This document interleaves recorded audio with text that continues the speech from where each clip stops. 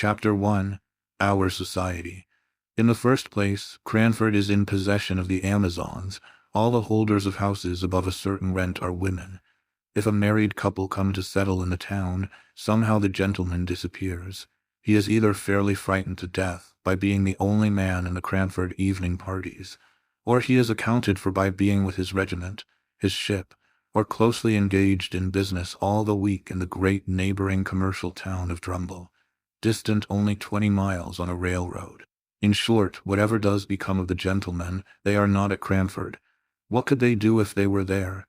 The surgeon has his round of 30 miles and sleeps at Cranford, but every man cannot be a surgeon, for keeping the trim gardens full of choice flowers without a weed to speck them, for frightening away little boys who look wistfully at the said flowers through the railings, for rushing out at the geese that occasionally venture into the gardens if the gates are left open, for deciding all questions of literature and politics without troubling themselves with unnecessary reasons or arguments, for obtaining clear and correct knowledge of everybody's affairs in the parish, for keeping their neat maidservants in admirable order, for kindness, somewhat dictatorial, to the poor, and real tender good offices to each other whenever they are in distress. The ladies of Cranford are quite sufficient. A man, as one of them observed to me once, is so in the way in the house. Although the ladies of Cranford know all each other's proceedings, they are exceedingly indifferent to each other's opinions.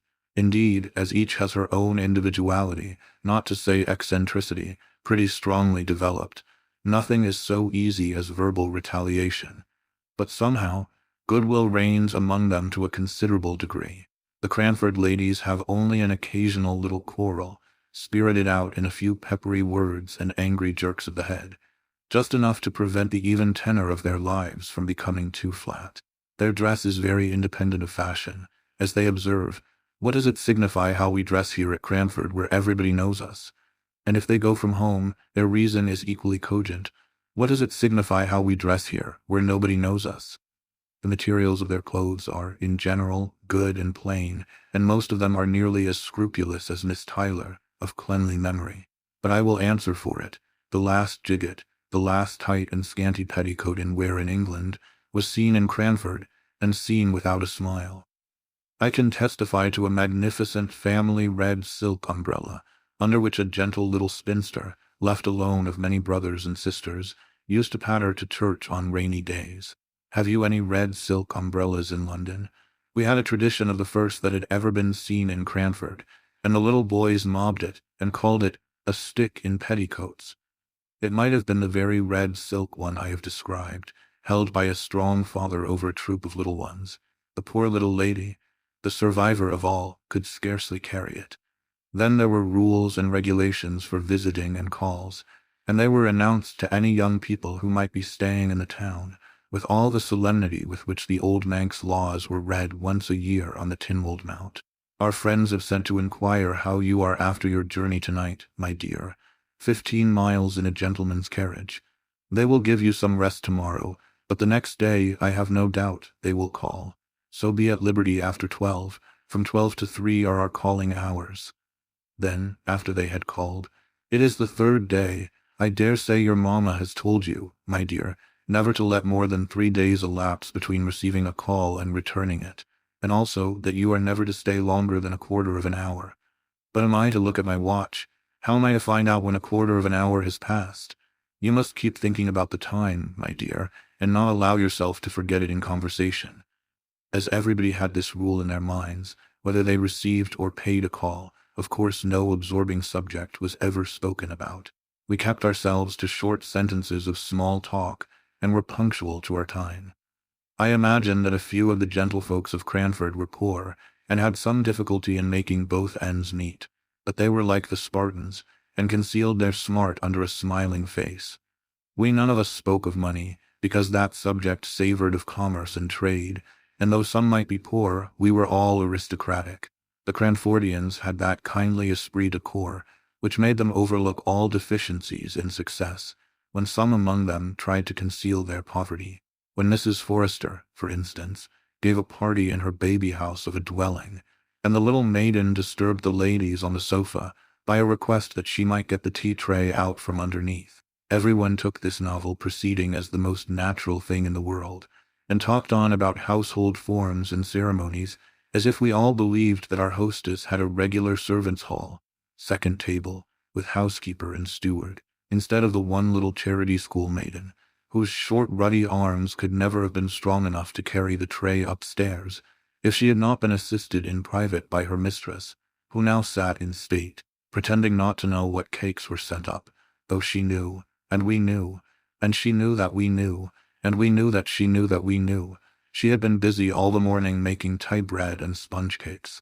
There were one or two consequences arising from this general but unacknowledged poverty, and this very much acknowledged gentility, which were not amiss, and which might be introduced into many circles of society to their great improvement. For instance, the inhabitants of Cranford kept early hours, and clattered home in their pattens, under the guidance of a lantern-bearer, about 9 o'clock at night, and the whole town was abed and asleep by 10:30. Moreover, it was considered vulgar, a tremendous word in Cranford, to give anything expensive, in the way of eatable or drinkable, at the evening entertainments. Wafer bread and butter and sponge biscuits were all that the Honourable Mrs. Jamieson gave, and she was sister-in-law to the late Earl of Glenmire, although she did practice such elegant economy. Elegant economy! How naturally one falls back into the phraseology of Cranford. There, economy was always elegant, and money-spending always vulgar and ostentatious, a sort of sour grappism which made us very peaceful and satisfied. I never shall forget the dismay felt when a certain Captain Brown came to live at Cranford, and openly spoke about his being poor, not in a whisper to an intimate friend, the doors and windows being previously closed, but in the public street, in a loud military voice, alleging his poverty as a reason for not taking a particular house. The ladies of Cranford were already rather moaning over the invasion of their territories by a man and a gentleman. He was a half-pay captain, and had obtained some situation on a neighboring railroad, which had been vehemently petitioned against by the little town. And if, in addition to his masculine gender and his connection with the obnoxious railroad, he was so brazen as to talk of being poor, why then, indeed, he must be sent to Coventry.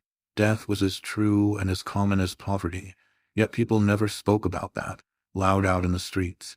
It was a word not to be mentioned to ears polite. We had tacitly agreed to ignore that any with whom we associated on terms of visiting equality could ever be prevented by poverty from doing anything that they wished.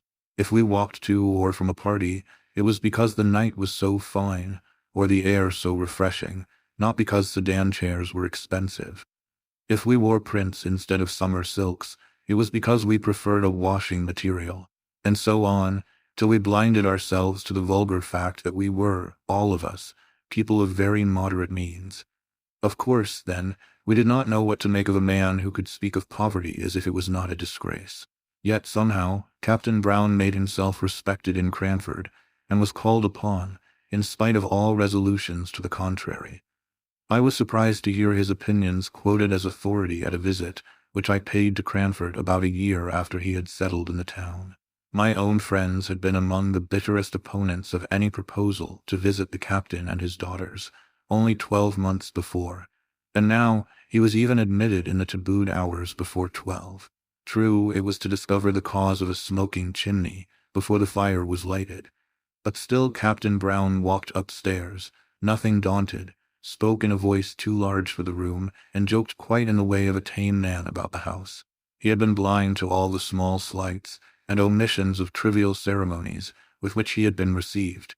He had been friendly, though the Cranford ladies had been cool. He had answered small sarcastic compliments in good faith, and with his manly frankness had overpowered all the shrinking which met him as a man who was not ashamed to be poor. And, at last, his excellent masculine common sense, and his facility in devising expedients to overcome domestic dilemmas, had gained him an extraordinary place as authority among the Cranford ladies. He himself went on in his course, as unaware of his popularity as he had been of the reverse, and I am sure he was startled one day when he found his advice so highly esteemed as to make some counsel which he had given in jest to be taken in sober, serious earnest. It was on this subject. An old lady had an Alderney cow, which she looked upon as a daughter. You could not pay the short quarter of an hour call without being told of the wonderful milk or wonderful intelligence of this animal. The whole town knew and kindly regarded Miss Betsy Barker's Alderney. Therefore great was the sympathy and regret when, in an unguarded moment, the poor cow tumbled into a lime pit. She moaned so loudly that she was soon heard and rescued. But meanwhile the poor beast had lost most of her hair, and came out looking naked, cold, and miserable, in a bare skin.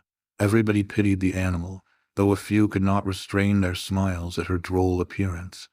Miss Betsy Barker absolutely cried with sorrow and dismay, and it was said she thought of trying a bath of oil.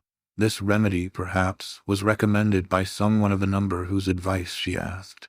But the proposal, if ever it was made, was knocked on the head by Captain Brown's decided. "Get her a flannel waistcoat and flannel drawers, ma'am, if you wish to keep her alive. But my advice is, kill the poor creature at once." Miss Betsy Barker dried her eyes, and thanked the captain heartily. She set to work, and by all the town turned out to see the Alderney meekly going to her pasture, clad in dark grey flannel. I have watched her myself many a time. Do you ever see cows dressed in grey flannel in London?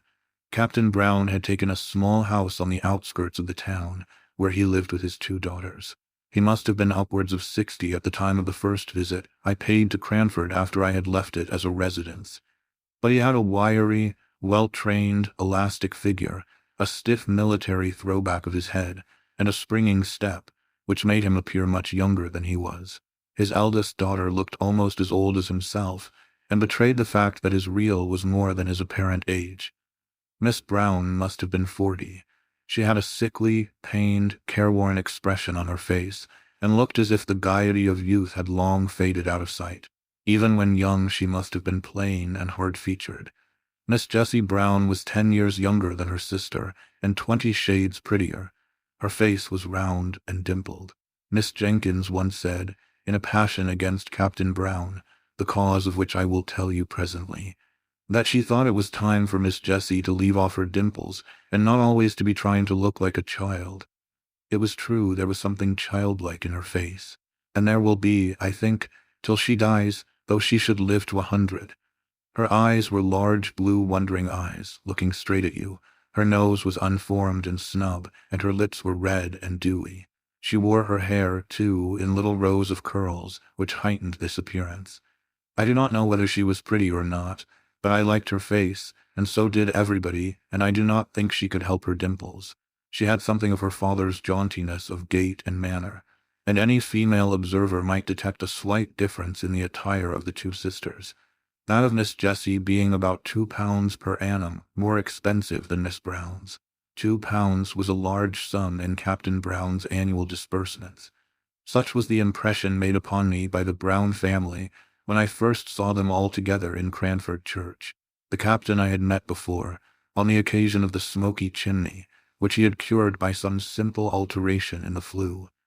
In church, he held his double eyeglass to his eyes during the morning hymn, and then lifted up his head erect and sang out loud and joyfully. He made the responses louder than the clerk, an old man with a piping, feeble voice, who, I think, felt aggrieved at the captain's sonorous bass, and quivered higher and higher in consequence. On coming out of church, the brisk captain paid the most gallant attention to his 2 daughters. He nodded and smiled to his acquaintances, but he shook hands with none until he had helped Miss Brown to unfurl her umbrella, had relieved her of her prayer book, and had waited patiently till she, with trembling, nervous hands, had taken up her gown to walk through the wet roads. I wonder what the Cranford ladies did with Captain Brown at their parties. We had often rejoiced, in former days, that there was no gentleman to be attended to, and to find conversation for, at the card parties. We had congratulated ourselves upon the snugness of the evenings, and, in our love for gentility and distaste of mankind, we had almost persuaded ourselves that to be a man was to be vulgar, so that when I found my friend and hostess, Miss Jenkins, was going to have a party in my honor, and that Captain and the Miss Browns were invited, I wondered much what would be the course of the evening. Card tables with green baize tops were set out by daylight, just as usual. It was the 3rd week in November, so the evenings closed in about 4. Candles and clean packs of cards were arranged on each table. The fire was made up. The neat maidservant had received her last directions, and there we stood, dressed in our best, each with a candle lighter in our hands, ready to dart at the candles as soon as the first knock came. Parties in Cranford were solemn festivities, making the ladies feel gravely elated as they sat together in their best dresses. As soon as 3 had arrived, we sat down to preference, I being the unlucky 4th. The next 4 comers were put down immediately to another table, and presently the tea trays, which I had seen set out in the storeroom as I passed in the morning, were placed each on the middle of a card table. The china was delicate eggshell. The old-fashioned silver glittered with polishing, but the eatables were of the slightest description. While the trays were yet on the tables, Captain and the Miss Browns came in, and I could see that, somehow or other, the captain was a favorite with all the ladies present. Ruffled brows were smoothed, sharp voices lowered at his approach. Miss Brown looked ill and depressed almost to gloom. Miss Jessie smiled as usual and seemed nearly as popular as her father. He immediately and quietly assumed the man's place in the room, attended to everyone's wants, lessened the pretty maid-servant's labor by waiting on empty cups and bread and butterless ladies, and yet did it all in so easy and dignified a manner, and so much as if it were a matter of course for the strong to attend to the weak, that he was a true man throughout. He played for 3-penny points with as grave an interest as if they had been pounds, and yet, in all his attention to strangers, he had an eye on his suffering daughter. For suffering I was sure she was, though to many eyes she might only appear to be irritable. Miss Jessie could not play cards, but she talked to the sitters out, who, before her coming, had been rather inclined to be cross. She sang, too, to an old cracked piano, which I think had been a spinet in its youth. Miss Jessie sang Jock of Hazeldean a little out of tune, but we were none of us musical, though Miss Jenkins beat time, out of time, by way of appearing to be so. It was very good of Miss Jenkins to do this, for I had seen that, a little before, she had been a good deal annoyed by Miss Jessie Brown's unguarded admission, apropos of Shetland wool, that she had an uncle, her mother's brother, who was a shopkeeper in Edinburgh. Miss Jenkins tried to drown this confession by a terrible cough, for the Honourable Mrs. Jamieson was sitting at a card table nearest Miss Jessie, and what would she say or think if she found out she was in the same room with a shopkeeper's niece? But Miss Jessie Brown, who had no tact, as we all agreed the next morning, would repeat the information, and assure Miss Pole she could easily get her the identical Shetland wool required, through my uncle, who has the best assortment of Shetland goods of anyone in Edinburgh. It was to take the taste of this out of our mouths, and the sound of this out of our ears, that Miss Jenkins proposed music. So I say again, it was very good of her to beat time to the song. When the trays reappeared with biscuits and wine, punctually at 9:15, there was conversation, comparing of cards and talking over tricks. But by and by Captain Brown sported a bit of literature. "Have you seen any numbers of the Pickwick papers?" said he. "They were then publishing in parts. Capital thing." Now Miss Jenkins was daughter of a deceased rector of Cranford, and on the strength of a number of manuscript sermons, and a pretty good library of divinity, considered herself literary, and looked upon any conversation about books as a challenge to her. So she answered and said, yes, she had seen them, indeed she might say she had read them. "And what do you think of them?" exclaimed Captain Brown. "Aren't they famously good?" So urged Miss Jenkins could not but speak. "I must say, I don't think they are by any means equal to Dr. Johnson. Still, perhaps, the author is young. Let him persevere, and who knows what he may become if he will take the great doctor for his model." This was evidently too much for Captain Brown to take placidly, and I saw the words on the tip of his tongue before Miss Jenkins had finished her sentence. "It is quite a different sort of thing, my dear madam," he began. "I am quite aware of that," returned she, "and I make allowances, Captain Brown. Just allow me to read you a scene out of this month's number," pleaded he. "I had it only this morning, and I don't think the company can have read it yet." "As you please," said she, settling herself with an air of resignation. He read the account of the swarry which Sam Weller gave at Bath. Some of us laughed heartily. I did not dare, because I was staying in the house. Miss Jenkins sat in patient gravity. When it was ended, she turned to me and said with mild dignity, Fetch me Rasselas, my dear, out of the book-room. When I had brought it to her, she turned to Captain Brown. Now allow me to read you a scene, and then the present company can judge between your favorite, Mr. Boz, and Dr. Johnson. She read one of the conversations between Rasselas and Imlac in a high-pitched, majestic voice, and when she had ended, she said, I imagine I am now justified in my preference of Dr. Johnson as a writer of fiction. The captain screwed his lips up and drummed on the table, but he did not speak. She thought she would give him a finishing blow or two. I consider it vulgar and below the dignity of literature to publish in numbers. How was the Rambler published, ma'am? Asked Captain Brown in a low voice, which I think Miss Jenkins could not have heard. Dr. Johnson's style is a model for young beginners. My father recommended it to me when I began to write letters. I have formed my own style upon it. I recommend it to your favorite. I should be very sorry for him to exchange his style for any such pompous writing, said Captain Brown.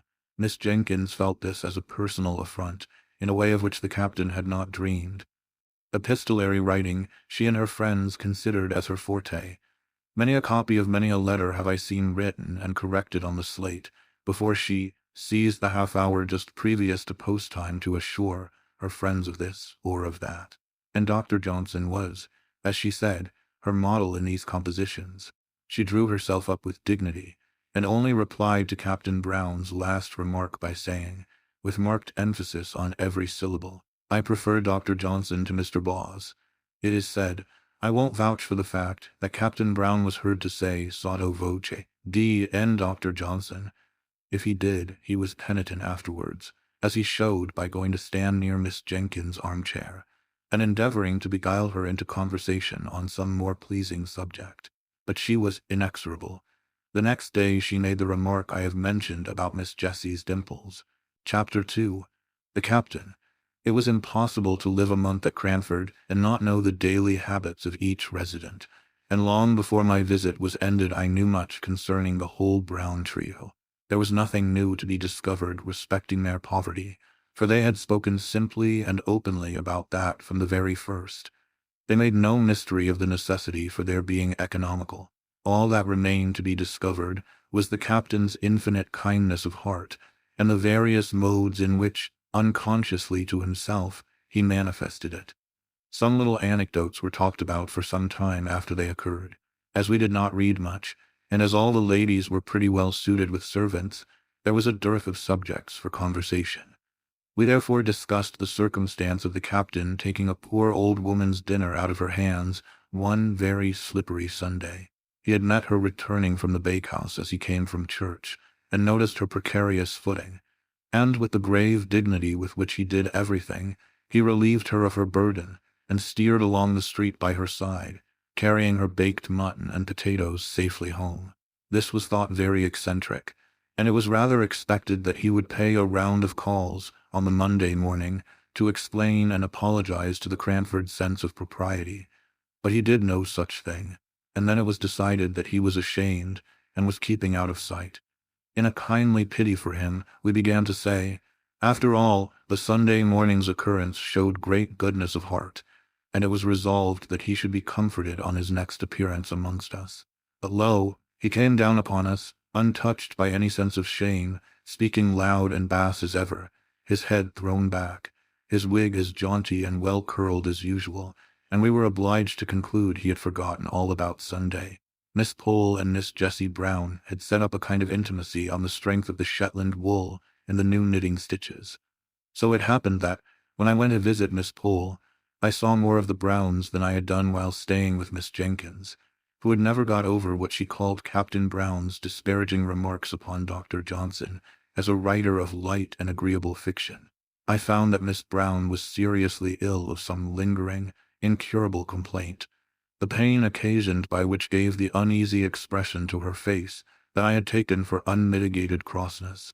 Cross, too, she was at times, when the nervous irritability occasioned by her disease became past endurance. Miss Jessie bore with her at these times, even more patiently than she did with the bitter self-upbraidings by which they were invariably succeeded. Miss Brown used to accuse herself, not merely of hasty and irritable temper, but also of being the cause why her father and sister were obliged to pinch, in order to allow her the small luxuries which were necessaries in her condition. She would so fain have made sacrifices for them, and have lightened their cares, that the original generosity of her disposition added acerbity to her temper. All this was borne by Miss Jessie and her father with more than placidity, with absolute tenderness. I forgave Miss Jessie her singing out of tune, and her juvenility of dress, when I saw her at home. I came to perceive that Captain Brown's dark Brutus wig and padded coat, alas, too often threadbare, were remnants of the military smartness of his youth, which he now wore unconsciously. He was a man of infinite resources, gained in his barrack experience. As he confessed, no one could black his boots to please him except himself, but indeed he was not above saving the little maidservant's labors in every way, knowing, most likely, that his daughter's illness made the place a hard one. He endeavored to make peace with Miss Jenkins, soon after the memorable dispute I have named, by a present of a wooden fire-shovel, his own making. Having heard her say how much the grating of an iron one annoyed her, she received the present with cool gratitude, and thanked him formally.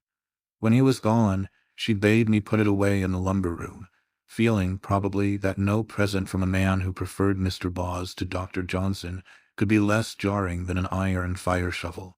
Such was the state of things when I left Cranford and went to Drumble. I had, however, several correspondents, who kept me au fait as to the proceedings of the dear little town. There was Miss Pole, who was becoming as much absorbed in crochet as she had been once in knitting, and the burden of whose letter was something like, "But don't you forget the white worsted at Flint's" of the old song, for at the end of every sentence of news came a fresh direction as to some crochet commission which I was to execute for her. Miss Matilda Jenkins, who did not mind being called Miss Mattie, when Miss Jenkins was not by wrote nice, kind, rambling letters, now and then venturing into an opinion of her own, but suddenly pulling herself up, and either begging me not to name what she had said, as Deborah thought differently, and she knew, or else putting in a postscript to the effect that, since writing the above, she had been talking over the subject with Deborah, and was quite convinced that, etc. Here probably followed a recantation of every opinion she had given in the letter. Then came Miss Jenkins, Deborah, as she liked Miss Mattie to call her father having once said that the Hebrew name ought to be so pronounced. I secretly think she took the Hebrew prophetess for a model in character, and indeed she was not unlike the stern prophetess in some ways, making allowance, of course, for modern customs and difference in dress. Miss Jenkins wore a cravat and a little bonnet like a jockey cap, and altogether had the appearance of a strong-minded woman, although she would have despised the modern idea of women being equal to men. Equal, indeed, she knew they were superior, but to return to her letters, everything in them was stately and grand like herself. I have been looking them over, dear Miss Jenkins, how I honored her, and I will give an extract, more especially because it relates to our friend Captain Brown. The Honorable Mrs. Jamieson has only just quitted me, and in the course of conversation, she communicated to me the intelligence that she had yesterday received a call from her revered husband's quondam friend, Lord Mauleverer. You will not easily conjecture what brought his lordship within the precincts of our little town. It was to see Captain Brown, with whom, it appears, his lordship was acquainted in the plumed wars, and who had the privilege of averting destruction from his lordship's head when some great peril was impending over it, off the misnomered Cape of Good Hope. You know our friend the Honorable Mrs. Jamieson's deficiency in the spirit of innocent curiosity, and you will therefore not be so much surprised when I tell you she was quite unable to disclose to me the exact nature of the peril in question. I was anxious, I confess, to ascertain in what manner Captain Brown, with his limited establishment, could receive so distinguished a guest, and I discovered that his lordship retired to rest, and let us hope, to refreshing slumbers at the Angel Hotel, but shared the Brunonian meals during the 2 days that he honored Cranford with his august presence. Mrs. Johnson, our civil butcher's wife, informs me that Miss Jessie purchased a leg of lamb, but besides this, I can hear of no preparation whatever to give a suitable reception to so distinguished a visitor.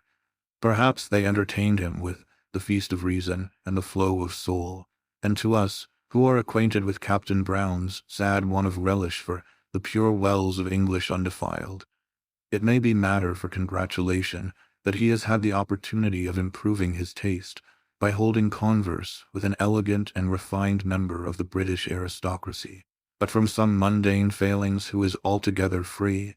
Miss Pole and Miss Matty wrote to me by the same post. Such a piece of news as Lord Mauleverer's visit was not to be lost on the Cranford letter-writers. They made the most of it. Miss Matty humbly apologized for writing at the same time as her sister, who was so much more capable than she to describe the honor done to Cranford.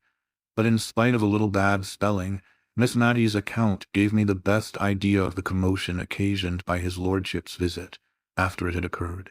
For except the people at the Angel, the Browns, Mrs. Jamieson, and a little lad his lordship had sworn at for driving a dirty hoop against the aristocratic legs, I could not hear of anyone with whom his lordship had held conversation. My next visit to Cranford was in the summer. There had been neither births, deaths, nor marriages since I was there last. Everybody lived in the same house, and wore pretty nearly the same well-preserved, old-fashioned clothes. The greatest event was that Miss Jenkins had purchased a new carpet for the drawing-room.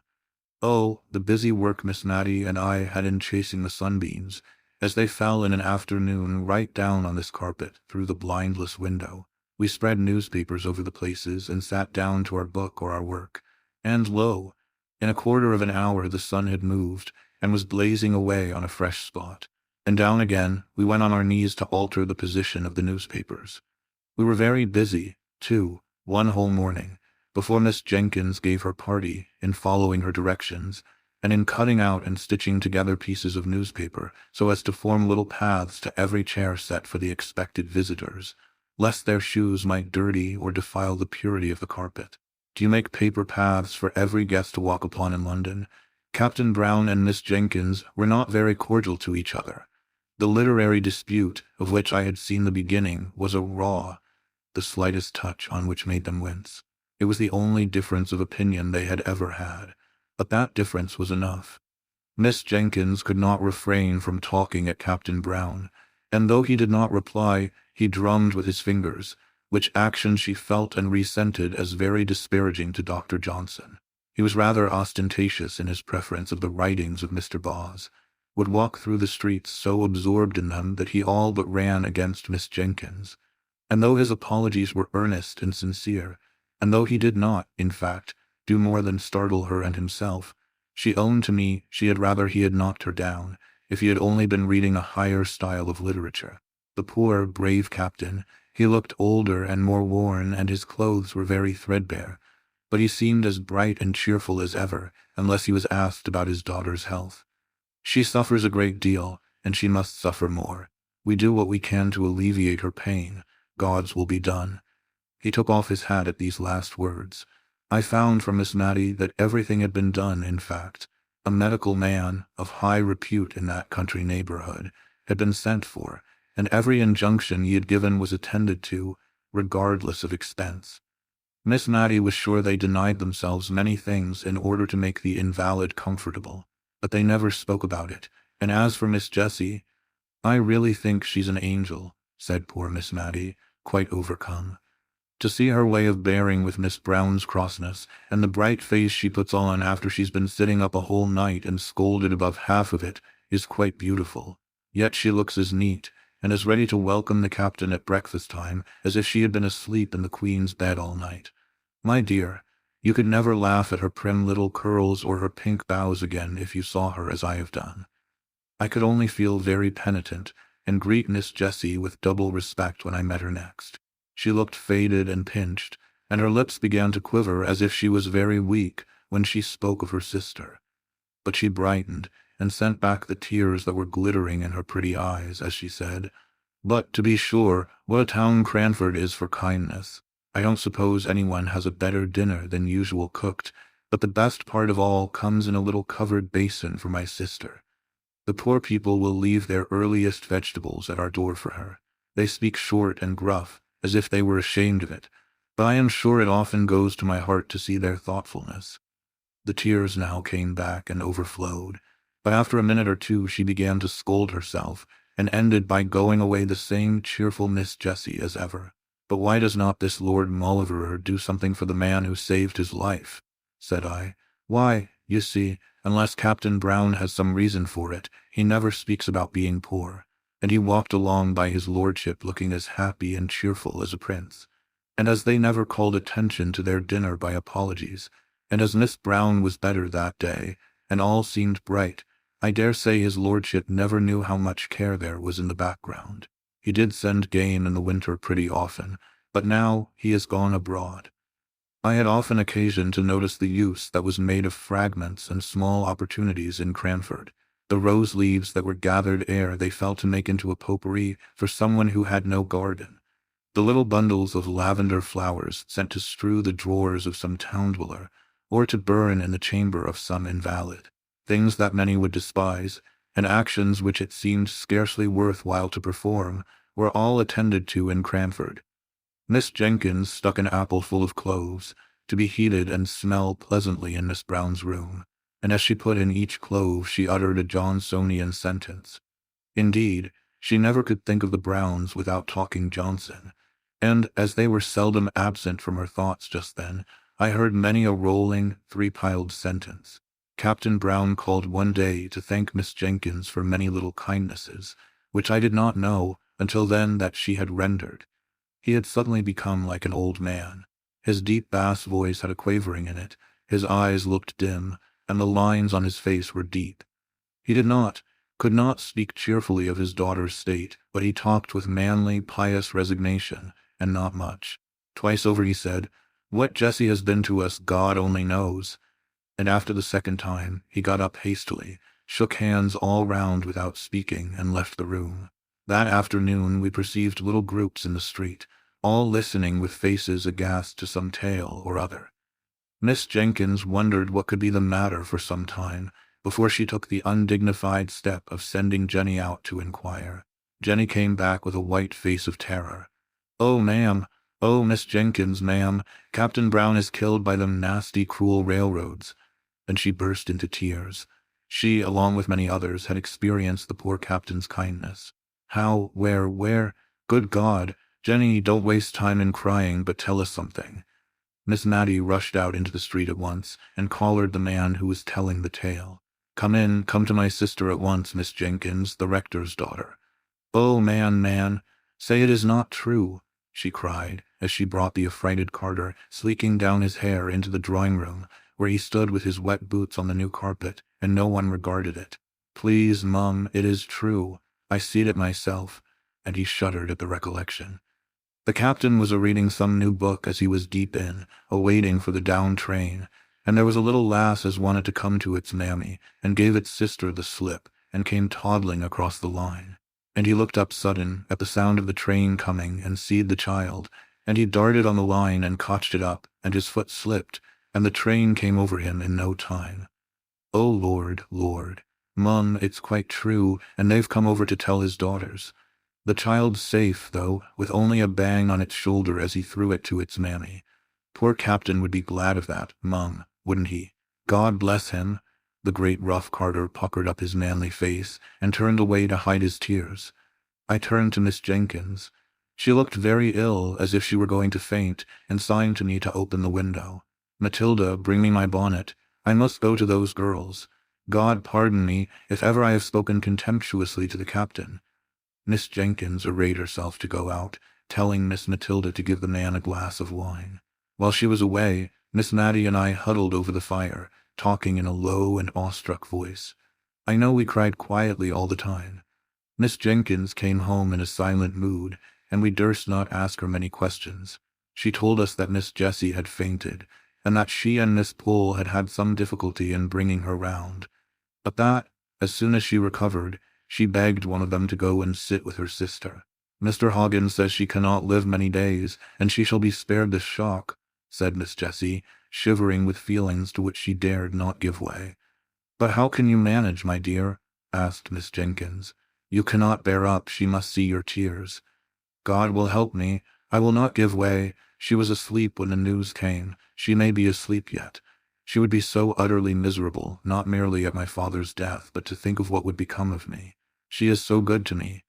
She looked up earnestly in their faces with her soft, true eyes, and Miss Pole told Miss Jenkins afterwards she could hardly bear it, knowing, as she did, how Miss Brown treated her sister. However, it was settled according to Miss Jessie's wish. Miss Brown was to be told her father had been summoned to take a short journey on railway business. They had managed it in some way. Miss Jenkins could not exactly say how. Miss Pole was to stop with Miss Jessie. Mrs. Jamieson had sent to inquire.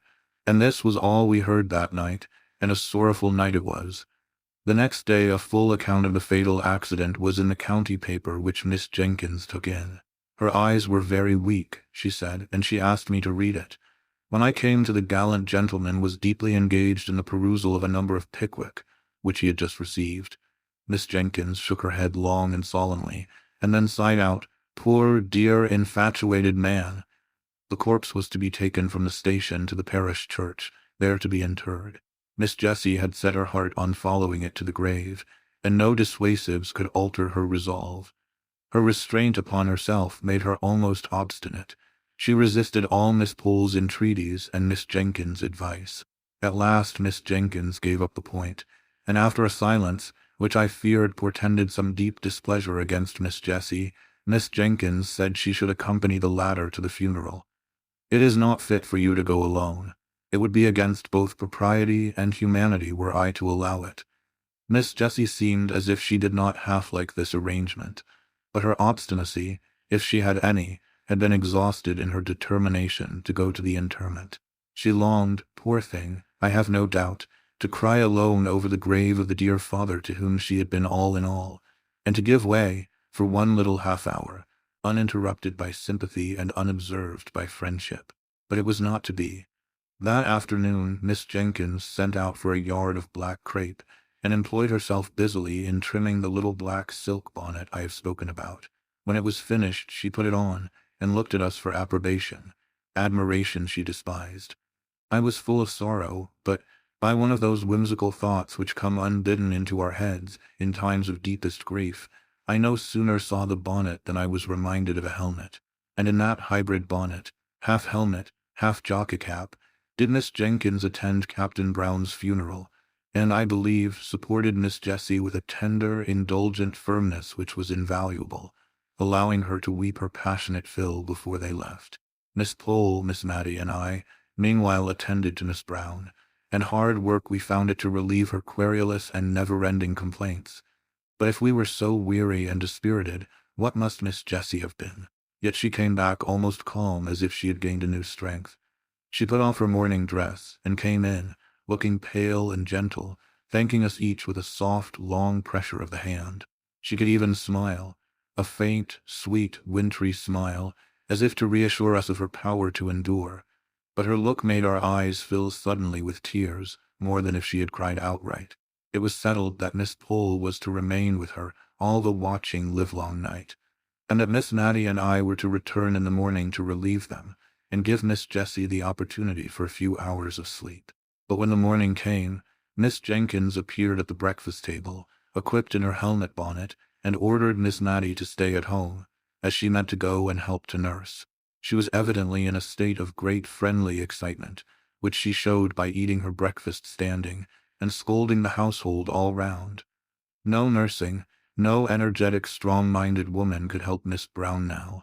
There was that in the room as we entered which was stronger than us all, and made us shrink into solemn, awestruck helplessness. Miss Brown was dying. We hardly knew her voice. It was so devoid of the complaining tone we had always associated with it. Miss Jessie told me afterwards that it, and her face too, were just what they had been formerly, when her mother's death left her the young, anxious head of the family, of whom only Miss Jessie survived. She was conscious of her sister's presence, though not, I think, of ours. We stood a little behind the curtain. Miss Jessie knelt with her face near her sister's, in order to catch the last soft, awful whispers. "Oh, Jessie, Jessie, how selfish I have been. God forgive me for letting you sacrifice yourself for me as you did. I have so loved you, and yet I have thought only of myself. God forgive me." "Hush, love, hush," said Miss Jessie, sobbing. "And my father, my dear, dear father. I will not complain now, if God will give me strength to be patient.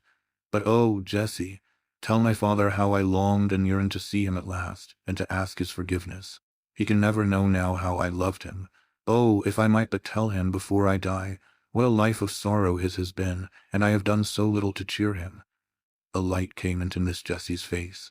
Would it comfort you, dearest, to think that he does know? Would it comfort you, love, to know that his cares, his sorrows— Her voice quivered, but she steadied it into calmness. Mary, he has gone before you to the place where the weary are at rest. He knows now how you loved him. A strange look, which was not distress, came over Miss Brown's face. She did not speak for some time, but then we saw her lips form the words, rather than heard the sound. Father, mother, Harry, Archie. Then, as if it were a new idea throwing a filmy shadow over her darkened mind. But you will be alone, Jessie. Miss Jessie had been feeling this all during the silence, I think, for the tears rolled down her cheeks like rain at these words, and she could not answer at first. Then she put her hands together tight and lifted them up and said, "But not to us. Though he slay me, yet will I trust in him." In a few moments more Miss Brown lay calm and still, never to sorrow or murmur more. After this second funeral, Miss Jenkins insisted that Miss Jessie should come to stay with her rather than go back to the desolate house, which, in fact, we learned from Miss Jessie, must now be given up, as she had not wherewithal to maintain it. She had something above £20 a year, besides the interest of the money for which the furniture would sell. But she could not live upon that, and so we talked over her qualifications for earning money. "I can sew neatly," said she, "and I like nursing. I think, too, I could manage a house if anyone would try me as housekeeper, or I would go into a shop as saleswoman if they would have patience with me at first."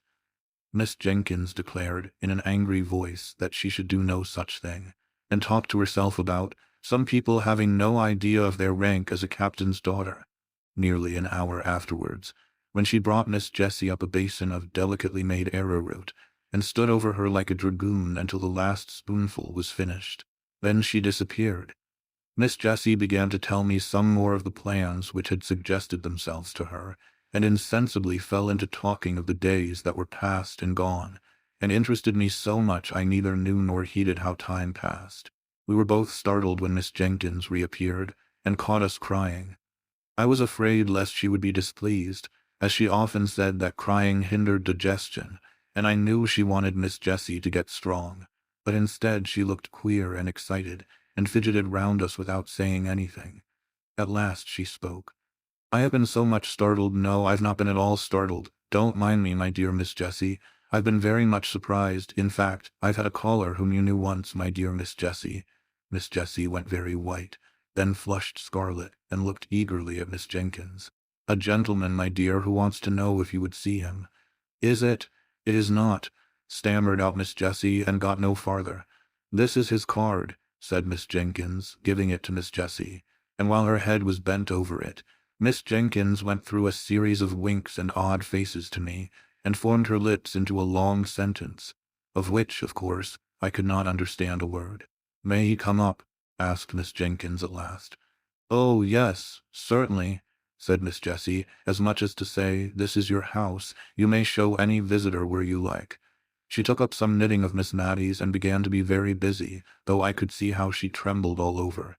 Miss Jenkins rang the bell, and told the servant who answered it to show Major Gordon upstairs, and presently in walked a tall, fine, frank-looking man of 40 or upwards.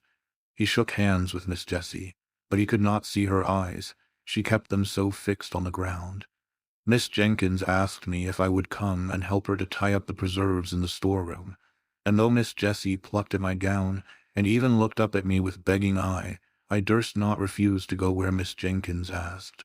Instead of tying up preserves in the storeroom, however, we went a talk in the dining-room, and there Miss Jenkins told me what Major Gordon had told her, how he had served in the same regiment with Captain Brown, and had become acquainted with Miss Jessie, then a sweet-looking, blooming girl of 18, how the acquaintance had grown into love on his part, though it had been some years before he had spoken.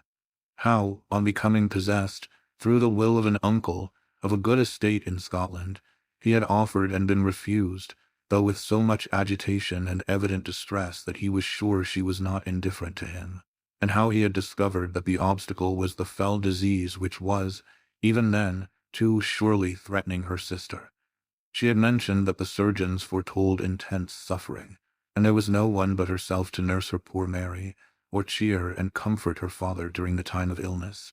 They had had long discussions, and on her refusal to pledge herself to him as his wife when all should be over, he had grown angry and broken off entirely and gone abroad, believing that she was a cold-hearted person whom he would do well to forget. He had been traveling in the East, and was on his return home when, at Rome, he saw the account of Captain Brown's death in Galignani. Just then Miss Mattie, who had been out all the morning and had only lately returned to the house, burst in with a face of dismay and outraged propriety. "Oh, goodness me," she said. "Deborah, there's a gentleman sitting in the drawing-room with his arm round Miss Jessie's waist." Miss Mattie's eyes looked large with terror. Miss Jenkins snubbed her down in an instant. "The most proper place in the world for his arm to be in. Go away, Matilda, and mind your own business." This from her sister, who had hitherto been a model of feminine decorum, was a blow for poor Miss Mattie, and with a double shock she left the room. The last time I ever saw poor Miss Jenkins was many years after this. Mrs. Gordon had kept up a warm and affectionate intercourse with all at Cranford. Miss Jenkins, Miss Mattie, and Miss Pole had all been to visit her, and returned with wonderful accounts of her house, her husband, her dress, and her looks. For with happiness, something of her early bloom returned. She had been a year or two younger than we had taken her for.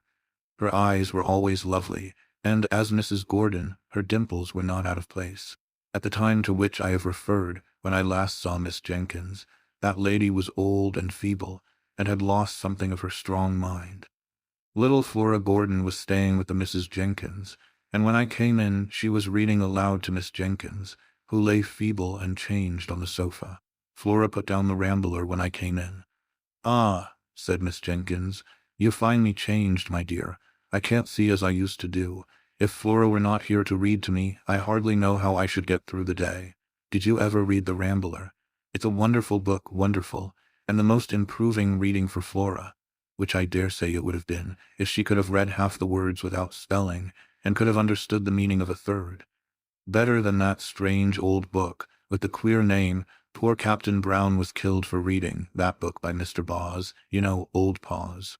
When I was a girl, but that's a long time ago, I acted Lucy in Old Paws."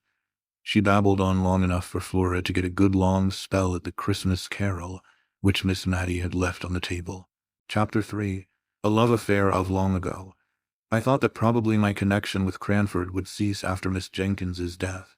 At least, that it would have to be kept up by correspondence, which bears much the same relation to personal intercourse that the books of dried plants I sometimes see, Hortus siccus, I think they call the thing, due to the living and fresh flowers in the lanes and meadows. I was pleasantly surprised, therefore, by receiving a letter from Miss Pole, who had always come in for a supplementary week after my annual visit to Miss Jenkins, proposing that I should go and stay with her.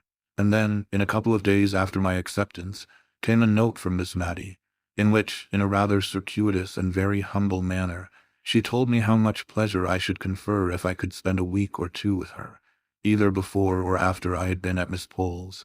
"For," she said, "since my dear sister's death I am well aware I have no attractions to offer. It is only to the kindness of my friends that I can owe their company."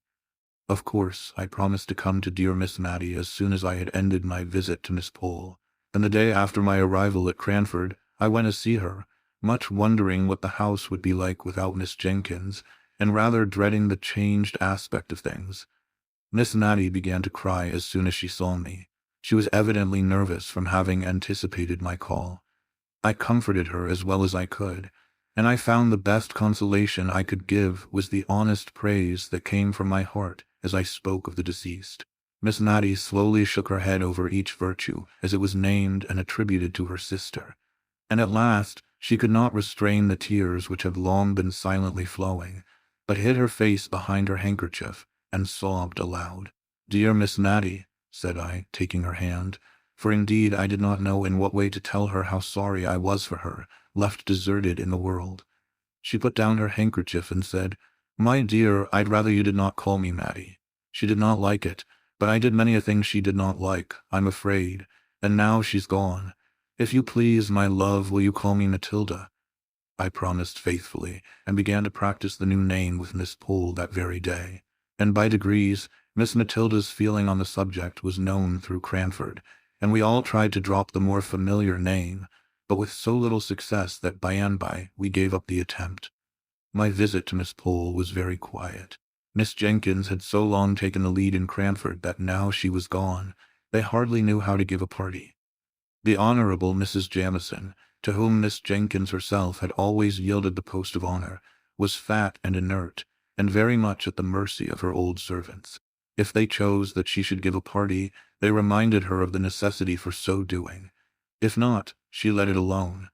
There was all the more time for me to hear old-world stories from Miss Pole while she sat knitting, and I making my father's shirts. I always took a quantity of plain sewing to Cranford, for, as we did not read much or walk much, I found it a capital time to get through my work.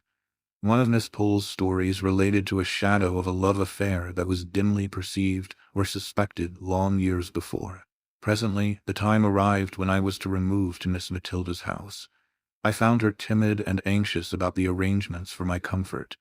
Many a time, while I was unpacking, did she come backwards and forwards to stir the fire which burned all the worse for being so frequently poked.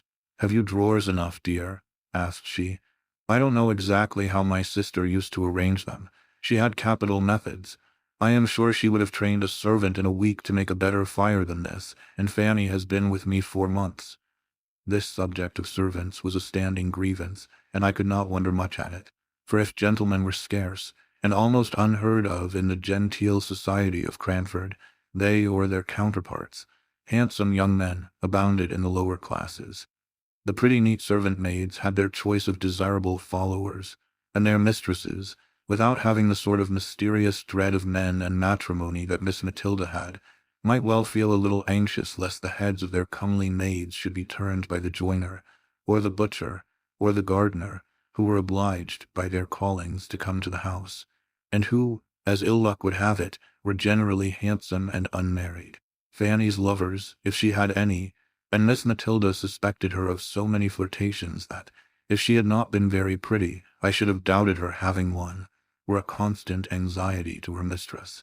She was forbidden by the articles of her engagement to have followers, and though she had answered, innocently enough, doubling up the hem of her apron as she spoke, "Please, ma'am, I never had more than one at a time," Miss Matty prohibited that one, but a vision of a man seemed to haunt the kitchen.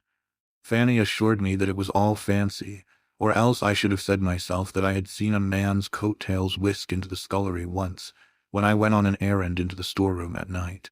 And another evening, when, our watches having stopped, I went and looked at the clock, there was a very odd appearance, singularly like a young man squeezed up between the clock and the back of the open kitchen door, and I thought Fanny snatched up the candle very hastily, so as to throw the shadow on the clock face, while she very positively told me the time half an hour too early, as we found out afterwards by the church clock. But I did not add to Miss Matty's anxieties by naming my suspicions, especially as Fanny said to me, the next day, that it was such a queer kitchen for having odd shadows about it. She really was almost afraid to stay. "For you know, miss," she added, "I don't see a creature from 6 o'clock tea, till Mrs. rings the bell for prayers at 10. However, it so fell out that Fanny had to leave, and Miss Matilda begged me to stay and settle her with the new maid, to which I consented, after I had heard from my father that he did not want me at home.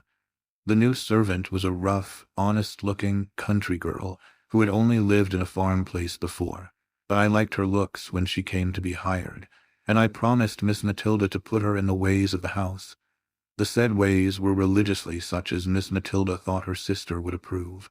Many a domestic rule and regulation had been a subject of plaintive whispered murmur to me during Miss Jenkins's life, but now that she was gone, I do not think that even I, who was a favorite, durst have suggested an alteration. To give an instance, we constantly adhered to the forms which were observed, at meal-times, in my father the rector's house.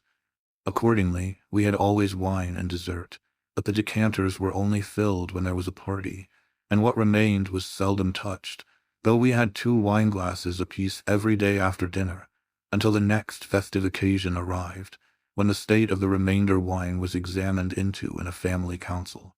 The dregs were often given to the poor, but occasionally, when a good deal had been left at the last party 5 months ago, it might be, it was added to some of a fresh bottle brought up from the cellar. I fancied poor Captain Brown did not much like wine, for I noticed he never finished his first glass, and most military men take several. Then, as to our dessert, Miss Jenkins used to gather currants and gooseberries for it herself, which I sometimes thought would have tasted better fresh from the trees. But then, as Miss Jenkins observed, there would have been nothing for dessert in summer-time. As it was, we felt very genteel with our 2 glasses apiece, and a dish of gooseberries at the top, of currants and biscuits at the sides, and 2 decanters at the bottom. When oranges came in, a curious proceeding was gone through. Miss Jenkins did not like to cut the fruit, for, as she observed, the juice all ran out nobody knew where. Sucking, only I think she used some more recondite word, was in fact the only way of enjoying oranges. But then there was the unpleasant association with a ceremony frequently gone through by little babies.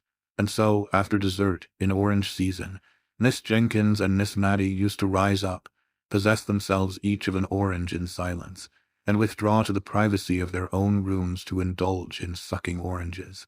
I had once or twice tried, on such occasions, to prevail on Miss Mattie to stay, and had succeeded in her sister's lifetime. I held up a screen, and did not look, and, as she said, she tried not to make the noise very offensive. But now that she was left alone, she seemed quite horrified when I begged her to remain with me in the warm dining parlor, and enjoy her orange as she liked best. And so it was in everything. Miss Jenkins's rules were made more stringent than ever, because the framer of them was gone where there could be no appeal. In all things else Miss Matilda was meek and undecided to a fault. I have heard Fanny turn her round 20 times in a morning about dinner, just as the little hussy chose, and I sometimes fancied she worked on Miss Matilda's weakness in order to bewilder her, and to make her feel more in the power of her clever servant. I determined that I would not leave her till I had seen what sort of a person Martha was, and, if I found her trustworthy, I would tell her not to trouble her mistress with every little decision. Martha was blunt and plain-spoken to a fault. Otherwise she was a brisk, well-meaning, but very ignorant girl. She had not been with us a week before Miss Matilda, and I were astounded one morning by the receipt of a letter from a cousin of hers, who had been 20 or 30 years in India, and who had lately, as we had seen by the army list, returned to England, bringing with him an invalid wife who had never been introduced to her English relations. Major Jenkins wrote to propose that he and his wife should spend a night at Cranford, on his way to Scotland, at the inn, if it did not suit Miss Matilda to receive them into her house, in which case they should hope to be with her as much as possible during the day. Of course it must suit her, as she said, for all Cranford knew that she had her sister's bedroom at liberty, but I am sure she wished the Major had stopped in India and forgotten his cousins out and out. "Oh, how must I manage?" asked she helplessly. If Deborah had been alive, she would have known what to do with a gentleman visitor. Must I put razors in his dressing-room? Dear, dear, and I've got none. Deborah would have had them, and slippers and coat-brushes. I suggested that probably he would bring all these things with him. And after dinner, how am I to know when to get up and leave him to his wine? Deborah would have done it so well. She would have been quite in her element. Will he want coffee, do you think? I undertook the management of the coffee, and told her I would instruct Martha in the art of waiting, in which it must be owned she was terribly deficient, and that I had no doubt Major and Mrs. Jenkins would understand the quiet mode in which a lady lived by herself in a country town. But she was sadly fluttered. I made her empty her decanters and bring up 2 fresh bottles of wine. I wished I could have prevented her from being present at my instructions to Martha, for she frequently cut in with some fresh direction, muddling the poor girl's mind as she stood open-mouthed, listening to us both. "Hand the vegetables round," said I foolishly, I see now, for it was aiming at more than we could accomplish with quietness and simplicity. And then, seeing her look bewildered, I added, "Take the vegetables round to people and let them help themselves." "And mind you go first to the ladies," put in Miss Matilda. "Always go to the ladies before gentlemen when you are waiting." "I'll do it as you tell me, ma'am," said Martha, "but I like lads best." We felt very uncomfortable and shocked at this speech of Martha's, yet I don't think she meant any harm. and on the whole, she attended very well to our directions, except that she nudged the Major when he did not help himself as soon as she expected to the potatoes, while she was handing them round. The Major and his wife were quiet, unpretending people enough when they did come, languid, as all East Indians are, I suppose. We were rather dismayed at their bringing 2 servants with them, a Hindu body servant for the Major, and a steady elderly maid for his wife. But they slept at the inn, and took off a good deal of the responsibility by attending carefully to their master's and mistress's comfort. Martha, to be sure, had never ended her staring at the East Indian's white turban and brown complexion, and I saw that Miss Matilda shrunk away from him a little as he waited at dinner. Indeed, she asked me, when they were gone, if he did not remind me of Blue Beard. On the whole, the visit was most satisfactory, and is a subject of conversation even now with Miss Matilda. At the time it greatly excited Cranford, and even stirred up the apathetic and honorable Mrs. Jamieson to some expression of interest, when I went to call and thank her for the kind answers she had vouchsafed to Miss Matilda's inquiries as to the arrangement of a gentleman's dressing-room, answers which I must confess she had given in the wearied manner of the Scandinavian prophetess. Leave me to repose. And now I come to the love affair. It seems that Miss Pole had a cousin, once or twice removed, who had offered to Miss Matty long ago. Now this cousin lived 4 or 5 miles from Cranford on his own estate, but his property was not large enough to entitle him to rank higher than a yeoman, or rather, with something of the pride which apes humility, he had refused to push himself on, as so many of his class had done, into the ranks of the squires. He would not allow himself to be called Thomas Holbrook, Esquire. He even sent back letters with this address, telling the postmistress at Cranford that his name was Mr. Thomas Holbrook, yeoman.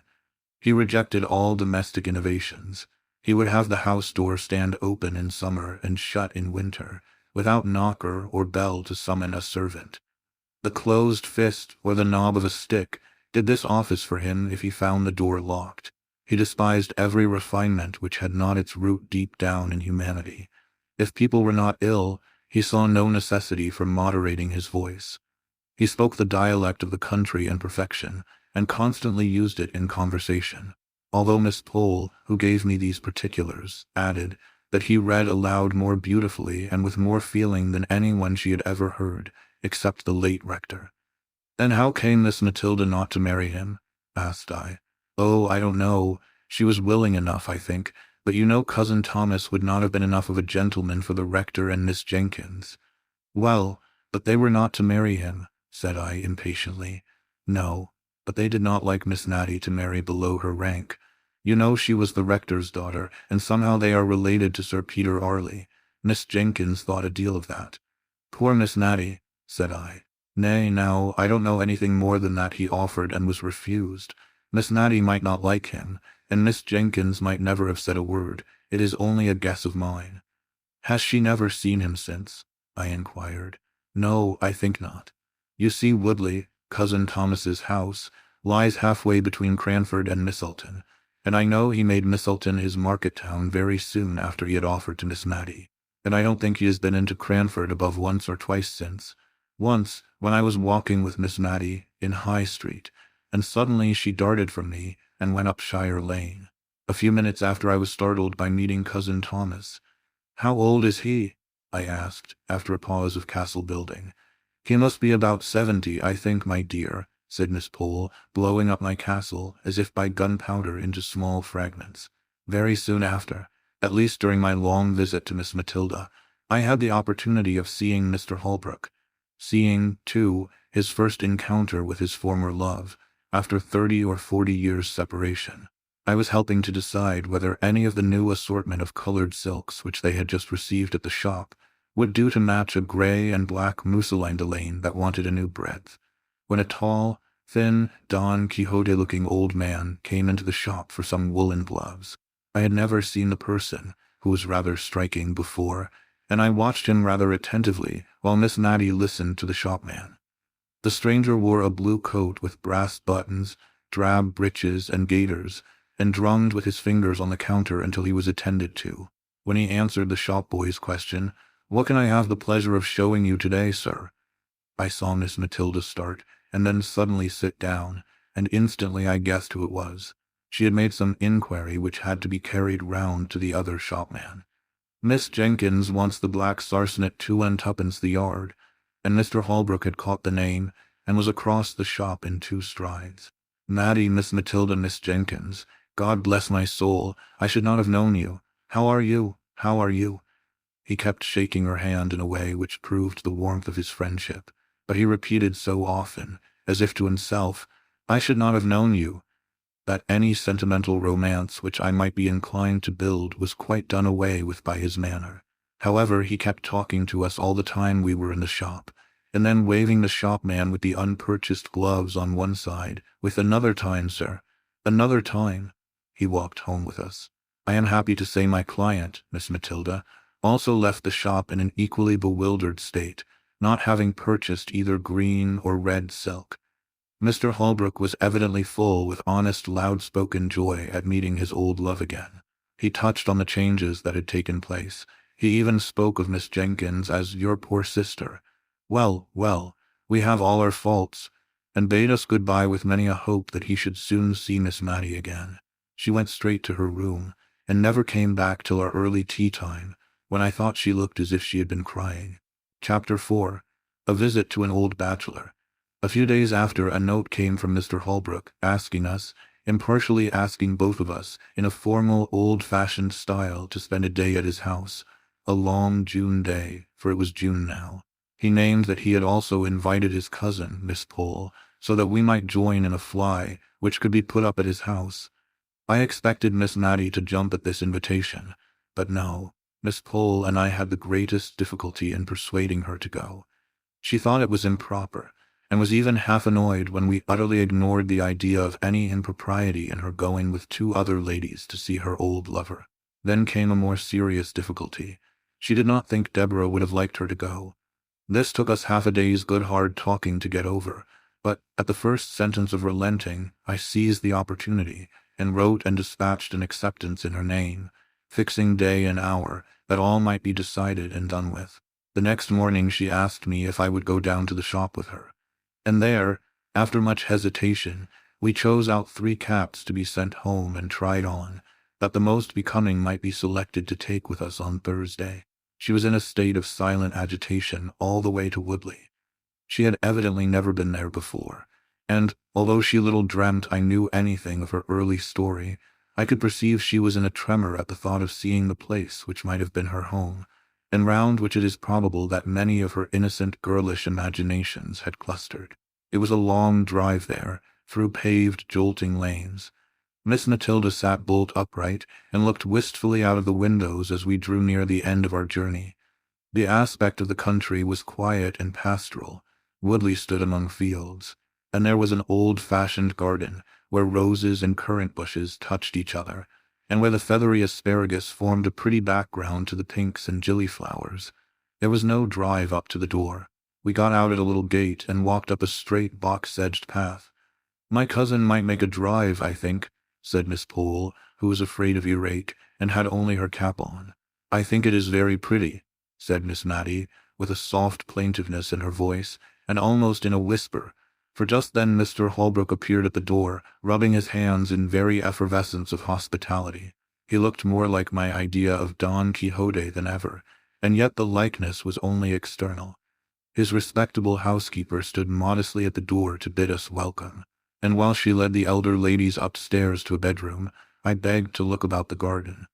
My request evidently pleased the old gentleman, who took me all round the place, and showed me his 26 cows, named after the different letters of the alphabet. As we went along, he surprised me occasionally by repeating apt and beautiful quotations from the poets, ranging easily from Shakespeare and George Herbert to those of our own day.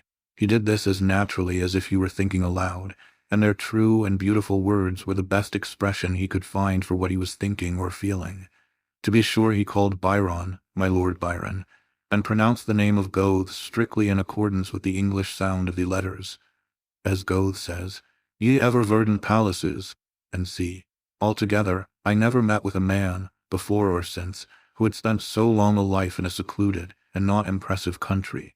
with ever-increasing delight in the daily and yearly change of season and beauty. When he and I went in, we found that dinner was nearly ready in the kitchen, for so I suppose the room ought to be called, as there were oak dressers and cupboards all round, all over by the side of the fireplace, and only a small Turkey carpet in the middle of the flag floor. The room might have been easily made into a handsome dark oak dining parlor by removing the oven and a few other appurtenances of a kitchen, which were evidently never used, the real cooking place being at some distance. The room in which we were expected to sit was a stiffly furnished, ugly apartment. But that in which we did sit was what Mr. Holbrook called the counting-house, where he paid his laborers their weekly wages at a great desk near the door. The rest of the pretty sitting-room, looking into the orchard and all covered over with dancing tree-shadows, was filled with books. They lay on the ground, they covered the walls, they strewed the table. He was evidently half ashamed and half proud of his extravagance in this respect. They were of all kinds, poetry and wild weird tales prevailing. He evidently chose his books in accordance with his own tastes, not because such and such were classical or established favorites. "Ah," he said, "we farmers ought not to have much time for reading, yet somehow one can't help it." "What a pretty room," said Miss Matty sotto voce. "What a pleasant place," said I aloud almost simultaneously. "Nay, if you like it," replied he, "but can you sit on these great, black leather, three-cornered chairs? I like it better than the best parlor, but I thought ladies would take that for the smarter place." It was the smarter place, but like most smart things, not at all pretty or pleasant or homelike. So, while we were at dinner, the servant girl dusted and scrubbed the counting-house chairs, and we sat there all the rest of the day. We had pudding before meat, and I thought Mr. Holbrook was going to make some apology for his old-fashioned ways, for he began, "I don't know whether you like new-fangled ways." "Oh, not at all," said Miss Matty. "No more do I," said he. "My housekeeper will have these in her new fashion, or else I tell her that, when I was a young man, we used to keep strictly to my father's rule, no broth, no ball, no beef, and always began dinner with broth. Then we had suet puddings, boiled in the broth with the beef, and then the meat itself. If we did not sup our broth, we had no ball, which we liked a deal better, and the beef came last of all, and only those had it who had done justice to the broth and the ball. Now folks begin with sweet things, and turn their dinners topsy-turvy. When the ducks and green peas came, we looked at each other in dismay. We had only two-pronged, black-handled forks. It is true the steel was as bright as silver, but what were we to do? Miss Matty picked up her peas, one by one, on the point of the prongs, much as Amine ate her grains of rice after her previous feast with the ghoul. Miss Pole sighed over her delicate young peas as she left them on one side of her plate untasted, for they would drop between the prongs. I looked at my host. The peas were going wholesale into his capacious mouth, shoveled up by his large, round-ended knife. I saw, I imitated, I survived. My friends, in spite of my precedent, could not muster up courage enough to do an ungenteel thing, and if Mr. Holbrook had not been so heartily hungry, he would probably have seen that the good peas went away almost untouched.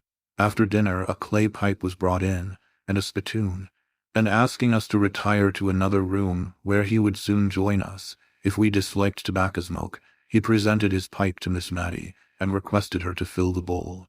This was a compliment to a lady in his youth, but it was rather inappropriate to propose it as an honor to Miss Matty, who had been trained by her sister to hold smoking of every kind in utter abhorrence.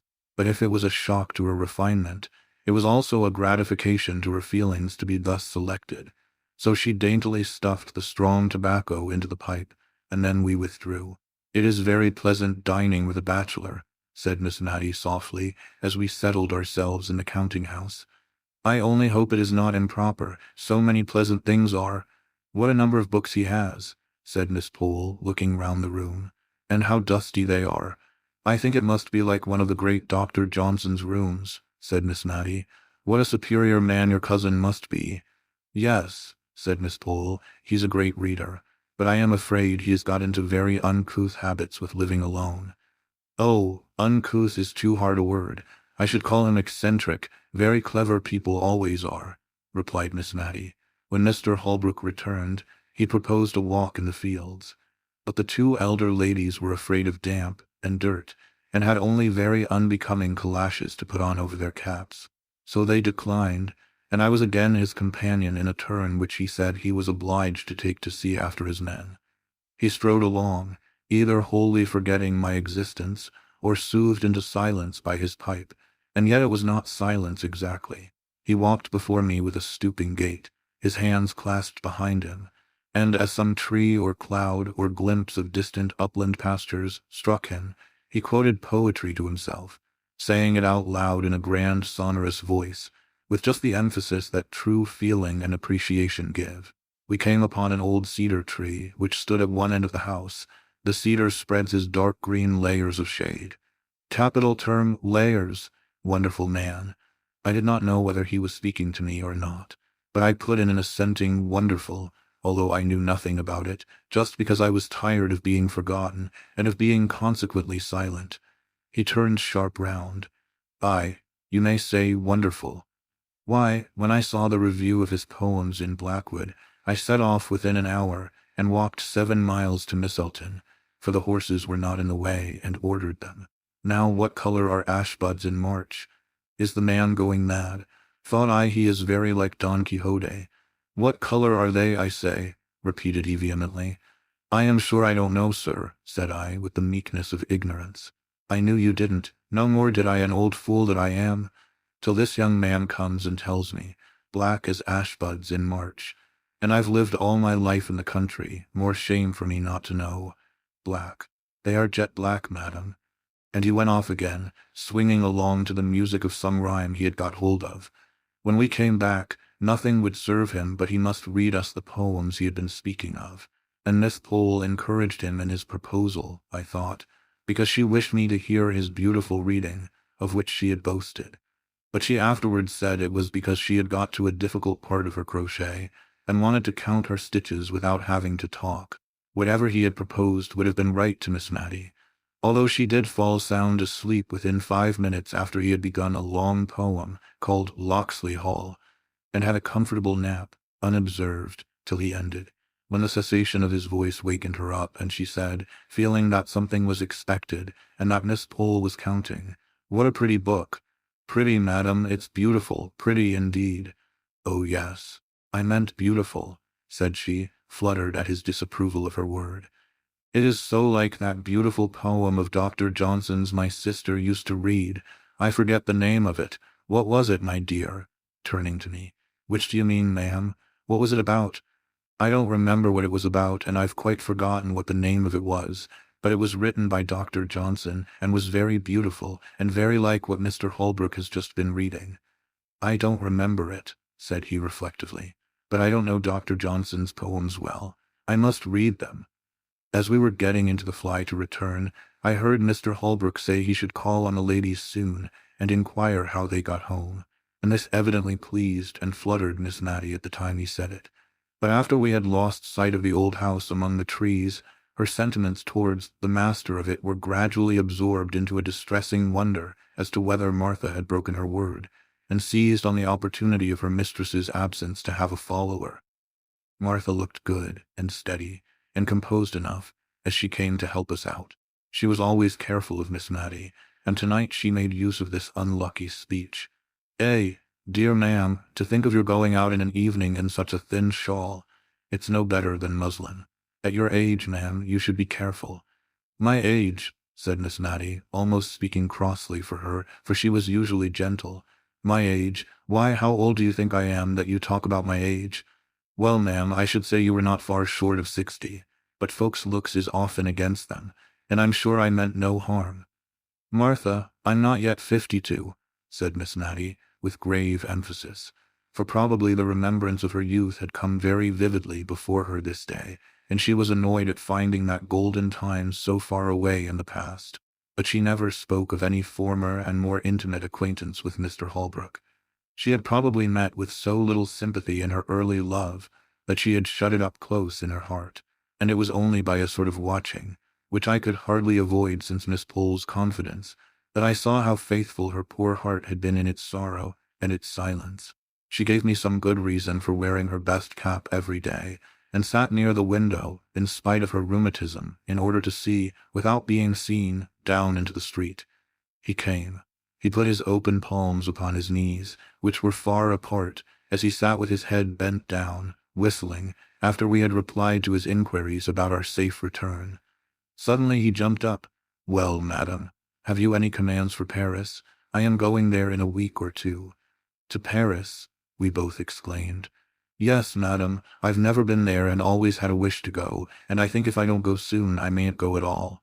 So as soon as the hay is got in, I shall go, before harvest time." We were so much astonished that we had no commissions. Just as he was going out of the room, he turned back, with his favorite exclamation, "God bless my soul, madam, but I nearly forgot half my errand. Here are the poems for you admired so much the other evening at my house." He tugged away at a parcel in his coat pocket. "Good-bye, miss," said he. "Good-bye, Mattie. Take care of yourself." And he was gone. But he had given her a book, and he had called her Mattie, just as he used to do 30 years ago. "I wish he would not go to Paris," said Miss Matilda anxiously. "I don't believe frogs will agree with him. He used to have to be very careful what he ate, which was curious in so strong-looking a young man." Soon after this, I took my leave, giving many an injunction to Martha to look after her mistress, and to let me know if she thought that Miss Matilda was not so well, in which case I would volunteer a visit to my old friend, without noticing Martha's intelligence to her. Accordingly, I received a line or two from Martha every now and then, and about November I had a note to say her mistress was very low and sadly off her food, and the account made me so uneasy that, although Martha did not decidedly summon me, I packed up my things and went. I received a warm welcome, in spite of the little flurry produced by my impromptu visit, for I had only been able to give a day's notice. Miss Matilda looked miserably ill, and I prepared to comfort and cosset her. I went down to have a private talk with Martha. "How long has your mistress been so poorly?" I asked, as I stood by the kitchen fire. "Well, I think it's better than a fortnight. It is, I know. It was one Tuesday, after Miss Pole had been, that she went into this moping way. I thought she was tired, and it would go off with a night's rest. But no, she has gone on and on ever since, till I thought it my duty to write to you, ma'am." "You did quite right, Martha. It is a comfort to think she has so faithful a servant about her, and I hope you find your place comfortable." "Well, ma'am, Mrs. is very kind, and there's plenty to eat and drink, and no more work but what I can do easily. But—" Martha hesitated. "But what, Martha?" "Why, it seems so hard of Mrs. not to let me have any followers. There's such lots of young fellows in the town, and many a one has as much as offered to keep company with me, and I may never be in such a likely place again, and it's like wasting an opportunity. Many a girl as I know would have 'em unbeknownst to Mrs., but I've given my word, and I'll stick to it. Or else this is just the house for Mrs. never to be the wiser if they did come. And it's such a capable kitchen. There's such dark corners in it, I'd be bound to hide anyone. I counted up last Sunday night, for I'll not deny I was crying because I had to shut the door in Jem Hearn's face, and he's a steady young man, fit for any girl. Only I had given Mrs. my word."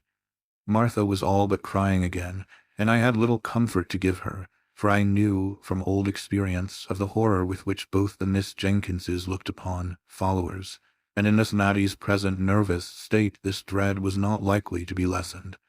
I went to see Miss Pole the next day, and took her completely by surprise, for she had not been to see Miss Matilda for 2 days.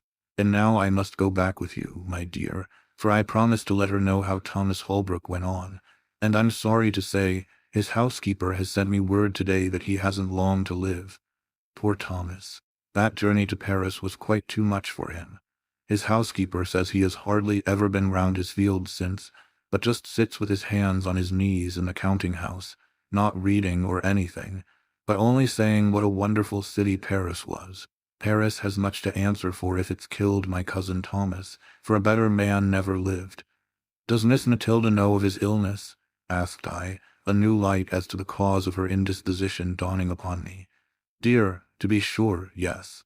Has not she told you? I let her know a fortnight ago or more when first I heard of it. How odd she shouldn't have told you."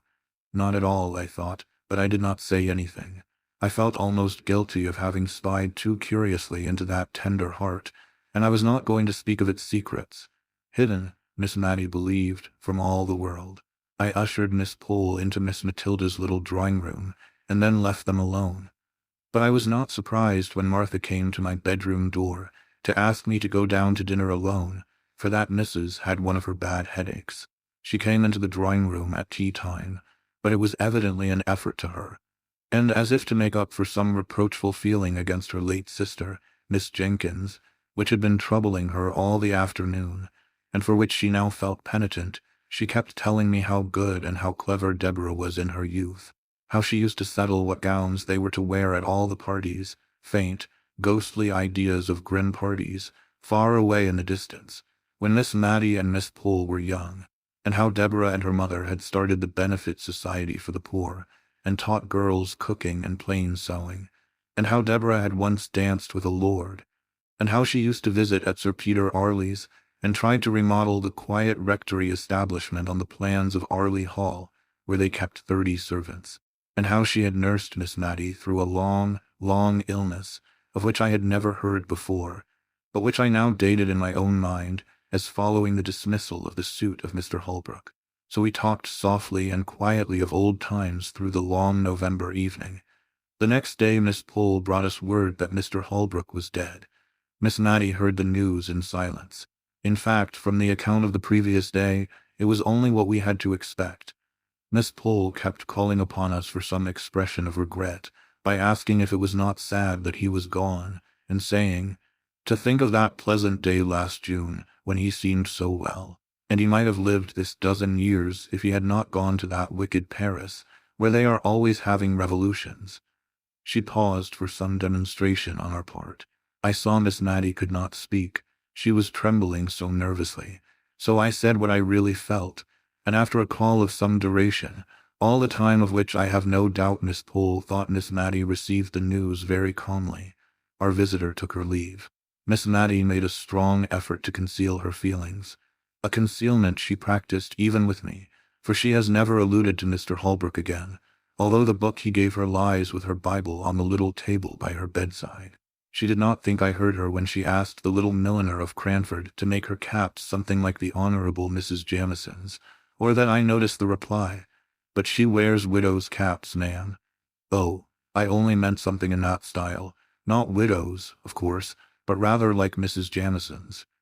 This effort at concealment was the beginning of the tremulous motion of head and hands which I have seen ever since in Miss Mattie. The evening of the day on which we heard of Mr. Holbrook's death, Miss Matilda was very silent and thoughtful. After prayers she called Martha back, and then she stood uncertain what to say.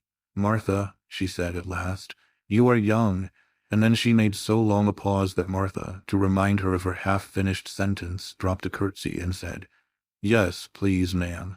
22 last 3rd of October, please, Nan. And, perhaps, Martha, you may some time meet with a young man you like and who likes you. I did say you were not to have followers, but if you meet with such a young man, and tell me, and I find he is respectable, I have no objection to his coming to see you once a week.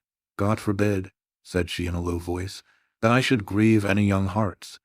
She spoke as if she were providing for some distant contingency, and was rather startled when Martha made her ready, eager answer. "Please, ma'am, there's Jem Hearn, and he's a joiner making 3 and 6pence a day, and 6'1" in his stocking feet, please, ma'am. And if you'll ask about him tomorrow morning, everyone will give him a character for steadiness, and he'll be glad enough to come tomorrow night, I'll be bound." Though Miss Mattie was startled, she submitted to fate and love. Chapter 5. Old Letters. I have often noticed that almost everyone has his own individual small economies, careful habits of saving fractions of pennies in some one peculiar direction, any disturbance of which annoys him more than spending shillings or pounds on some real extravagance. An old gentleman of my acquaintance, who took the intelligence of the failure of a joint stock bank, in which some of his money was invested, with stoical mildness, worried his family all through a long summer's day, because one of them had torn, instead of cutting out the written leaves of his now useless bank book. Of course, the corresponding pages at the other end came out as well, and this little unnecessary waste of paper, his private economy, chafed him more than all the loss of his money. Envelopes fretted his soul terribly when they first came in. The only way in which he could reconcile himself to such waste of his cherished article was by patiently turning inside out all that were sent to him, and so making them serve again. Even now, though tamed by age, I see him casting wistful glances at his daughters when they send a hole inside of a half-sheet of note-paper, with the 3 lines of acceptance to an invitation, written on only one of the sides. I am not above owning that I have this human weakness myself. String is my foible. My pockets get full of little hanks of it, picked up and twisted together, ready for uses that never come. I am seriously annoyed if anyone cuts the string of a parcel instead of patiently and faithfully undoing it fold by fold. How people can bring themselves to use India rubber rings, which are a sort of deification of string, as lightly as they do, I cannot imagine. To me, an India rubber ring is a precious treasure. I have one which is not new, one that I picked up off the floor nearly 6 years ago. I have really tried to use it, but my heart failed me, and I could not commit the extravagance. Small pieces of butter grieve others. They cannot attend to conversation, because of the annoyance occasioned by the habit which some people have of invariably taking more butter than they want. Have you not seen the anxious look, almost mesmeric, which such persons fix on the article? They would feel it a relief if they might bury it out of their sight by popping it into their own mouths and swallowing it down. And they are really made happy if the person on whose plate it lies unused suddenly breaks off a piece of toast, which he does not want at all, and eats up his butter. They think that this is not waste. Now Miss Mattie Jenkins was chary of candles. We had many devices to use as few as possible. In the winter afternoons she would sit knitting for 2 or 3 hours. She could do this in the dark, or by firelight, and when I asked if I might not ring for candles to finish stitching my wristbands, she told me to keep blind man's holiday. They were usually brought in with tea, but we only burnt one at a time. As we lived in constant preparation for a friend who might come in any evening, but who never did, it required some contrivance to keep our 2 candles of the same length, ready to be lighted, and to look as if we burnt 2 always. The candles took it in turns, and whatever we might be talking about or doing, Miss Mattie's eyes were habitually fixed upon the candle, ready to jump up and extinguish it, and to light the other before they had become too uneven in length to be restored to equality in the course of the evening. One night, I remember, this candle economy particularly annoyed me. I had been very much tired of my compulsory blind man's holiday, especially as Miss Mattie had fallen asleep, and I did not like to stir the fire and run the risk of awakening her, so I could not even sit on the rug and scorch myself with sewing by firelight, according to my usual custom. I fancied Miss Mattie must be dreaming of her early life, for she spoke 1 or 2 words in her uneasy sleep bearing reference to persons who were dead long before. When Martha brought in the lighted candle and tea, Miss Mattie started into wakefulness, with a strange, bewildered look around, as if we were not the people she expected to see about her. There was a little sad expression that shadowed her face as she recognized me, but immediately afterwards she tried to give me her usual smile. All through tea time her talk ran upon the days of her childhood and youth. Perhaps this reminded her of the desirableness of looking over all the old family letters, and destroying such as ought not to be allowed to fall into the hands of strangers, for she had often spoken of the necessity of this task, but had always shrunk from it with a timid dread of something painful. Tonight, however, she rose up after tea and went for them in the dark, for she piqued herself on the precise neatness of all her chamber arrangements, and used to look uneasily at me when I lighted a bed candle to go to another room for anything. When she returned, there was a faint, pleasant smell of Tonquin beans in the room. I had always noticed this scent about any of the things which had belonged to her mother, and many of the letters were addressed to her, yellow bundles of love letters, 60 or 70 years old. Miss Mattie undid the packet with a sigh, but she stifled it directly, as if it were hardly right to regret the flight of time, or of life either. We agreed to look them over separately, each taking a different letter out of the same bundle, and describing its contents to the other before destroying it. I never knew what sad work the reading of old letters was before that evening, though I could hardly tell why. The letters were as happy as letters could be, at least those early letters were. There was in them a vivid and intense sense of the present time, which seemed so strong and full, as if it could never pass away, and as if the warm, living hearts that so expressed themselves could never die, and be as nothing to the sunny earth. I should have felt less melancholy, I believe, if the letters had been more so. I saw the tears stealing down the well-worn furrows of Miss Mattie's cheeks, and her spectacles often wanted wiping. I trusted at last that she would light the other candle, for my own eyes were rather dim, and I wanted more light to see the pale, faded ink. But no, even through her tears, she saw and remembered her little economical ways. The earliest set of letters were 2 bundles tied together, and ticketed, in Miss Jenkins's handwriting. Letters interchanged between my ever-honored father and my dearly beloved mother, prior to their marriage, in July 1774. I should guess that the rector of Cranford was about 27 years of age when he wrote those letters, and Miss Mattie told me that her mother was just 18 at the time of her wedding. With my idea of the rector derived from a picture in the dining parlor, stiff and stately, in a huge full-bottomed wig, with gown, cassock, and bands, and his hand upon a copy of the only sermon he ever published. It was strange to read these letters. They were full of eager, passionate ardor, short, homely sentences, right fresh from the heart, very different from the grand Latinized, Johnsonian style of the printed sermon preached before some judge at assize time. His letters were a curious contrast to those of his girl bride. She was evidently rather annoyed at his demands upon her for expressions of love, and could not quite understand what he meant by repeating the same thing over in so many different ways. But what she was quite clear about was a longing for a white paduasie, whatever that might be, and 6 or 7 letters were principally occupied in asking her lover to use his influence with her parents, who evidently kept her in good order, to obtain this or that article of dress, more especially the white paduasoy. He cared nothing how she was dressed. She was always lovely enough for him, as he took pains to assure her, when she begged him to express in his answers a predilection for particular pieces of finery, in order that she might show what he said to her parents. But at length he seemed to find out that she would not be married till she had a trousseau to her mind. And then he sent her a letter, which had evidently accompanied a whole box full of finery, and in which he requested that she might be dressed in everything her heart desired. This was the first letter, ticketed in a frail, delicate hand, from my dearest John. Shortly afterwards they were married, I suppose, from the intermission in their correspondence. "We must burn them, I think," said Miss Mattie, looking doubtfully at me. "No one will care for them when I am gone." And one by one she dropped them into the middle of the fire, watching each blaze up, die out, and rise away in faint, white, ghostly semblance up the chimney, before she gave another to the same fate. The room was light enough now, but I, like her, was fascinated into watching the destruction of those letters, into which the honest warmth of a manly heart had been poured forth. The next letter, likewise docketed by Miss Jenkins, was endorsed, "Letter of pious congratulation and exhortation from my venerable grandfather to my beloved mother, on occasion of my own birth.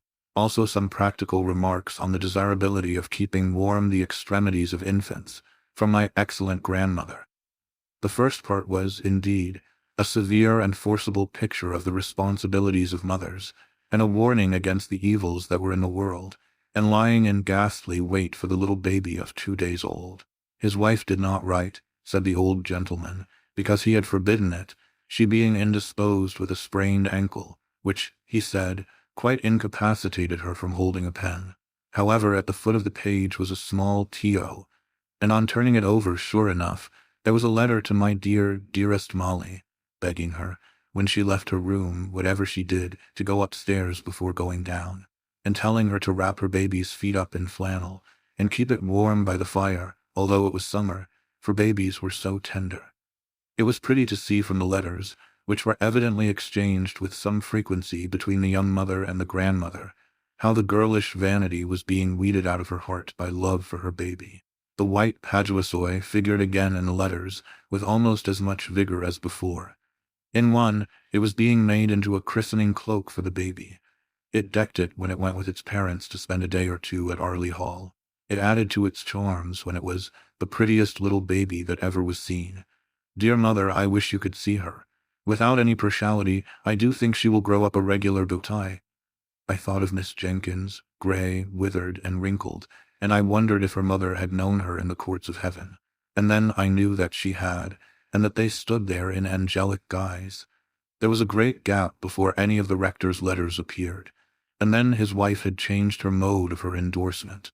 It was no longer from "My dearest John," it was from "My honored husband." The letters were written on occasion of the publication of the same sermon which was represented in the picture. The preaching before "My Lord Judge," and the publishing by request, was evidently the culminating point, the event of his life. It had been necessary for him to go up to London to superintend it through the press. Many friends had to be called upon and consulted before he could decide on any printer fit for so onerous a task. And at length it was arranged that J. and J. Rivingtons were to have the honorable responsibility. The worthy rector seemed to be strung up by the occasion to a high literary pitch, for he could hardly write a letter to his wife without cropping out into Latin. I remember the end of one of his letters ran thus: "I shall ever hold the virtuous qualities of my Molly in remembrance, dum memor ipse me, dum spiritus regit artis," which, considering that the English of his correspondent was sometimes at fault in grammar, and often in spelling, might be taken as a proof of how much he idealized his Molly. And, as Miss Jenkins used to say, people talk a great deal about idealizing nowadays, whatever that may mean. But this was nothing to a fit of writing classical poetry which soon seized him, in which his Molly figured away as Maria. The letter containing the Carmen was endorsed by her. Hebrew verses, sent me by my honored husband. I thought to have had a letter about killing the pig, but must wait. Mem, to send the poetry to Sir Peter Arley, as my husband desires. And in a postscriptum note in his handwriting, it was stated that the ode had appeared in the Gentleman's Magazine, December 1782. Her letters back to her husband, treasured as fondly by him as if they had been M.T. Cicerone's epistolae, were more satisfactory to an absent husband and father than his could ever have been to her. She told him how Deborah sewed her seam very neatly every day, and read to her in the books he had set her. How she was a very forward, good child, but would ask questions her mother could not answer, but how she did not let herself down by saying she did not know, but took to stirring the fire or sending the forward child on an errand. Mattie was now the mother's darling, and promised, like her sister at her age, to be a great beauty. I was reading this aloud to Miss Mattie, who smiled and sighed a little at the hope, so fondly expressed, that little Mattie might not be vain, even if she were a beauty. "I had very pretty hair, my dear," said Miss Matilda, "and not a bad mouth." And I saw her soon afterwards adjust her cap and draw herself up. But to return to Mrs. Jenkins's letters. She told her husband about the poor in the parish, what homely domestic medicines she had administered, what kitchen physic she had sent. She had evidently held his displeasure as a rod in pickle over the heads of all the ne'er-do-wells. She asked for his directions about the cows and pigs, and did not always obtain them, as I have shown before. The kind old grandmother was dead when a little boy was born, soon after the publication of the sermon. But there was another letter of exhortation from the grandfather, more stringent and admonitory than ever, now that there was a boy to be guarded from the snares of the world. He described all the various sins into which men might fall, until I wondered how any man ever came to a natural death. The gallows seemed as if it must have been the termination of the lives of most of the grandfather's friends and acquaintance, and I was not surprised at the way in which he spoke of this life being a vale of tears. It seemed curious that I should never have heard of this brother before, but I concluded that he had died young, or else surely his name would have been alluded to by his sisters. By and by we came to packets of Miss Jenkins's letters. These Miss Mattie did regret to burn. She said all the others had been only interesting to those who loved the writers, and that it seemed as if it would have hurt her to allow them to fall into the hands of strangers, who had not known her dear mother, and how good she was, although she did not always spell quite in the modern fashion. But Deborah's letters were so very superior. Anyone might profit by reading them. It was a long time since she had read Mrs. Chaplin, but she knew she used to think that Deborah could have said the same things quite as well. And as for Mrs. Carter, people thought a deal of her letters just because she had written Epictetus, but she was quite sure Deborah would never have made use of such a common expression as "I canna be fashed."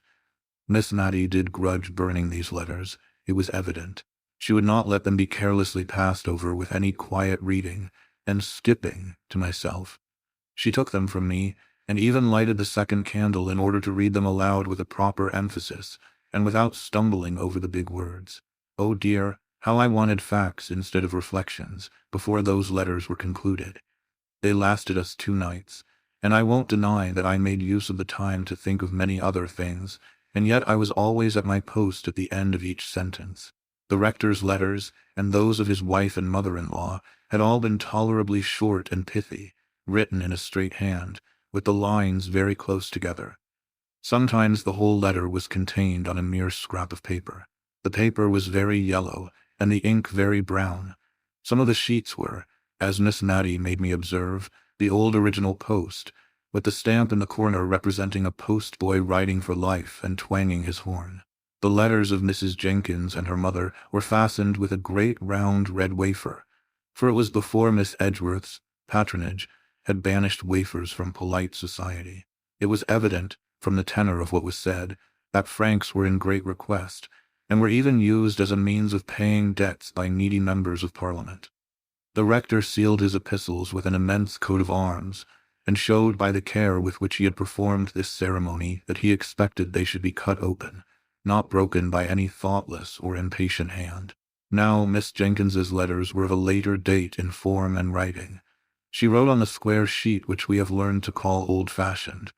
Her hand was admirably calculated, together with her use of many-syllabled words, to fill up a sheet, and then came the pride and delight of crossing. Poor Miss Mattie got sadly puzzled with this, for the words gathered size like snowballs, and towards the end of her letter Miss Jenkins used to become quite sesquipedalian.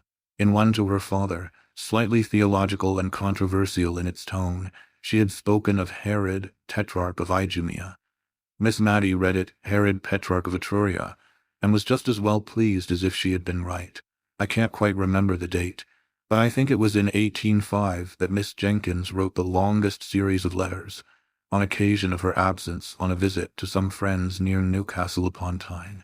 These friends were intimate with the commandant of the garrison there, and heard from him of all the preparations that were being made to repel the invasion of Buonaparte, which some people imagined might take place at the mouth of the Tyne.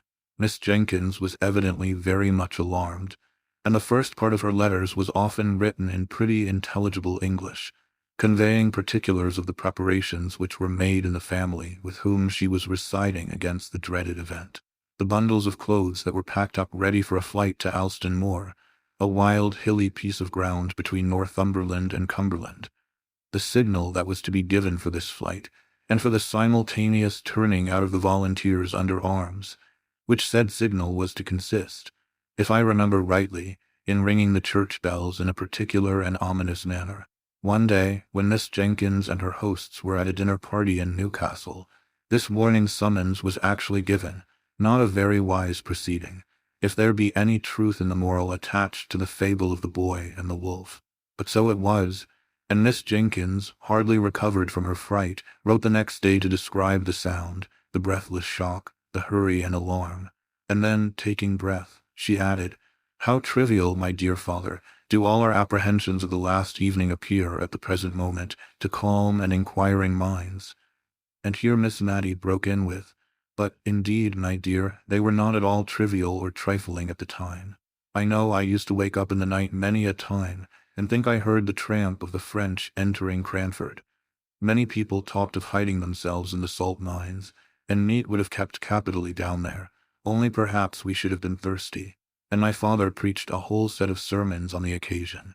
One said in the mornings, all about David and Goliath, to spirit up the people to fighting with spades or bricks, if need were, and the other said in the afternoons, proving that Napoleon, that was another name for Boney, as we used to call him, was all the same as an Apollyon and a Baden.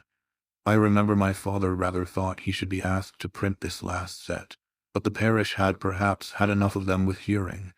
Peter Marmaduke Arley Jenkins, poor Peter, as Miss Mattie began to call him, was at school at Shrewsbury by this time. The rector took up his pen and rubbed up his Latin once more to correspond with his boy. It was very clear that the lads were what are called show letters. They were of a highly mental description, giving an account of his studies and his intellectual hopes of various kinds, with an occasional quotation from the classics. But now and then, the animal nature broke out in such a little sentence as this, evidently written in a trembling hurry, after the letter had been inspected. "Mother dear, do send me a cake and put plenty of citron in." The mother dear probably answered her boy in the form of cakes and goody, for there were none of her letters among this set, but a whole collection of the rector's, to whom the Latin in his boy's letters was like a trumpet to the old war horse. I do not know much about Latin, certainly, and it is, perhaps, an ornamental language, but not very useful, I think, at least to judge from the bits I remember out of the rector's letters. One was, "You have not got that town in your map of Ireland, but bonus Bernardus non vidit omnia, as the proverbia say." Presently it became very evident that poor Peter got himself into many scrapes. There were letters of stilted penitence to his father for some wrongdoing, and among them all was a badly written, badly sealed, badly directed, blotted note. "My dear, dear, dear, dearest mother, I will be a better boy. I will, indeed. But don't, please, be ill for me. I am not worth it. But I will be good, darling mother." Miss Matty could not speak for crying, after she had read this note. She gave it to me in silence, and then got up and took it to her sacred recesses in her own room, for fear, by any chance, it might get burnt. "Poor Peter," she said. "He was always in scrapes. He was too easy. They led him wrong and then left him in the lurch. But he was too fond of mischief. He could never resist a joke. Poor Peter." Chapter 6. Poor Peter. Poor Peter's career lay before him, rather pleasantly mapped out by kind friends, but bonus Bernardus non vidit omnia in this map too. He was to win honours at the Shrewsbury School and carry them thick to Cambridge, and after that a living awaited him, the gift of his godfather, Sir Peter Arley. Poor Peter, his lot in life was very different to what his friends had hoped and planned. Miss Matty told me all about it, and I think it was a relief when she had done so. He was the darling of his mother, who seemed to dote on all her children, though she was, perhaps, a little afraid of Deborah's superior acquirements. Deborah was the favourite of her father, and when Peter disappointed him, she became his pride. The sole honour Peter brought away from Shrewsbury was the reputation of being the best good fellow that ever was, and of being the captain of the school in the art of practical joking. His father was disappointed, but set about remedying the matter in a manly way.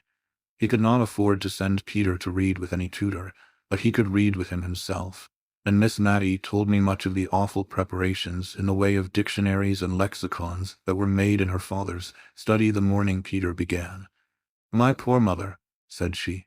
"I remember how she used to stand in the hall, just near enough the study door, to catch the tone of my father's voice. I could tell in a moment if all was going right, by her face, and it did go right for a long time." "What went wrong at last?" said I. "That tiresome Latin, I dare say." "No, it was not the Latin. Peter was in high favour with my father, for he worked up well for him. But he seemed to think that the Cranford people might be joked about and made fun of, and they did not like it. Nobody does. He was always hoaxing them. Hoaxing is not a pretty word, my dear, and I hope you won't tell your father I used it, for I should not like him to think that I was not choice in my language, after living with such a woman as Deborah. And be sure you never use it yourself. I don't know how it slipped out of my mouth, except it was that I was thinking of poor Peter, and it was always his expression. But he was a very gentlemanly boy in many things. He was like dear Captain Brown in always being ready to help any old person or a child. Still, he did like joking and making fun, and he seemed to think the old ladies in Cranford would believe anything. There were many old ladies living here then.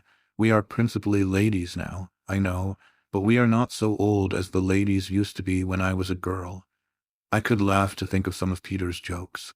No, my dear, I won't tell you of them, because they might not shock you as they ought to do, and they were very shocking. He even took in my father once, by dressing himself up as a lady that was passing through the town, and wished to see the rector of Cranford, who had published that admirable assize sermon.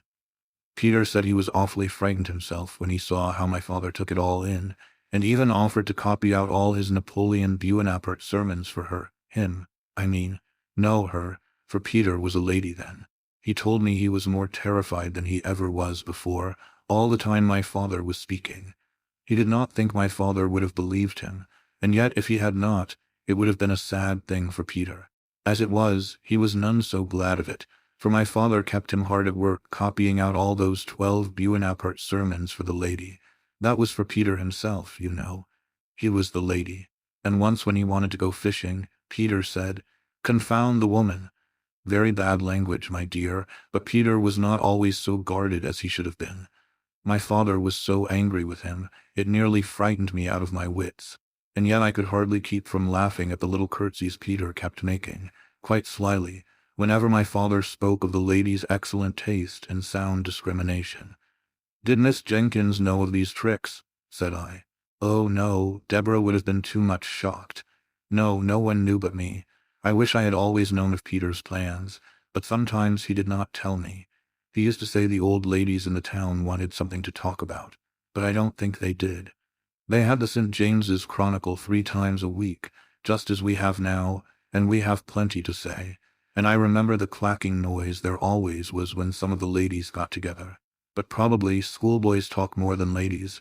At last there was a terrible, sad thing happened. Miss Mattie got up, went to the door, and opened it. No one was there. She rang the bell for Martha, and when Martha came, her mistress told her to go for eggs to a farm at the other end of the town. "I will lock the door after you, Martha. You are not afraid to go, are you?" "No, ma'am, not at all. Jem Hearn will be only too proud to go with me." Miss Mattie drew herself up, and as soon as we were alone, she wished that Martha had more maidenly reserve. "We'll put out the candle, my dear. We can talk just as well by firelight, you know. There. Well, you see, Deborah had gone from home for a fortnight or so. It was a very still, quiet day, I remember, overhead, and the lilacs were all in flower, so I suppose it was spring. My father had gone out to see some sick people in the parish. I recollect seeing him leave the house with his wig and shovel hat and cane. What possessed our poor Peter I don't know. He had the sweetest temper, and yet he always seemed to like to plague Deborah. She never laughed at his jokes, and thought him ungenteel, and not careful enough about improving his mind, and that vexed him. Well, he went to her room, it seems, and dressed himself in her old gown and shawl and bonnet, just the things she used to wear in Cranford and was known by everywhere, and he made the pillow into a little. You are sure you locked the door, my dear, for I should not like anyone to hear into a little baby with white long clothes. It was only, as he told me afterwards, to make something to talk about in the town. He never thought of it as affecting Deborah.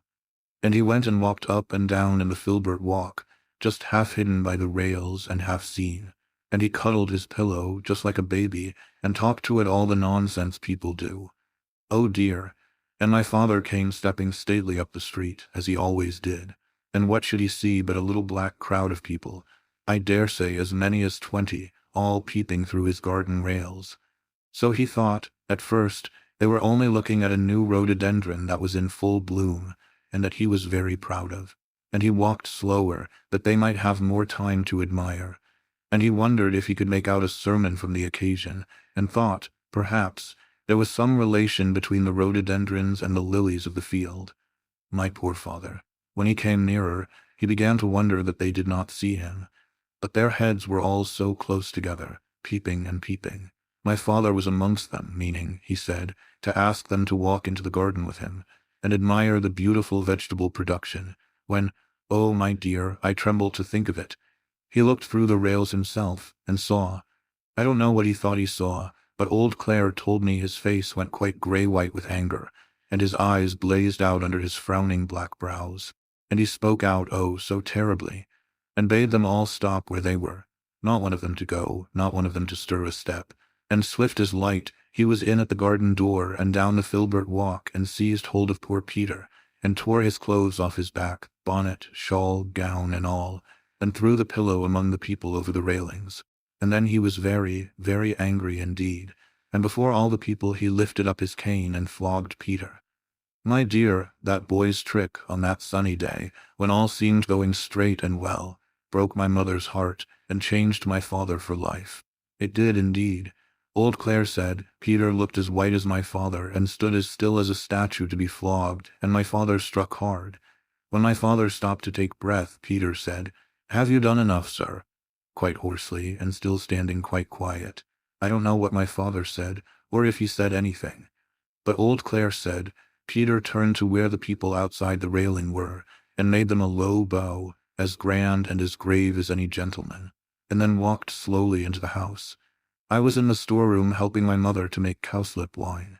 I cannot abide the wine now, nor the scent of the flowers. They turn me sick and faint, as they did that day, when Peter came in, looking as haughty as any man, indeed, looking like a man, not like a boy. "Mother," he said, "I am come to say, God bless you forever."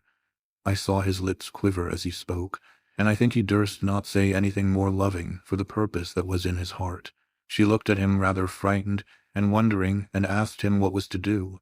He did not smile or speak, but put his arms round her and kissed her as if he did not know how to leave off, and before she could speak again, he was gone. We talked it over, and could not understand it, and she bade me go and seek my father, and ask what it was all about. I found him walking up and down, looking very highly displeased.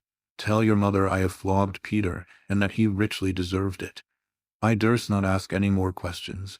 When I told my mother, she sat down, quite faint for a minute. I remember a few days after, I saw the poor, withered cowslip flowers thrown out to the leaf heap, to decay and die there. There was no making of cowslip wine that year at the rectory, nor, indeed, ever after. Presently my mother went to my father. I know I thought of Queen Esther and King Ahasuerus, for my mother was very pretty and delicate-looking, and my father looked as terrible as King Ahasuerus. Some time after they came out together, and then my mother told me what had happened, and that she was going up to Peter's room at my father's desire, though she was not to tell Peter this, to talk the matter over with him. But no Peter was there. We looked over the house. No Peter was there. Even my father, who had not liked to join in the search at first, helped us before long. The rectory was a very old house, steps up into a room, steps down into a room all through. At first my mother went calling low and soft, as if to reassure the poor boy, "Peter, Peter, dear, it's only me." But by and by, as the servants came back from the errands my father had sent them in different directions to find where Peter was, as we found he was not in the garden, nor the hayloft, nor anywhere about, my mother's cry grew louder and wilder. "Peter, Peter, my darling, where are you?"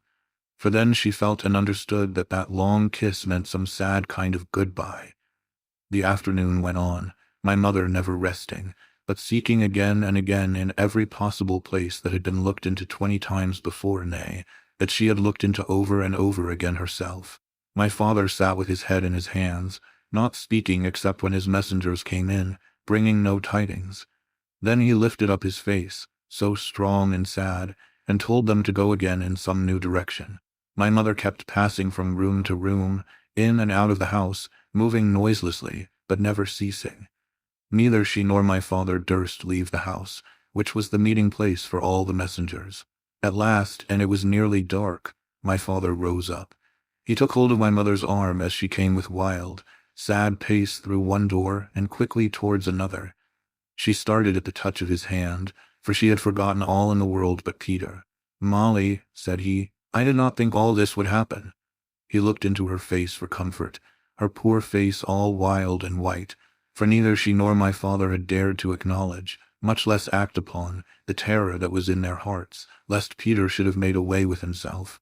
My father saw no conscious look in his wife's hot, dreary eyes, and he missed the sympathy that she had always been ready to give him, strong man as he was, and at the dumb despair in her face, his tears began to flow. But when she saw this, a gentle sorrow came over her countenance, and she said, "Dearest John, don't cry, come with me and we'll find him," almost as cheerfully as if she knew where he was. And she took my father's great hand in her little soft one, and led him along, the tears dropping as he walked on that same unceasing, weary walk, from room to room, through house and garden. Oh, how I wished for Deborah! I had no time for crying, for now all seemed to depend on me. I wrote for Deborah to come home. I sent a message privately to that same Mr. Holbrook's house. Poor Mr. Holbrook. You know who I mean. I don't mean I sent a message to him, but I sent one that I could trust to know if Peter was at his house. For at one time Mr. Holbrook was an occasional visitor at the rectory. You know he was Miss Pole's cousin, and he had been very kind to Peter, and taught him how to fish. He was very kind to everybody, and I thought Peter might have gone off there. But Mr. Holbrook was from home, and Peter had never been seen. It was night now. But the doors were all wide open, and my father and mother walked on and on. It was more than an hour since he had joined her, and I don't believe they had ever spoken all that time. I was getting the parlor fire lighted, and one of the servants was preparing tea, for I wanted them to have something to eat and drink and warm them, when old Claire asked to speak to me. "I have borrowed the nets from the weir, Miss Mattie. Shall we drag the ponds tonight, or wait for the morning?" I remember staring in his face to gather his meaning, and when I did, I laughed out loud. The horror of that new thought, our bright, darling Peter, cold and stark and dead. I remember the ring of my own laugh now. The next day Deborah was at home before I was myself again. She would not have been so weak as to give way as I had done, but my screams, my horrible laughter had ended in crying, had roused my sweet dear mother, whose poor wandering wits were called back and collected as soon as a child needed her care. She and Deborah sat by my bedside. I knew by the looks of each that there had been no news of Peter, no awful, ghastly news, which was what I most had dreaded in my dull state between sleeping and waking. The same result of all the searching had brought something of the same relief to my mother, to whom, I am sure, the thought that Peter might even then be hanging dead in some of the familiar home places had caused that never-ending walk of yesterday. Her soft eyes never were the same again after that. They had always a restless, craving look, as if seeking for what they could not find. Oh, it was an awful time, coming down like a thunderbolt on the still sunny day when the lilacs were all in bloom. "Where was Mr. Peter?" said I. "He had made his way to Liverpool, and there was war then, and some of the king's ships lay off the mouth of the Mersey, and they were only too glad to have a fine likely boy such as him, 5'9" he was, come to offer himself. The captain wrote to my father, and Peter wrote to my mother. Stay, those letters will be somewhere here." We lighted the candle, and found the captain's letter and Peter's too, and we also found a little simple begging letter from Mrs. Jenkins to Peter, addressed to him at the house of an old schoolfellow whither she fancied he might have gone. They had returned it unopened, and unopened it had remained ever since, having been inadvertently put by among the other letters of that time. This is it. "My dearest Peter, you did not think we should be so sorry as we are, I know, or you would never have gone away. You are too good. Your father sits and sighs till my heart aches to hear him. He cannot hold up his head for grief, and yet he only did what he thought was right. Perhaps he has been too severe, and perhaps I have not been kind enough. But God knows how we love you, my dear only boy. Don looks so sorry you are gone. Come back and make us happy, who love you so much. I know you will come back." But Peter did not come back. That spring day was the last time he ever saw his mother's face. The writer of the letter, the last, the only person who had ever seen what was written in it, was dead long ago, and I, a stranger, not born at the time when this occurrence took place, was the one to open it. The captain's letter summoned the father and mother to Liverpool instantly, if they wished to see their boy. Then, by some of the wild chances of life, the captain's letter had been detained somewhere somehow. Miss Mattie went on, and it was race time, and all the post-horses at Cranford were gone to the races. But my father and mother set off in our own gig, and oh, my dear, they were too late. The ship was gone, and now read Peter's letter to my mother. It was full of love and sorrow and pride in his new profession, and a sore sense of his disgrace in the eyes of the people at Cranford, but ending with a passionate entreaty that she would come and see him before he left the Mersey. "Mother, we may go into battle. I hope we shall and lick those French, but I must see you again before that time." "And she was too late," said Miss Mattie. "Too late." We sat in silence, pondering on the full meaning of those sad, sad words. At length I asked Miss Mattie to tell me how her mother bore it. "Oh," she said, "she was patience itself. She had never been strong, and this weakened her terribly. My father used to sit looking at her, far more sad than she was. He seemed as if he could look at nothing else when she was by, and he was so humble, so very gentle now. He would, perhaps, speak in his old way, laying down the law, as it were, and then, in a minute or two, he would come round and put his hand on our shoulders, and ask us in a low voice if he had said anything to hurt us. I did not wonder at his speaking so to Deborah, for she was so clever, but I could not bear to hear him talking so to me. But, you see, he saw what we did not, that it was killing my mother. Yes, killing her. Put out the candle, my dear.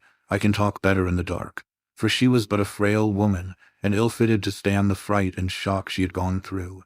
And she would smile at him and comfort him, not in words, but in her looks and tones, which were always cheerful when he was there. And she would speak of how she thought Peter stood a good chance of being admiral very soon. He was so brave and clever. And how she thought of seeing him in his navy uniform, and what sort of hats admirals wore, and how much more fit he was to be a sailor than a clergyman. And all in that way, just to make my father think she was quite glad of what came of that unlucky morning's work, and the flogging which was always in his mind, as we all knew. But oh, my dear, the bitter, bitter crying she had when she was alone, and at last, as she grew weaker, she could not keep her tears in when Deborah or me was by, and would give us message after message for Peter. His ship had gone to the Mediterranean, or somewhere down there, and then he was ordered off to India, and there was no overland route then. But she still said that no one knew where their death lay in wait, and that we were not to think hers was near. We did not think it, but we knew it, as we saw her fading away. Well, my dear, it's very foolish of me, I know, when in all likelihood I am so near seeing her again. And only think, love, the very day after her death, for she did not live quite a 12-month after Peter went away, the very day after came a parcel for her from India, from her poor boy. It was a large, soft, white Indian shawl, with just a little narrow border all round, just what my mother would have liked. We thought it might rouse my father, for he had sat with her hand in his all night long. So Deborah took it in to him, and Peter's letter to her and all. At first he took no notice, and we tried to make a kind of light, careless talk about the shawl, opening it out and admiring it. Then suddenly he got up and spoke. "She shall be buried in it," he said. "Peter shall have that comfort, and she would have liked it." Well, perhaps it was not reasonable, but what could we do or say? One gives people in grief their own way. He took it up and felt it. It is just such a shawl as she wished for when she was married, and her mother did not give it her. I did not know of it till after, or she should have had it, she should, but she shall have it now. My mother looked so lovely in her death. She was always pretty, and now she looked fair and waxen and young, younger than Deborah, as she stood trembling and shivering by her. We decked her in the long, soft folds. She lay smiling as if pleased. And people came, all Cranford came, to beg to see her, for they had loved her dearly, as well they might. And the countrywomen brought posies. Old Clare's wife brought some white violets and begged they might lie on her breast. Deborah said to me, the day of my mother's funeral, that if she had 100 offers she never would marry and leave my father. It was not very likely she would have so many. I don't know that she had one, but it was not less to her credit to say so. She was such a daughter to my father as I think there never was before or since. His eyes failed him, and she read book after book, and wrote, and copied, and was always at his service in any parish business. She could do many more things than my poor mother could. She even once wrote a letter to the bishop for my father. But he missed my mother sorely. The whole parish noticed it. Not that he was less active. I think he was more so, and more patient in helping everyone. I did all I could to set Deborah at liberty to be with him, for I knew I was good for little, and that my best work in the world was to do odd jobs quietly and set others at liberty. But my father was a changed man. Did Mr. Peter ever come home? Yes, once. He came home a lieutenant. He did not get to be admiral, and he and my father were such friends. My father took him into every house in the parish. He was so proud of him. He never walked out without Peter's arm to lean upon. Deborah used to smile.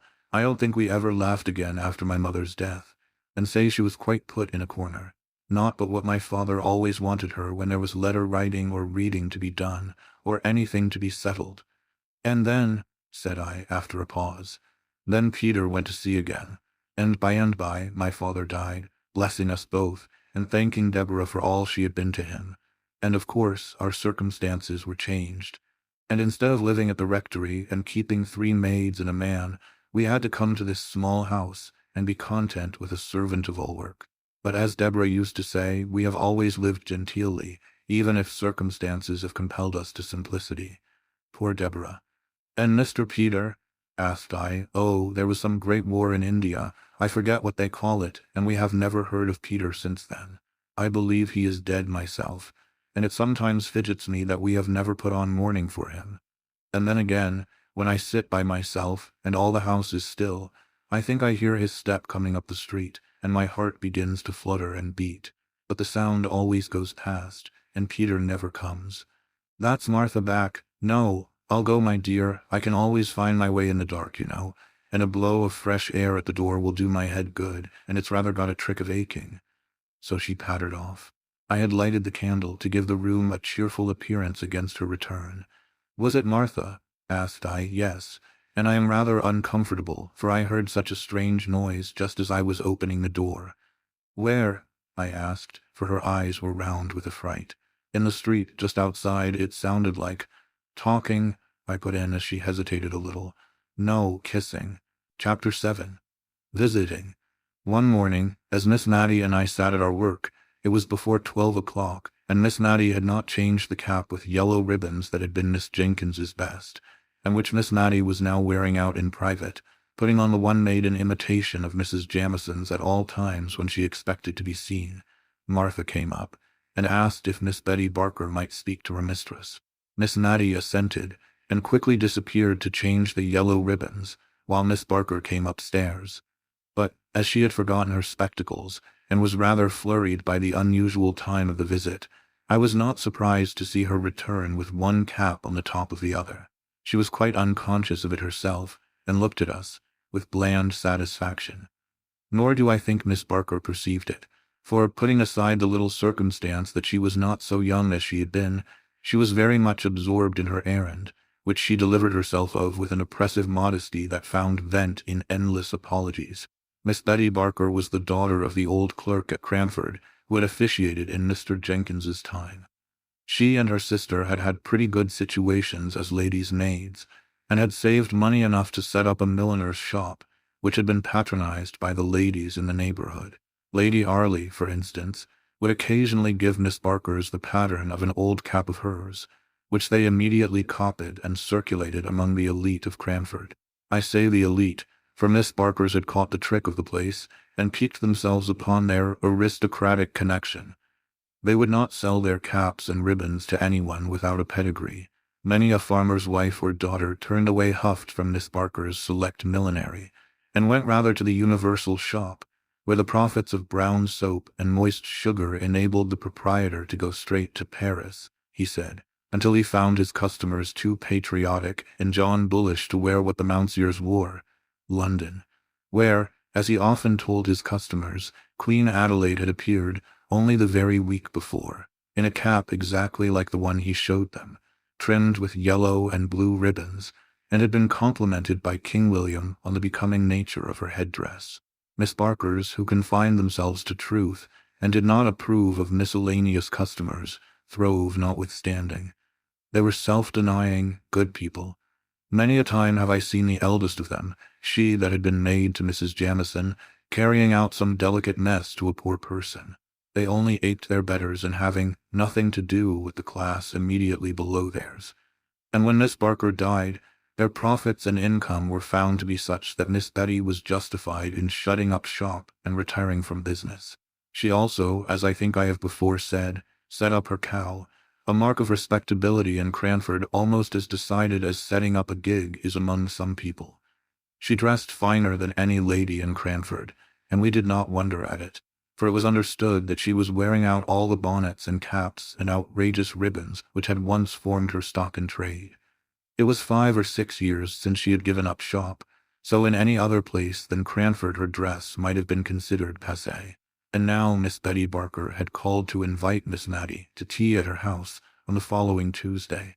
She gave me also an impromptu invitation, as I happened to be a visitor, though I could see she had a little fear lest, since my father had gone to live in Drumble, he might have engaged in that horrid cotton trade, and so dragged his family down out of aristocratic society.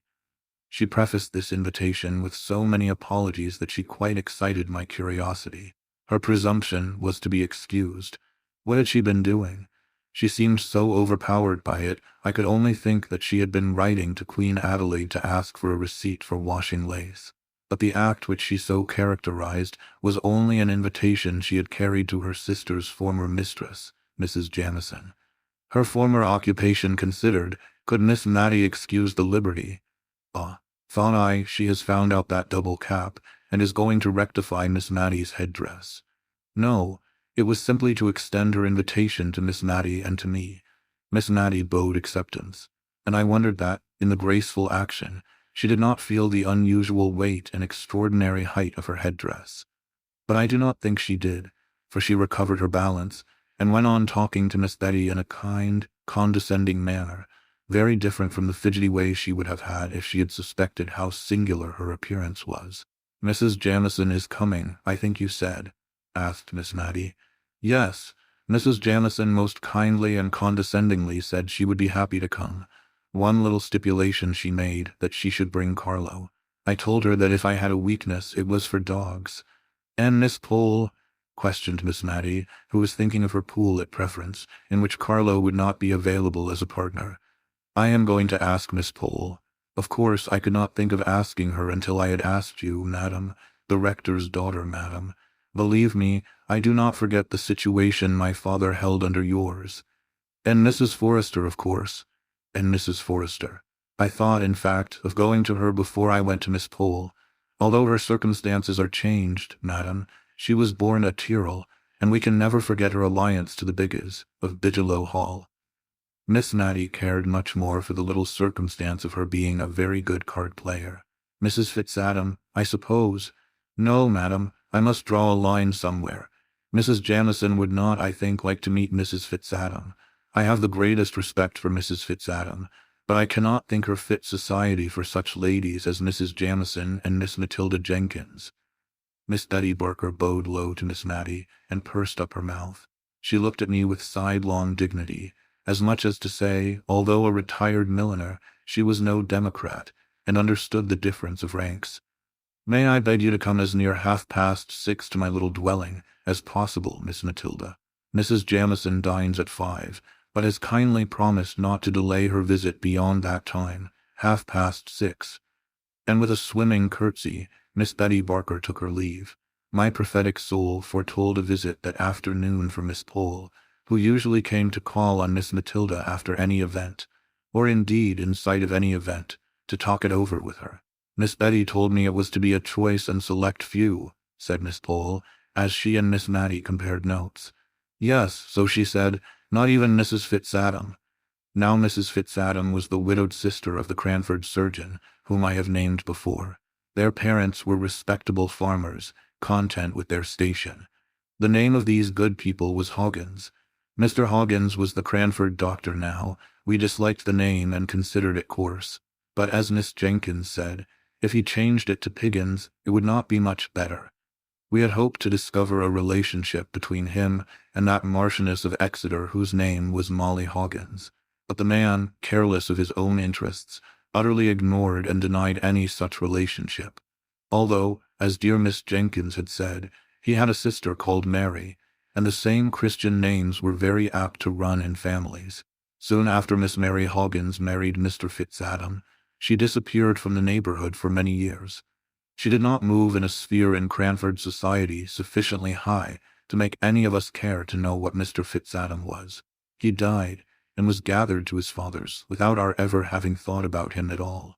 And then Mrs. Fitzadam reappeared in Cranford, as bold as a lion. Miss Pole said, a well-to-do widow, dressed in rustling black silk, so soon after her husband's death that poor Miss Jenkins was justified in the remark she made, that Bombazine would have shown a deeper sense of her loss. I remember the convocation of ladies who assembled to decide whether or not Mrs. Fitzadam should be called upon by the old blue-blooded inhabitants of Cranford. She had taken a large rambling house, which had been usually considered to confer a patent of gentility upon its tenant, because, once upon a time, 70 or 80 years before, the spinster daughter of an earl had resided in it. I am not sure if the inhabiting this house was not also believed to convey some unusual power of intellect, for the earl's daughter, Lady Jane, had a sister, Lady Anne, who had married a general officer in the time of the American War, and this general officer had written 1 or 2 comedies, which were still acted on the London boards, and which, when we saw them advertised, made us all draw up, and feel that Drury Lane was paying a very pretty compliment to Cranford. Still, it was not at all a settled thing that Mrs. Fitzadam was to be visited, when dear Miss Jenkins died. And with her, something of the clear knowledge of the strict code of gentility went out too. As Miss Pole observed, as most of the ladies of good family in Cranford were elderly spinsters, or widows without children, if we did not relax a little, and become less exclusive, by and by we should have no society at all. Mrs. Forrester continued on the same side. She had always understood that Fitz meant something aristocratic. There was Fitzroy. She thought that some of the king's children had been called Fitzroy, and there was Fitzclarence now. They were the children of dear good King William IV. Fitzadam, it was a pretty name, and she thought it very probably meant child of Adam. No one who had not some good blood in their veins would dare to be called Fitz. There was a deal in a name. She had had a cousin who spelt his name with two little FFS, F. Fawkes, and he always looked down upon capital letters and said they belonged to lately invented families. She had been afraid he would die a bachelor, he was so very choice. When he met with a Mrs. F. Farringdon at a watering place, he took to her immediately, and a very pretty genteel woman she was, a widow with a very good fortune. And my cousin, Mr. F. Fawkes, married her, and it was all owing to her two little FFS. Mrs. Fitzadam did not stand a chance of meeting with a Mr. Fitzanything in Cranford, so that could not have been her motive for settling there. Miss Mattie thought it might have been the hope of being admitted into the society of the place, which would certainly be a very agreeable rise for ci devant Miss Hoggins. And if this had been her hope, it would be cruel to disappoint her. So everybody called upon Mrs. Fitzadam, everybody but Mrs. Jamieson, who used to show how honorable she was by never seeing Mrs. Fitzadam when they met at the Cranford parties. There would be only 8 or 10 ladies in the room, and Mrs. Fitzadam was the largest of all, and she invariably used to stand up when Mrs. Jamieson came in, and curtsy very low to her whenever she turned in her direction. So low, in fact, that I think Mrs. Jamieson must have looked at the wall above her, for she never moved a muscle of her face, no more than if she had not seen her. Still Mrs. Fitzadam persevered. The spring evenings were getting bright and long when 3 or 4 ladies in calashes met at Miss Barker's door. Do you know what a calash is? It is a covering worn over caps, not unlike the heads fastened on old-fashioned gigs, but sometimes it is not quite so large. This kind of headgear always made an awful impression on the children in Cranford, and now 2 or 3 left off their play in the quiet sunny little street, and gathered in wondering silence round Miss Pole, Miss Mattie, and myself.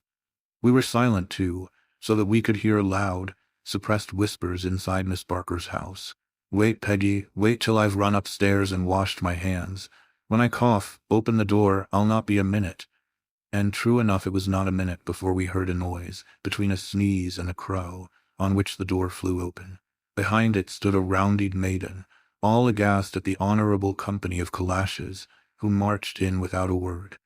She recovered presence of mind enough to usher us into a small room, which had been the shop, but was now converted into a temporary dressing-room. There we unpinned and shook ourselves, and arranged our features before the glass into a sweet and gracious company face. And then, bowing backwards with, "After you, ma'am," we allowed Mrs. Forrester to take precedence up the narrow staircase that led to Miss Barker's drawing-room. There she sat, as stately and composed as though we had never heard that odd-sounding cough, from which her throat must have been even then sore and rough. Kind, gentle, shabbily dressed Mrs. Forrester was immediately conducted to the second place of honor, a seat arranged something like Prince Albert's near the Queen's, good, but not so good. The place of preeminence was, of course, reserved for the Honorable Mrs. Jamieson, who presently came panting up the stairs, Carlo rushing round her on her progress, as if he meant to trip her up. And now Miss Betty Barker was a proud and happy woman. She stirred the fire and shut the door and sat as near to it as she could, quite on the edge of her chair. When Peggy came in, tottering under the weight of the tea-tray, I noticed that Miss Barker was sadly afraid lest Peggy should not keep her distance sufficiently. She and her mistress were on very familiar terms in their everyday intercourse, and Peggy wanted now to make several little confidences to her, which Miss Barker was on thorns to hear, but which she thought it her duty, as a lady, to repress. So she turned away from all Peggy's asides and signs, but she made 1 or 2 very malapropos answers to what was said, and at last, seized with a bright idea, she exclaimed, "Poor, sweet Carlo, I'm forgetting him. Come downstairs with me, poor itty doggy, and it shall have its tea, it shall." In a few minutes she returned, bland and benignant as before, but I thought she had forgotten to give the poor itty doggy anything to eat, judging by the avidity with which he swallowed down chance pieces of cake. The tea tray was abundantly loaded. I was pleased to see it, I was so hungry, but I was afraid the ladies present might think it vulgarly heaped up. I know they would have done at their own houses, but somehow the heaps disappeared here. I saw Mrs. Jamison eating seed cake, slowly and considerately, as she did everything, and I was rather surprised, for I knew she had told us, on the occasion of her last party, that she never had it in her house. It reminded her so much of scented soap. She always gave us Savoy biscuits. However, Mrs. Jamison was kindly indulgent to Miss Barker's want of knowledge of the customs of high life, and to spare her feelings, ate 3 large pieces of seed cake, with a placid, ruminating expression of countenance, not unlike a cow's. After tea there was some little demur and difficulty. We were 6 in number, 4 could play at preference, and for the other 2 there was cribbage.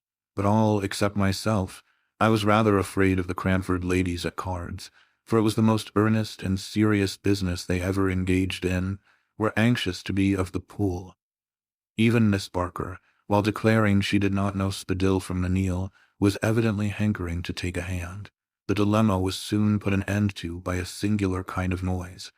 If a baron's daughter-in-law could ever be supposed to snore, I should have said Mrs. Jamison did so then, for, overcome by the heat of the room, and inclined to doze by nature, the temptation of that very comfortable armchair had been too much for her, and Mrs. Jamison was nodding. Once or twice she opened her eyes with an effort, and calmly but unconsciously smiled upon us. But by and by, even her benevolence was not equal to this exertion, and she was sound asleep.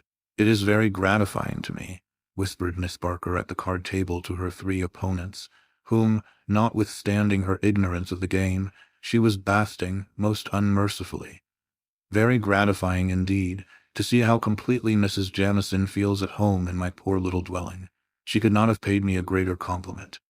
Miss Barker provided me with some literature in the shape of 3 or 4 handsomely bound fashion books 10 or 12 years old, observing, as she put a little table and a candle for my especial benefit, that she knew young people liked to look at pictures. Carlo lay and snorted, and started at his mistress's feet. He, too, was quite at home. The card table was an animated scene to watch. 4 ladies' heads, with niddle-noddling caps, all nearly meeting over the middle of the table in their eagerness to whisper quick enough and loud enough. And every now and then came Miss Barker's, "Hush, ladies. If you please, hush. Mrs. Jamison is asleep." It was very difficult to steer clear between Mrs. Forrester's deafness and Mrs. Jamison's sleepiness, but Miss Barker managed her arduous task well. She repeated the whisper to Mrs. Forrester, distorting her face considerably in order to show, by the motions of her lips, what was said, and then she smiled kindly all round at us, and murmured to herself, "Very gratifying indeed. I wish my poor sister had been alive to see this day." Presently the door was thrown wide open. Carlo started to his feet, with a loud snapping bark, and Mrs. Jamison awoke. Or, perhaps, she had not been asleep.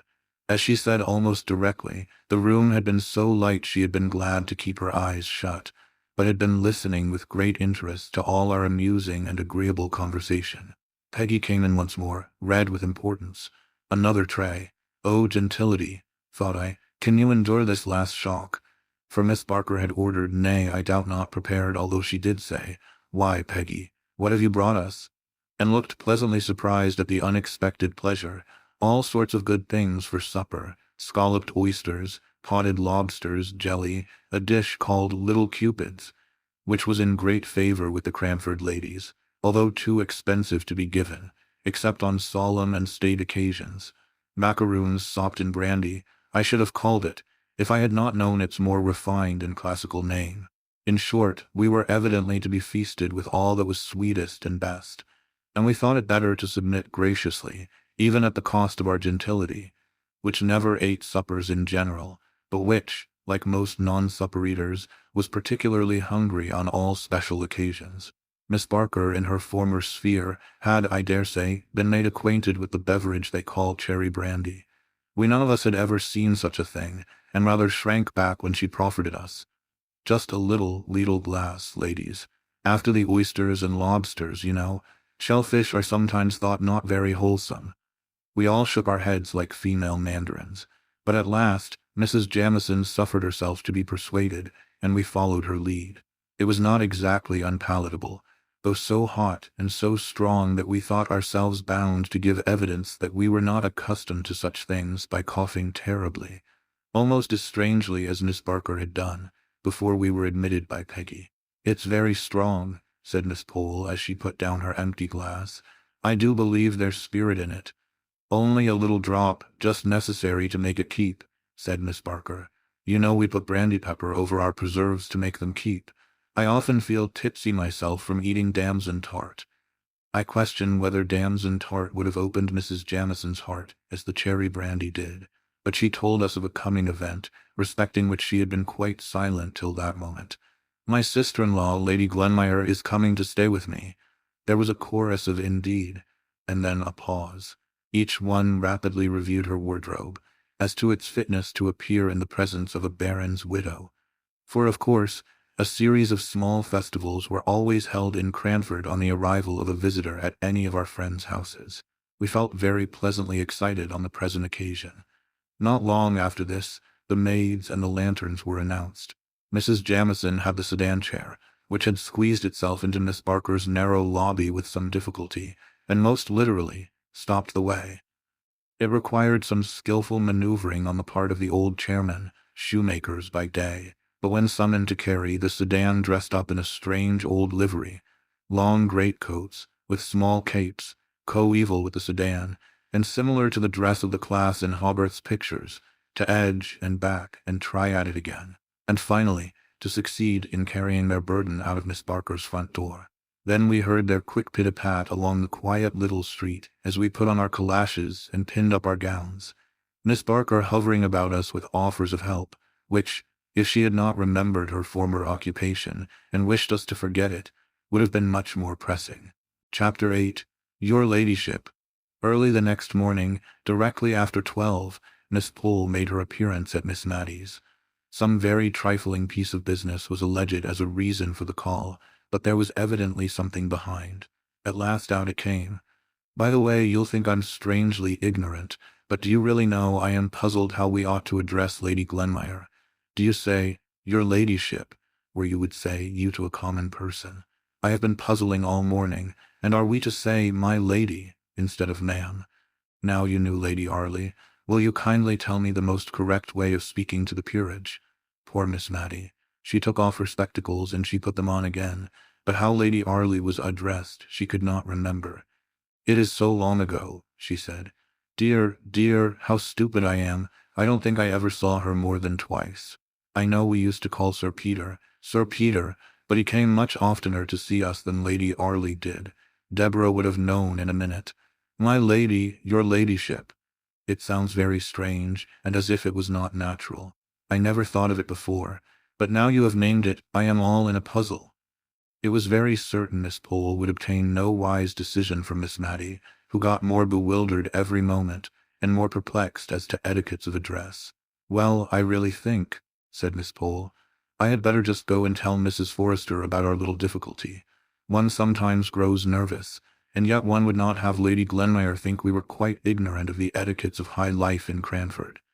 And will you just step in here, dear Miss Pole, as you come back, please, and tell me what you decide upon. Whatever you and Mrs. Forrester fix upon will be quite right, I'm sure." "Lady Arley, Sir Peter," said Miss Mattie to herself, trying to recall the old forms of words. "Who is Lady Glenmire?" asked I. "Oh, she's the widow of Mr. Jamison. That's Mrs. Jamison's late husband, you know, widow of his eldest brother. Mrs. Jamison was a Miss Walker, daughter of Governor Walker. Your ladyship. My dear, if they fix on that way of speaking, you must just let me practice a little on you first, for I shall feel so foolish and hot saying it the first time to Lady Glenmire." It was really a relief to Miss Mattie when Mrs. Jamison came on a very unpolite errand. I noticed that apathetic people have more quiet impertinence than others, and Mrs. Jamison came now to insinuate pretty plainly that she did not particularly wish that the Cranford ladies should call upon her sister-in-law. I can hardly say how she made this clear, for I grew very indignant and warm, while with slow deliberation she was explaining her wishes to Miss Matty, who, a true lady herself, could hardly understand the feeling which made Mrs. Jamieson wish to appear to her noble sister-in-law as if she only visited county families. Miss Matty remained puzzled and perplexed long after I had found out the object of Mrs. Jamieson's visit. When she did understand the drift of the honorable lady's call, it was pretty to see with what quiet dignity she received the intimation thus uncourteously given. She was not in the least hurt. She was of too gentle a spirit for that, nor was she exactly conscious of disapproving of Mrs. Jamieson's conduct. But there was something of this feeling in her mind, I am sure, which made her pass from the subject to others in a less flurried and more composed manner than usual. Mrs. Jamieson was, indeed, the more flurried of the two, and I could see she was glad to take her leave. A little while afterwards Miss Pole returned, red and indignant. "Well, to be sure, you've had Mrs. Jamieson here, I find from Martha, and we are not to call on Lady Glenmire." "Yes, I met Mrs. Jamieson halfway between here and Mrs. Forrester's, and she told me. She took me so by surprise, I had nothing to say. I wish I had thought of something very sharp and sarcastic. I dare say I shall tonight. And Lady Glenmire is but the widow of a Scotch baron after all." I went on to look at Mrs. Forrester's peerage, to see who this lady was, that is to be kept under a glass case. Widow of a Scotch peer, never sat in the House of Lords, and as poor as Job, I dare say, and she fifth daughter of some Mr. Campbell or other. You are the daughter of a rector, at any rate, and related to the Arleys, and Sir Peter might have been Viscount Arley, every one says. Miss Matty tried to soothe Miss Pole, but in vain. That lady, usually so kind and good-humoured, was now in a full flow of anger. "And I went and ordered a cap this morning, to be quite ready," said she at last, letting out the secret which gave sting to Mrs. Jamieson's intimation. "Mrs. Jamieson shall see if it is so easy to get me to make forth at a pool when she has none of her fine Scotch relations with her." In coming out of church, the first Sunday on which Lady Glenmire appeared in Cranford, we sedulously talked together, and turned our backs on Mrs. Jamieson and her guest. If we might not call on her, we would not even look at her, though we were dying with curiosity to know what she was like. We had the comfort of questioning Martha in the afternoon. Martha did not belong to a sphere of society whose observation could be an implied compliment to Lady Glenmire, and Martha had made good use of her eyes. "Well, ma'am, is it the little lady with Mrs. Jamieson, you mean? I thought you would like more to know how young Mrs. Smith was dressed, her being a bride." Mrs. Smith was the butcher's wife. Miss Pole said, "Good gracious me, as if we cared about a Mrs. Smith," but was silent as Martha resumed her speech. The little lady in Mrs. Jamieson's pew had on, ma'am, rather an old black silk, and a shepherd's plaid cloak, ma'am, and very bright black eyes she had, ma'am, and a pleasant, sharp face. Not over young, ma'am, but yet, I should guess, younger than Mrs. Jamieson herself. She looked up and down the church like a bird and nipped up her petticoats when she came out, as quick and sharp as ever I see. I'll tell you what, ma'am, she's more like Mrs. Deacon at the Coach and Horses, nor anyone." "Hush, Martha," said Miss Matty, "that's not respectful." "Isn't it, ma'am? I beg pardon, I'm sure, but Jem Hearn said so as well. He said she was just such a sharp, stirring sort of a body." "Lady," said Miss Pole. "Lady as Mrs. Deacon." Another Sunday passed away, and we still averted our eyes from Mrs. Jamieson and her guest, and made remarks to ourselves that we thought were very severe, almost too much so. Miss Matty was evidently uneasy at our sarcastic manner of speaking. Perhaps by this time Lady Glenmire had found out that Mrs. Jamieson's was not the gayest, liveliest house in the world. Perhaps Mrs. Jamieson had found out that most of the county families were in London, and that those who remained in the country were not so alive as they might have been to the circumstance of Lady Glenmire being in their neighbourhood. Great events spring out of small causes, so I will not pretend to say what induced Mrs. Jamieson to alter her determination of excluding the Cranford ladies, and send notes of invitation all round for a small party on the following Tuesday. Mr. Mulliner himself brought them round. He would always ignore the fact of there being a back door to any house, and gave a louder rat-tat than his mistress, Mrs. Jamieson. He had 3 little notes, which he carried in a large basket, in order to impress his mistress with an idea of their great weight, though they might easily have gone into his waistcoat pocket. Miss Mattie and I quietly decided that we would have a previous engagement at home. It was the evening on which Miss Mattie usually made candle lighters of all the notes and letters of the week, for on Mondays her accounts were always made straight, not a penny owing from the week before. So, by a natural arrangement, making candle lighters fell upon a Tuesday evening, and gave us a legitimate excuse for declining Mrs. Jamison's invitation.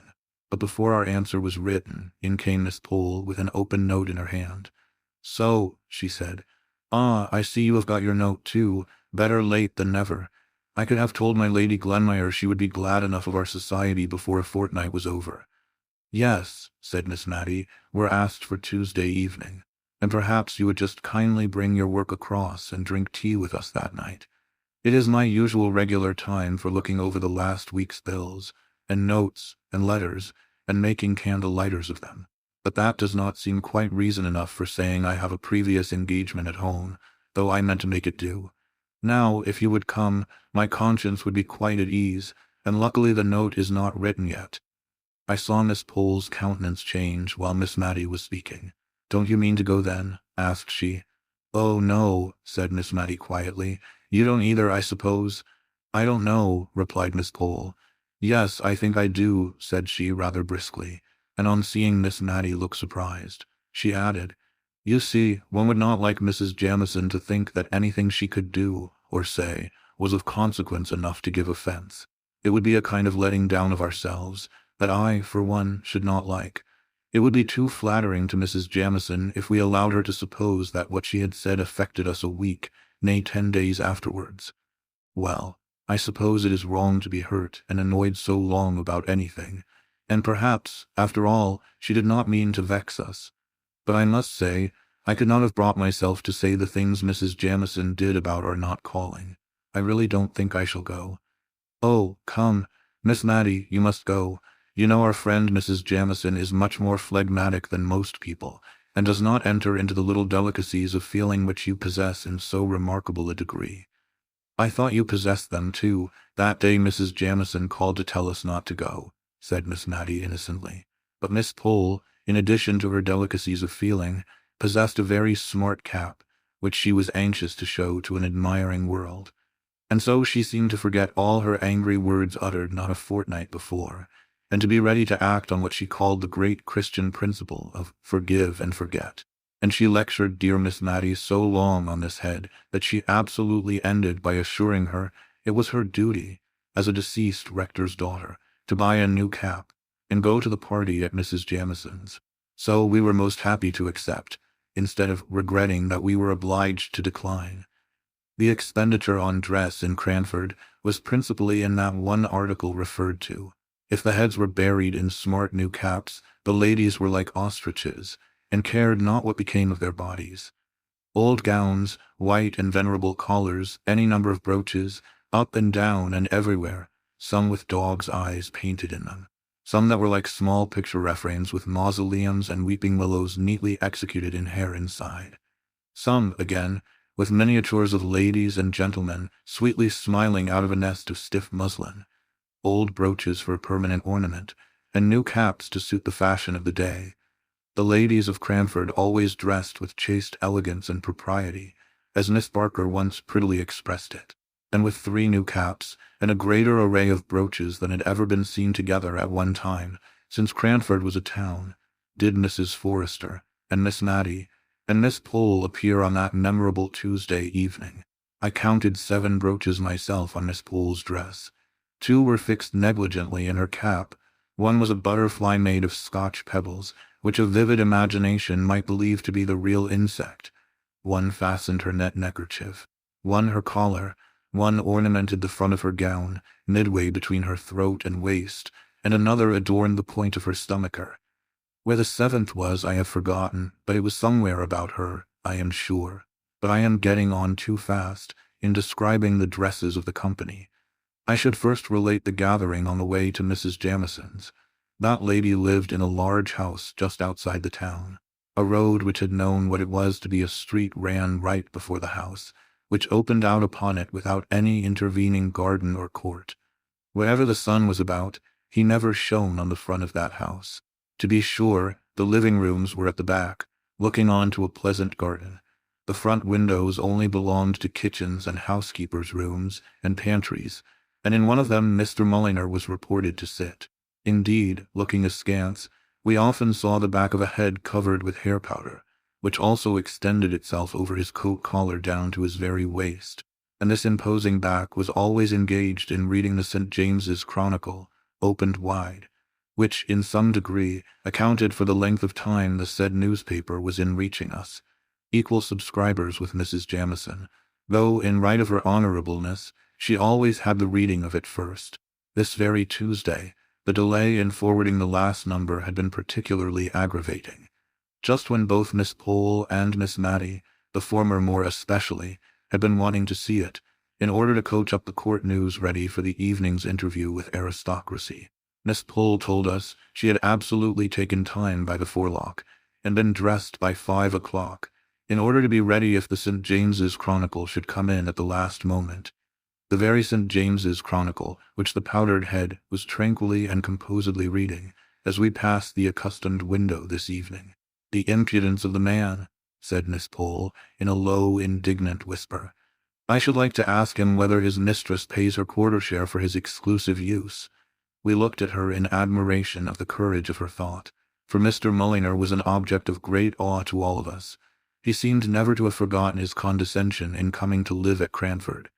Miss Jenkins, at times, had stood forth as the undaunted champion of her sex, and spoken to him on terms of equality, but even Miss Jenkins could get no higher. In his pleasantest and most gracious moods he looked like a sulky cockatoo. He did not speak except in gruff monosyllables.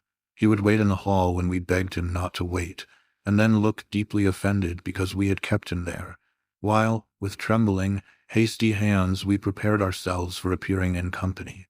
Miss Pole ventured on a small joke as we went upstairs, intended, though addressed to us, to afford Mr. Mulliner some slight amusement. We all smiled, in order to seem as if we felt at our ease, and timidly looked for Mr. Mulliner's sympathy.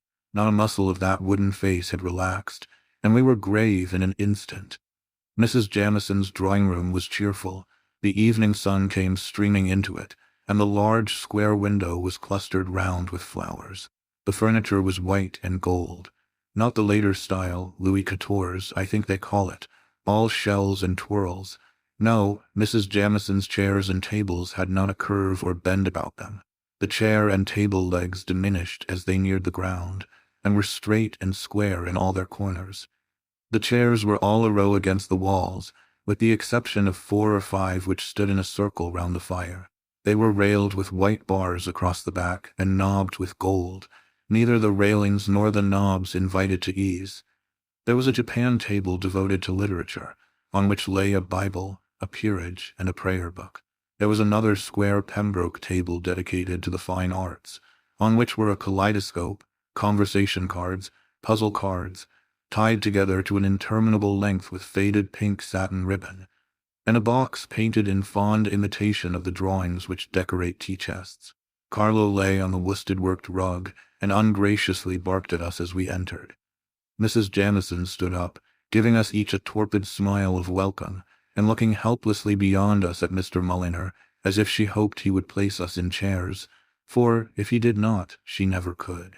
I suppose he thought we could find our way to the circle round the fire, which reminded me of Stonehenge. I don't know why.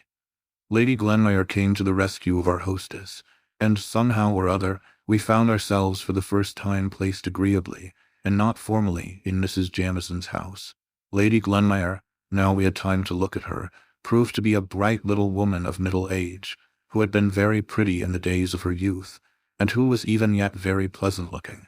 I saw Miss Pole appraising her dress in the first 5 minutes, and I take her word when she said the next day, "My dear, £10 would have purchased every stitch she had on, lace and all."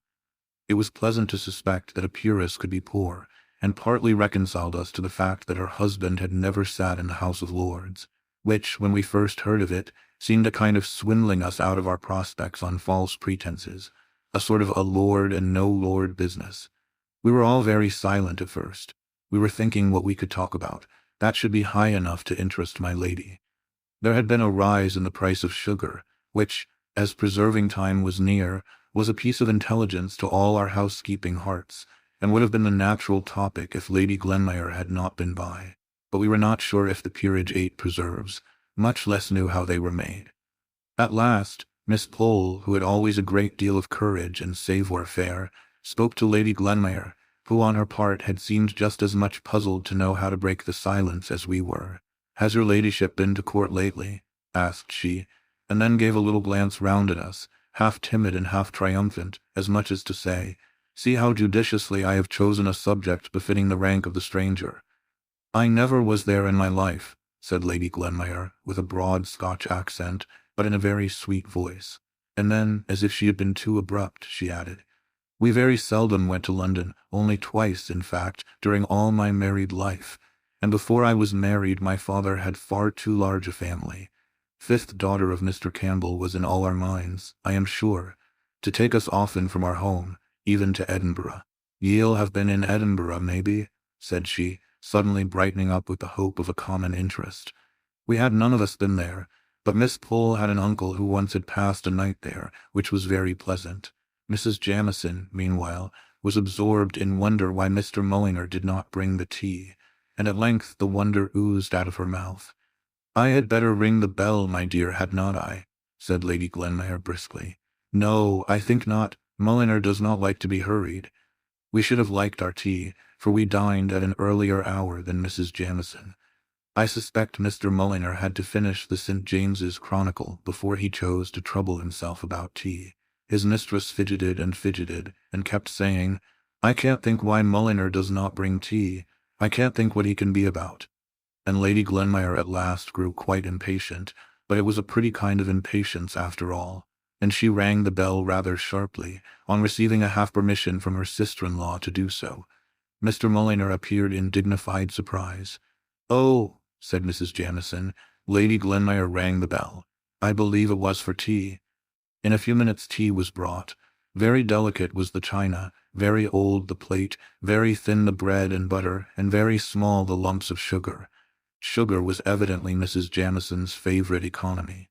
I question if the little filigree sugar tongs, made something like scissors, could have opened themselves wide enough to take up an honest, vulgar, good-sized piece. And when I tried to seize two little minikin pieces at once, so as not to be detected in too many returns to the sugar basin, they absolutely dropped one, with a little sharp clatter, quite in a malicious and unnatural manner. But before this happened we had had a slight disappointment. In the little silver jug was cream, in the larger one was milk. As soon as Mr. Mullinger came in, Carlo began to beg, which was a thing our manners forbade us to do, though I am sure we were just as hungry. And Mrs. Jamieson said she was certain we would excuse her if she gave her poor dumb Carlo his tea first. She accordingly mixed a saucerful for him, and put it down for him to lap, and then she told us how intelligent and sensible the dear little fellow was. He knew cream quite well, and constantly refused tea with only milk in it. So the milk was left for us, but we silently thought we were quite as intelligent and sensible as Carlo, and felt as if insult were added to injury when we were called upon to admire the gratitude evinced by his wagging his tail for the cream which should have been ours. After tea, we thawed down into common life subjects.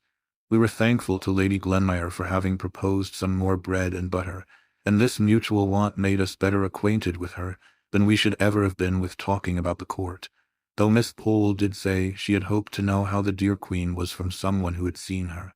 The friendship begun over bread and butter extended on to cards. Lady Glenmire played preference to admiration, and was a complete authority as to ombre and quadrille. Even Miss Pole quite forgot to say "my lady" and "your ladyship," and said basto, "Ma'am, you have the dill, I believe," just as quietly as if we had never held the great Cranford Parliament on the subject of the proper mode of addressing a peeress. As a proof of how thoroughly we had forgotten that we were in the presence of one who might have sat down to tea with a coronet, instead of a cap, on her head, Mrs. Forrester related a curious little fact to Lady Glenmire, an anecdote known to the circle of her intimate friends, but of which even Mrs. Jamieson was not aware. It related to some fine old lace, the sole relic of better days, which Lady Glenmire was admiring on Mrs. Forrester's collar. "Yes," said that lady, "such lace cannot be got now for either love or money. Made by the nuns abroad, they tell me. They say that they can't make it now even there. But perhaps they can, now they've passed the Catholic Emancipation Bill. I should not wonder. But in the meantime I treasure up my lace very much. I daren't even trust the washing of it to my maid, the little charity schoolgirl I have named before, but who sounded well as my maid. I always wash it myself, and once it had a narrow escape. Of course, your ladyship knows that such lace must never be starched or ironed. Some people wash it in sugar and water, and some in coffee, to make it the right yellow color. But I myself have a very good receipt for washing it in milk, which stiffens it enough, and gives it a very good creamy color. Well, ma'am, I had tacked it together, and the beauty of this fine lace is that, when it is wet, it goes into a very little space, and put it to soak in milk, when unfortunately I left the room. On my return, I found Pussy on the table, looking very like a thief, but gulping very uncomfortably, as if she was half choked with something she wanted to swallow and could not. And, would you believe it? At first I pitied her and said, poor Pussy, till all at once I looked and saw the cup of milk empty, cleaned out. "You naughty cat," said I, and I believe I was provoked enough to give her a slap, which did no good, but only helped the lace down, just as one slaps a choking child on the back. I could have cried, I was so vexed, but I determined I would not give the lace up without a struggle for it. I hoped the lace might disagree with her, at any rate, but it would have been too much for Job if he had seen, as I did, that cat come in, quite placid and purring, not a quarter of an hour after, and almost expecting to be stroked. "No, Pussy," said I, "if you have any conscience you ought not to expect that." And then a thought struck me, and I rang the bell for my maid, and sent her to Mr. Hoggins, with my compliments, and would he be kind enough to lend me one of his top boots for an hour. I did not think there was anything odd in the message, but Jenny said the young men in the surgery laughed as if they would be ill at my wanting a top boot. When it came, Jenny and I put Pussy in, with her 4 feet straight down, so that they were fastened, and could not scratch, and we gave her a teaspoonful of currant jelly in which, your ladyship must excuse me, I had mixed some tartar emetic. I shall never forget how anxious I was for the next half-hour. I took Pussy to my own room, and spread a clean towel on the floor. I could have kissed her when she returned the lace to sight, very much as it had gone down. Jenny had boiling water ready, and we soaked it, and spread it on a lavender bush in the sun before I could touch it again, even to put it in milk. But now your ladyship would never guess that it had been in Pussy's inside. We found out, in the course of the evening, that Lady Glenmire was going to pay Mrs. Jamieson a long visit, as she had given up her apartments in Edinburgh, and had no ties to take her back there in a hurry. On the whole, we were rather glad to hear this, for she had made a pleasant impression upon us, and it was also very comfortable to find, from things which dropped out in the course of conversation, that, in addition to many other genteel qualities, she was far removed from the vulgarity of wealth. "Don't you find it very unpleasant walking?" asked Mrs. Jamieson, as our respective servants were announced. It was a pretty regular question from Mrs. Jamieson, who had her own carriage in the coach-house, and always went out in a sedan chair to the very shortest distances. The answers were nearly as much a matter of course. "Oh dear, no. It is so pleasant and still at night. Such a refreshment after the excitement of a party. The stars are so beautiful." This last was from Miss Matty. "Are you fond of astronomy?" Lady Glenmire asked. "Not very," replied Miss Matty, rather confused at the moment to remember which was astronomy and which was astrology. But the answer was true under either circumstance, for she read, and was slightly alarmed at Francis Moore's astrological predictions. And as to astronomy, in a private and confidential conversation, she had told me she never could believe that the earth was moving constantly, and that she would not believe it if she could. It made her feel so tired and dizzy whenever she thought about it. In our patents, we picked our way home with extra care that night. So refined and delicate were our perceptions after drinking tea with my lady. Chapter 9.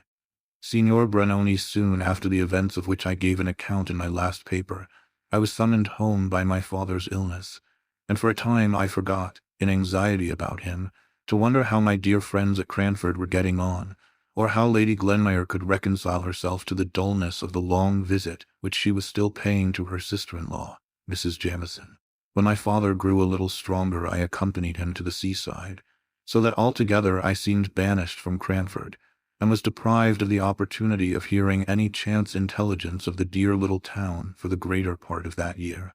Late in November, when we had returned home again, and my father was once more in good health, I received a letter from Miss Matty, and a very mysterious letter it was. She began many sentences without ending them, running them one into another, in much the same confused sort of way in which written words run together on blotting paper. All I could make out was that, if my father was better, which she hoped he was, and would take warning and wear a greatcoat from Michaelmas to Lady Day, if turbans were in fashion, could I tell her, such a piece of gaiety was going to happen as had not been seen or known of since Wanwell's lions came, when one of them ate a little child's arm, and she was, perhaps, too old to care about dress, but a new cap she must have, and having heard that turbans were worn, and some of the county families likely to come, she would like to look tidy, if I would bring her a cap from the milliner I employed. And oh, dear, how careless of her to forget that she wrote to beg I would come and pay her a visit next Tuesday, when she hoped to have something to offer me in the way of amusement, which she would not now more particularly describe. Only sea green was her favorite color. So she ended her letter, but in a P.S. she added, she thought she might as well tell me what was the peculiar attraction to Cranford just now. Signor Brunoni was going to exhibit his wonderful magic in the Cranford Assembly Rooms on Wednesday and Friday evening in the following week. I was very glad to accept the invitation from my dear Miss Matty, independently of the conjurer, and most particularly anxious to prevent her from disfiguring her small, gentle, mousy face with a great Saracen's head turban. And accordingly I bought her a pretty, neat, middle-aged cap, which, however, was rather a disappointment to her, when, on my arrival, she followed me into my bedroom, ostensibly to poke the fire, but in reality, I do believe, to see if the sea-green turban was not inside the cap-box with which I had travelled. It was in vain that I twirled the cap round on my hand to exhibit back and side fronts. Her heart had been set upon a turban, and all she could do was to say, with resignation in her look and voice, "I am sure you did your best, my dear. It is just like the caps all the ladies in Cranford are wearing, and they have had theirs for a year, I dare say. I should have liked something newer, I confess, something more like the turbans Miss Betty Barker tells me Queen Adelaide wears, but it is very pretty, my dear, and I dare say lavender will wear better than sea green. Well, after all, what is dress, that we should care anything about it? You'll tell me if you want anything, my dear. Here is the bell. I suppose turbans have not got down to Drumble yet." So saying, the dear old lady gently bemoaned herself out of the room, leaving me to dress for the evening, when, as she informed me, she expected Miss Pole and Mrs. Forrester, and she hoped I should not feel myself too much tired to join the party. Of course I should not, and I made some haste to unpack and arrange my dress. But, with all my speed, I heard the arrivals and the buzz of conversation in the next room before I was ready. Just as I opened the door, I caught the words, "I was foolish to expect anything very genteel out of the Drumble shops. Poor girl, she did her best, I've no doubt. But for all that, I had rather that she blamed Drumble and me than disfigured herself with a turban. Miss Pole was always the person, in the trio of Cranford ladies now assembled, to have had adventures. She was in the habit of spending the morning in rambling from shop to shop, not to purchase anything, except an occasional reel of cotton or a piece of tape, but to see the new articles and report upon them, and to collect all the stray pieces of intelligence in the town. She had a way, too, of demurely popping hither and thither into all sorts of places to gratify her curiosity on any point, a way which, if she had not looked so very genteel and prim, might have been considered impertinent. And now, by the expressive way in which she cleared her throat, and waited for all minor subjects, such as caps and turbans, to be cleared off the course, we knew she had something very particular to relate. When the due pause came, and I defy any people possessed of common modesty to keep up a conversation long, where one among them sits up aloft in silence, looking down upon all the things they chance to say as trivial and contemptible compared to what they could disclose, if properly entreated. Miss Pole began. "As I was stepping out of Gordon's shop today, I chanced to go into the George. My Betty has a second cousin who is chambermaid there, and I thought Betty would like to hear how she was. And not seeing anyone about, I strolled up the staircase, and found myself in the passage leading to the assembly room. You and I remember the assembly room, I am sure, Miss Mattie, and the minuets de la cour." So I went on, not thinking of what I was about, when all at once I perceived that I was in the middle of the preparations for tomorrow night, the room being divided with great clothes-maids, over which Crosby's men were tacking red flannel. Very dark and odd it seemed. It quite bewildered me, and I was going on behind the screens, in my absence of mind, when a gentleman, quite the gentleman, I can assure you, stepped forwards and asked if I had any business he could arrange for me. He spoke such pretty broken English, I could not help thinking of Thaddeus of Warsaw, and the Hungarian brothers and Santo Sebastiani, and while I was busy picturing his past life to myself, he had bowed me out of the room. But wait a minute, you have not heard half my story yet. I was going downstairs, when who should I meet but Betty's second cousin. So of course I stopped to speak to her for Betty's sake, and she told me that I had really seen the conjurer. The gentleman who spoke broken English was Signor Brunoni himself. Just at this moment he passed us on the stairs, making such a graceful bow, in reply to which I dropped a curtsy. All foreigners have such polite manners, one catches something of it. But when he had gone downstairs, I bethought me that I had dropped my glove in the assembly room. It was safe in my muff all the time, but I never found it till afterwards. So I went back, and just as I was creeping up the passage left on one side of the great screen that goes nearly across the room, who should I see but the very same gentleman that had met me before, and passed me on the stairs, coming now forwards from the inner part of the room, to which there is no entrance. You remember, Miss Mattie, and just repeating in his pretty broken English the inquiry if I had any business there. I don't mean that he put it quite so bluntly, but he seemed very determined that I should not pass the screen. So, of course, I explained about my glove, which, curiously enough, I found at that very moment. Miss Pole then had seen the conjurer, the real live conjurer, and numerous were the questions we all asked her. Had he a beard? Was he young or old? Fair or dark? Did he look? Unable to shape my question prudently, I put it in another form. How did he look? In short, Miss Pole was the heroine of the evening, owing to her morning's encounter. If she was not the rose, that is to say the conjurer, she had been near it. Conjuration, sleight of hand, magic, witchcraft were the subjects of the evening. Miss Pole was slightly skeptical, and inclined to think there might be a scientific solution found for even the proceedings of the Witch of Endor. Mrs. Forrester believed everything, from ghosts to death watches. Miss Mattie ranged between the two, always convinced by the last speaker. I think she was naturally more inclined to Mrs. Forrester's side, but a desire of proving herself a worthy sister to Miss Jenkins kept her equally balanced. Miss Jenkins, who would never allow a servant to call the little rolls of tallow that formed themselves round candles winding sheets, but insisted on their being spoken of as roly-polies. A sister of hers to be superstitious. It would never do.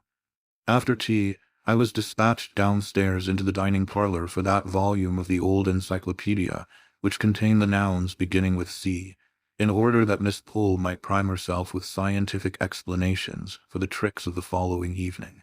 It spoilt the pool at preference which Miss Mattie and Mrs. Forrester had been looking forward to, for Miss Pole became so much absorbed in her subject, and the plates by which it was illustrated, that we felt it would be cruel to disturb her otherwise than by one or two well-timed yawns, which I threw in now and then, for I was really touched by the meek way in which the two ladies were bearing their disappointment.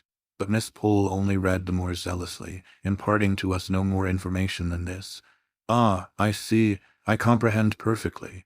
A represents the ball.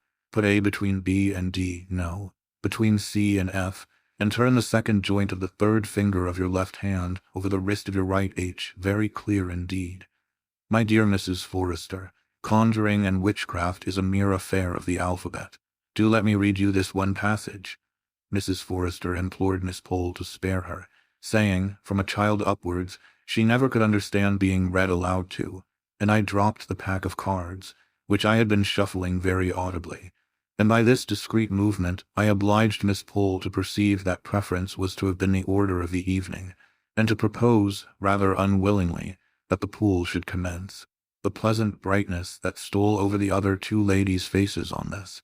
Miss Matty had one or two twinges of self-reproach for having interrupted Miss Pole in her studies, and did not remember her cards well, or give her full attention to the game, until she had soothed her conscience by offering to lend the volume of the encyclopedia to Miss Pole, who accepted it thankfully, and said Betty should take it home when she came with the lantern. The next evening we were all in a little gentle flutter at the idea of the gaiety before us. Miss Matty went up to dress betimes, and hurried me until I was ready, when we found we had an hour and a half to wait before the doors opened at 7 precisely, and we had only 20 yards to go. However, as Miss Matty said, it would not do to get too much absorbed in anything and forget the time, so she thought we had better sit quietly, without lighting the candles, till 5 minutes to 7. So Miss Matty dozed, and I knitted. At length we set off, and at the door under the carriageway at the George, we met Mrs. Forrester and Miss Pole. The latter was discussing the subject of the evening with more vehemence than ever, and throwing X's and B's at our heads like hailstones. She had even copied one or two of the receipts, as she called them, for the different tricks, on backs of letters, ready to explain and to detect Signor Brunoni's arts. We went into the cloakroom adjoining the assembly room. Miss Matty gave a sigh or two to her departed youth, and the remembrance of the last time she had been there, as she adjusted her pretty new cap before the strange, quaint old mirror in the cloakroom. The assembly room had been added to the inn about 100 years before by the different county families, who met together there once a month during the winter to dance and play at cards. Many a county beauty had first swung through the minuet that she afterwards danced before Queen Charlotte in this very room. It was said that one of the Gunnings had graced the apartment with her beauty. It was certain that a rich and beautiful widow, Lady Williams, had here been smitten with the noble figure of a young artist, who was staying with some family in the neighborhood for professional purposes, and accompanied his patrons to the Cranford assembly. And a pretty bargain poor Lady Williams had of her handsome husband, if all tales were true. Now, no beauty blushed and dimpled along the sides of the Cranford assembly room. No handsome artist won hearts by his bow, chapeau bras in hand. The old room was dingy. The salmon-colored paint had faded into a drab. Great pieces of plaster had chipped off from the fine wreaths and festoons on its walls.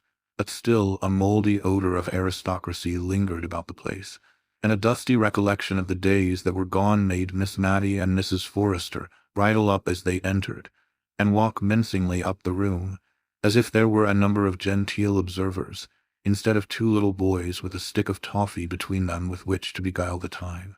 We stopped short at the second front row.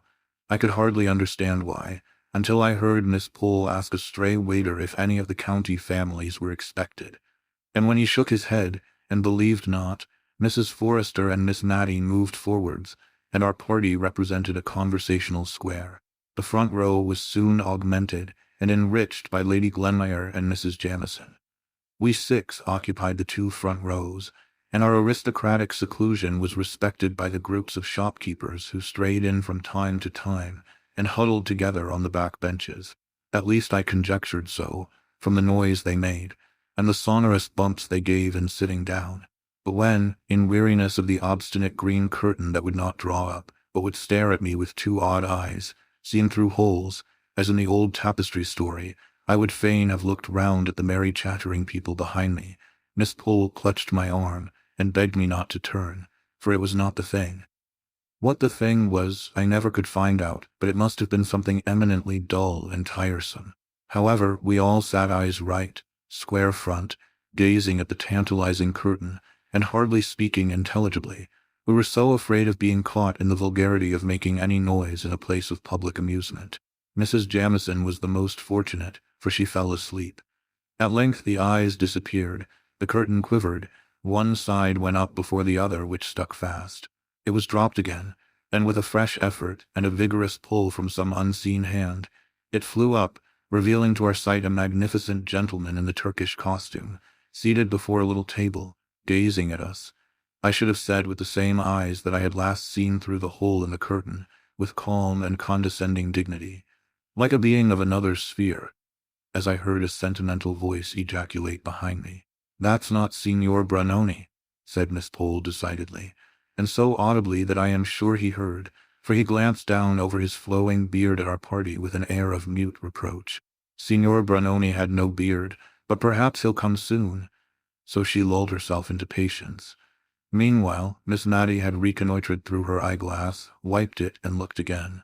Then she turned round and said to me in a kind, mild, sorrowful tone, "You see, my dear, turbans are worn." But we had no time for more conversation. The Grand Turk, as Miss Pole chose to call him, arose and announced himself as Signor Brunoni. "I don't believe him," exclaimed Miss Pole in a defiant manner. He looked at her again with the same dignified upbraiding in his countenance. "I don't," she repeated more positively than ever. Signor Brunoni had not got that muffy sort of thing about his chin, but looked like a close-shaved Christian gentleman. Miss Pole's energetic speeches had the good effect of wakening up Mrs. Jamieson, who opened her eyes wide, in sign of the deepest attention, a proceeding which silenced Miss Pole and encouraged the Grand Turk to proceed, which he did in very broken English, so broken that there was no cohesion between the parts of his sentences, a fact which he himself perceived at last, and so left off speaking and proceeded to action. Now we were astonished. How he did his tricks I could not imagine.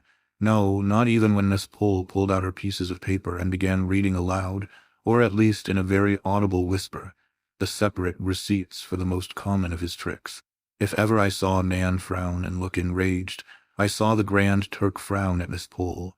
But, as she said, what could be expected but unchristian looks from a Mussulman?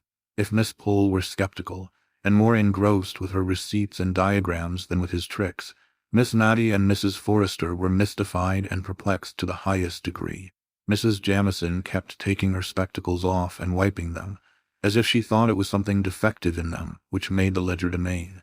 And Lady Glenmire, who had seen many curious sights in Edinburgh, was very much struck with the tricks, and would not at all agree with Miss Pole, who declared that anybody could do them with a little practice, and that she would herself undertake to do all he did, with 2 hours given to study the encyclopedia and make her third finger flexible. At last Miss Mattie and Mrs. Forrester became perfectly awestricken. They whispered together. I sat just behind them, so I could not help hearing what they were saying. Miss Mattie asked Mrs. Forrester if she thought it was quite right to have come to see such things.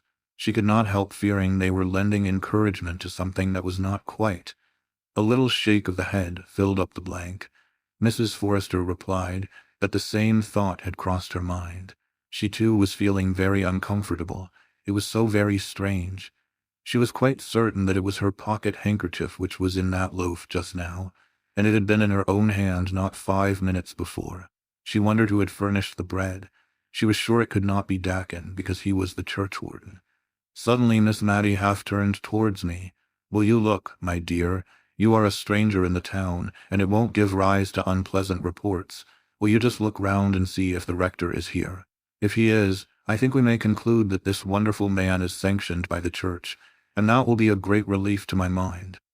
I looked, and I saw the tall, thin, dry, dusty rector, sitting surrounded by national school boys, guarded by troops of his own sex from any approach of the many Cranford spinsters. His kind face was all agape with broad smiles, and the boys around him were in chinks of laughing. I told Miss Mattie that the church was smiling approval, which set her mind at ease. I have never named Mr. Hayter, the rector, because I, as a well-to-do and happy young woman, never came in contact with him. He was an old bachelor, but as afraid of matrimonial reports getting abroad about him as any girl of 18, and he would rush into a shop or dive down an entry, sooner than encounter any of the Cranford ladies in the street. And as for the preference parties, I did not wonder at his not accepting invitations to them. To tell the truth, I always suspected Miss Pole of having given very vigorous chase to Mr. Hayter when he first came to Cranford, and not the less, because now she appeared to share so vividly in his dread lest her name should ever be coupled with his. He found all his interests among the poor and helpless. He had treated the national schoolboys this very night to the performance, and virtue was for once its own reward, for they guarded him right and left, and clung round him as if he had been the queen bee and they the swarm. He felt so safe in their environment that he could even afford to give our party a bow as we filed out. Miss Pole ignored his presence, and pretended to be absorbed in convincing us that we had been cheated, and had not seen Signor Brunoni after all. Chapter 10. The Panic. I think a series of circumstances dated from Signor Brunoni's visit to Cranford, which seemed at the time connected in our minds with him, though I don't know that he had anything really to do with them. All at once all sorts of uncomfortable rumors got afloat in the town. There were 1 or 2 robberies, real bona fide robberies, men had up before the magistrates and committed for trial, and that seemed to make us all afraid of being robbed. And for a long time, at Miss Mattie's, I know, we used to make a regular expedition all round the kitchens and cellars every night, Miss Mattie leading the way, armed with the poker, I following with the hearth-brush, and Martha carrying the shovel and fire-irons with which to sound the alarm.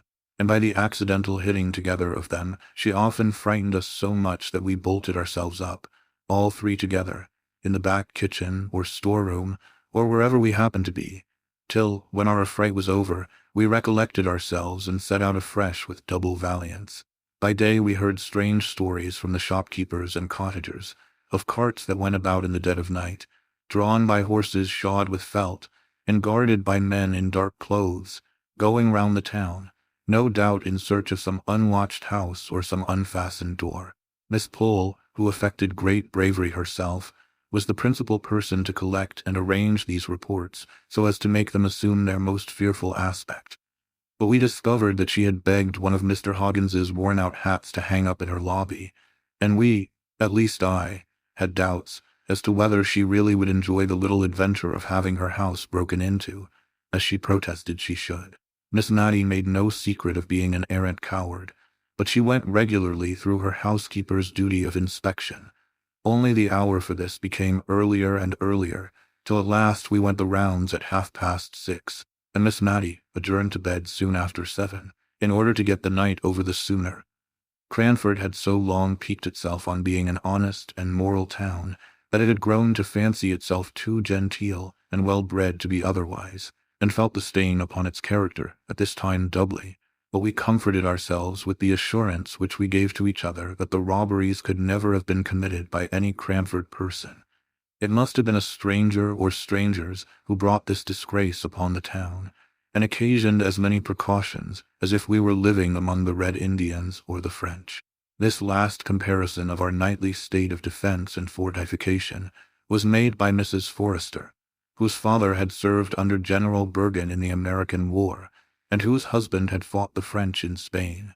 She indeed inclined to the idea that, in some way, the French were connected with the small thefts, which were ascertained facts, and the burglaries and highway robberies, which were rumors. She had been deeply impressed with the idea of French spies at some time in her life, and the notion could never be fairly eradicated, but sprang up again from time to time. And now her theory was this: the Cranford people respected themselves too much, and were too grateful to the aristocracy who were so kind as to live near the town, ever to disgrace their bringing up by being dishonest or immoral. Therefore we must believe that the robbers were strangers. If strangers, why not foreigners? If foreigners, who so likely as the French? Signor Brunoni spoke broken English like a Frenchman, and though he wore a turban like a Turk, Mrs. Forrester had seen a print of Madame de Staël with a turban on, and another of Mr. Denon in just such a dress as that in which the conjurer had made his appearance, showing clearly that the French, as well as the Turks, wore turbans. There could be no doubt Signor Brunoni was a Frenchman, a French spy come to discover the weak and undefended places of England, and doubtless he had his accomplices. For her part, she, Mrs. Forrester, had always had her own opinion of Miss Pole's adventure at the George Inn. Seeing 2 men, where only one was believed to be, French people had ways and means which, she was thankful to say, the English knew nothing about, and she had never felt quite easy in her mind about going to see that conjurer. It was rather too much like a forbidden thing, though the rector was there. In short, Mrs. Forrester grew more excited than we had ever known her before, and, being an officer's daughter and widow, we looked up to her opinion, of course.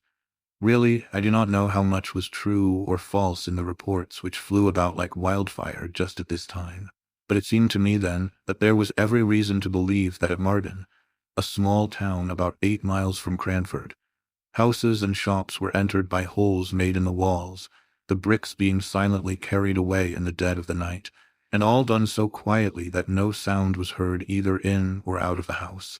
Miss Matty gave it up in despair when she heard of this.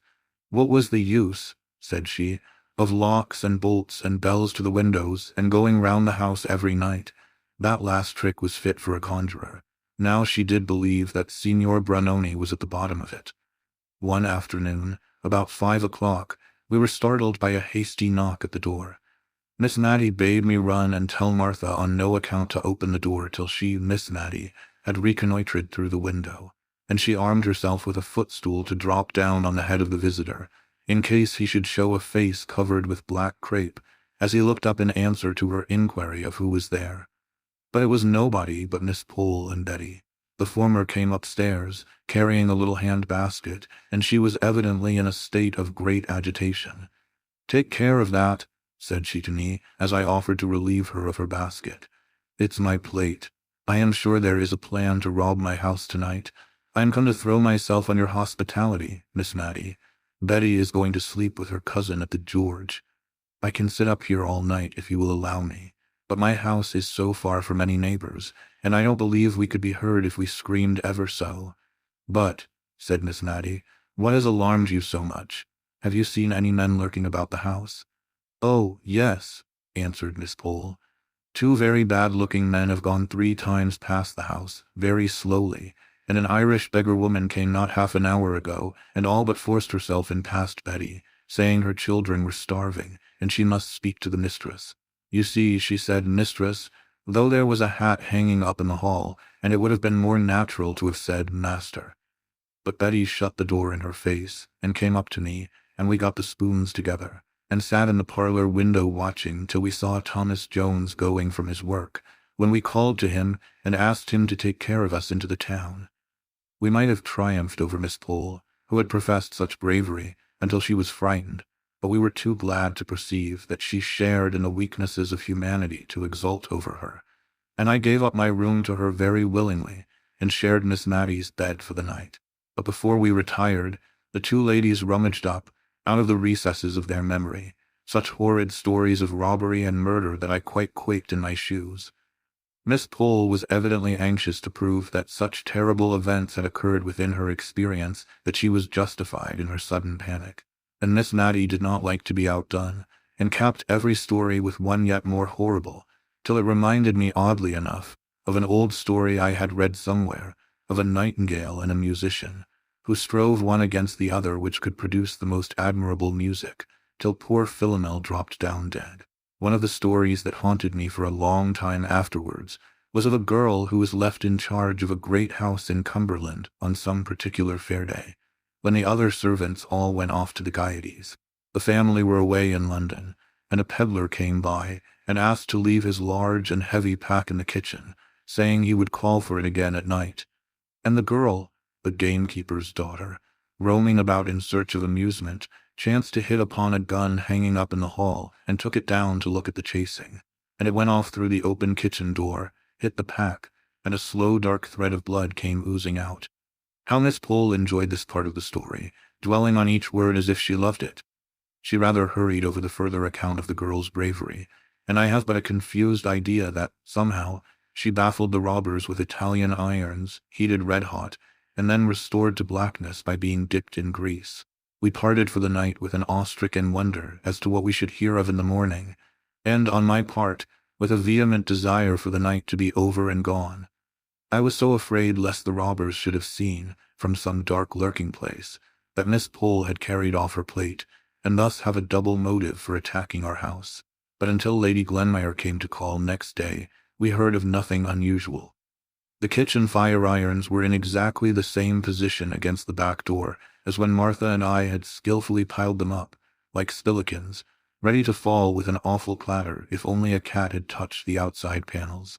I had wondered what we should all do if thus awakened and alarmed, and had proposed to Miss Matty that we should cover up our faces under the bedclothes, so that there should be no danger of the robbers thinking that we could identify them. But Miss Mattie, who was trembling very much, scouted this idea, and said we owed it to society to apprehend them, and that she should certainly do her best to lay hold of them and lock them up in the garret till morning.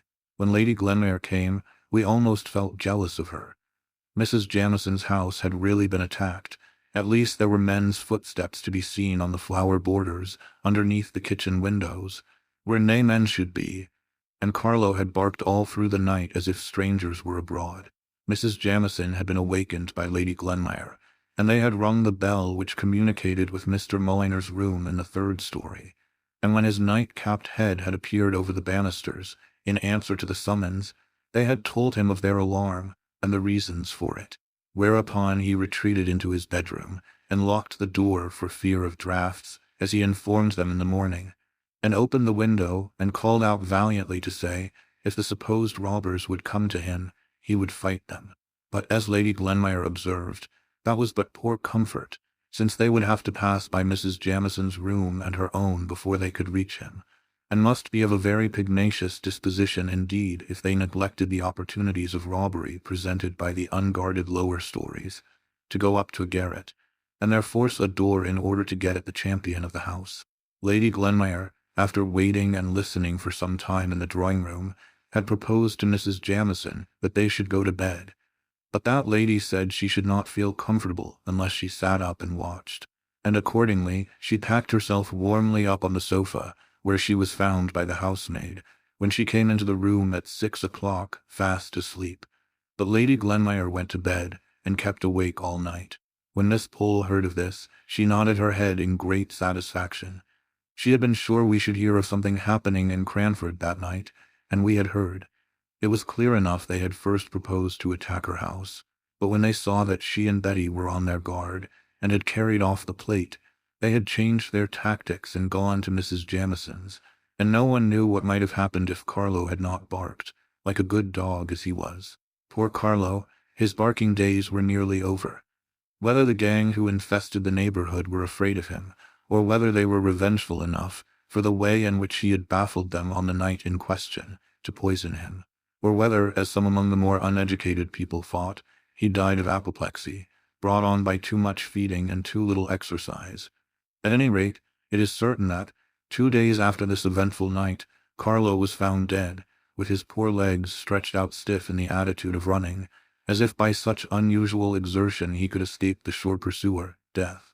We were all sorry for Carlo, the old familiar friend who had snapped at us for so many years, and the mysterious mode of his death made us very uncomfortable.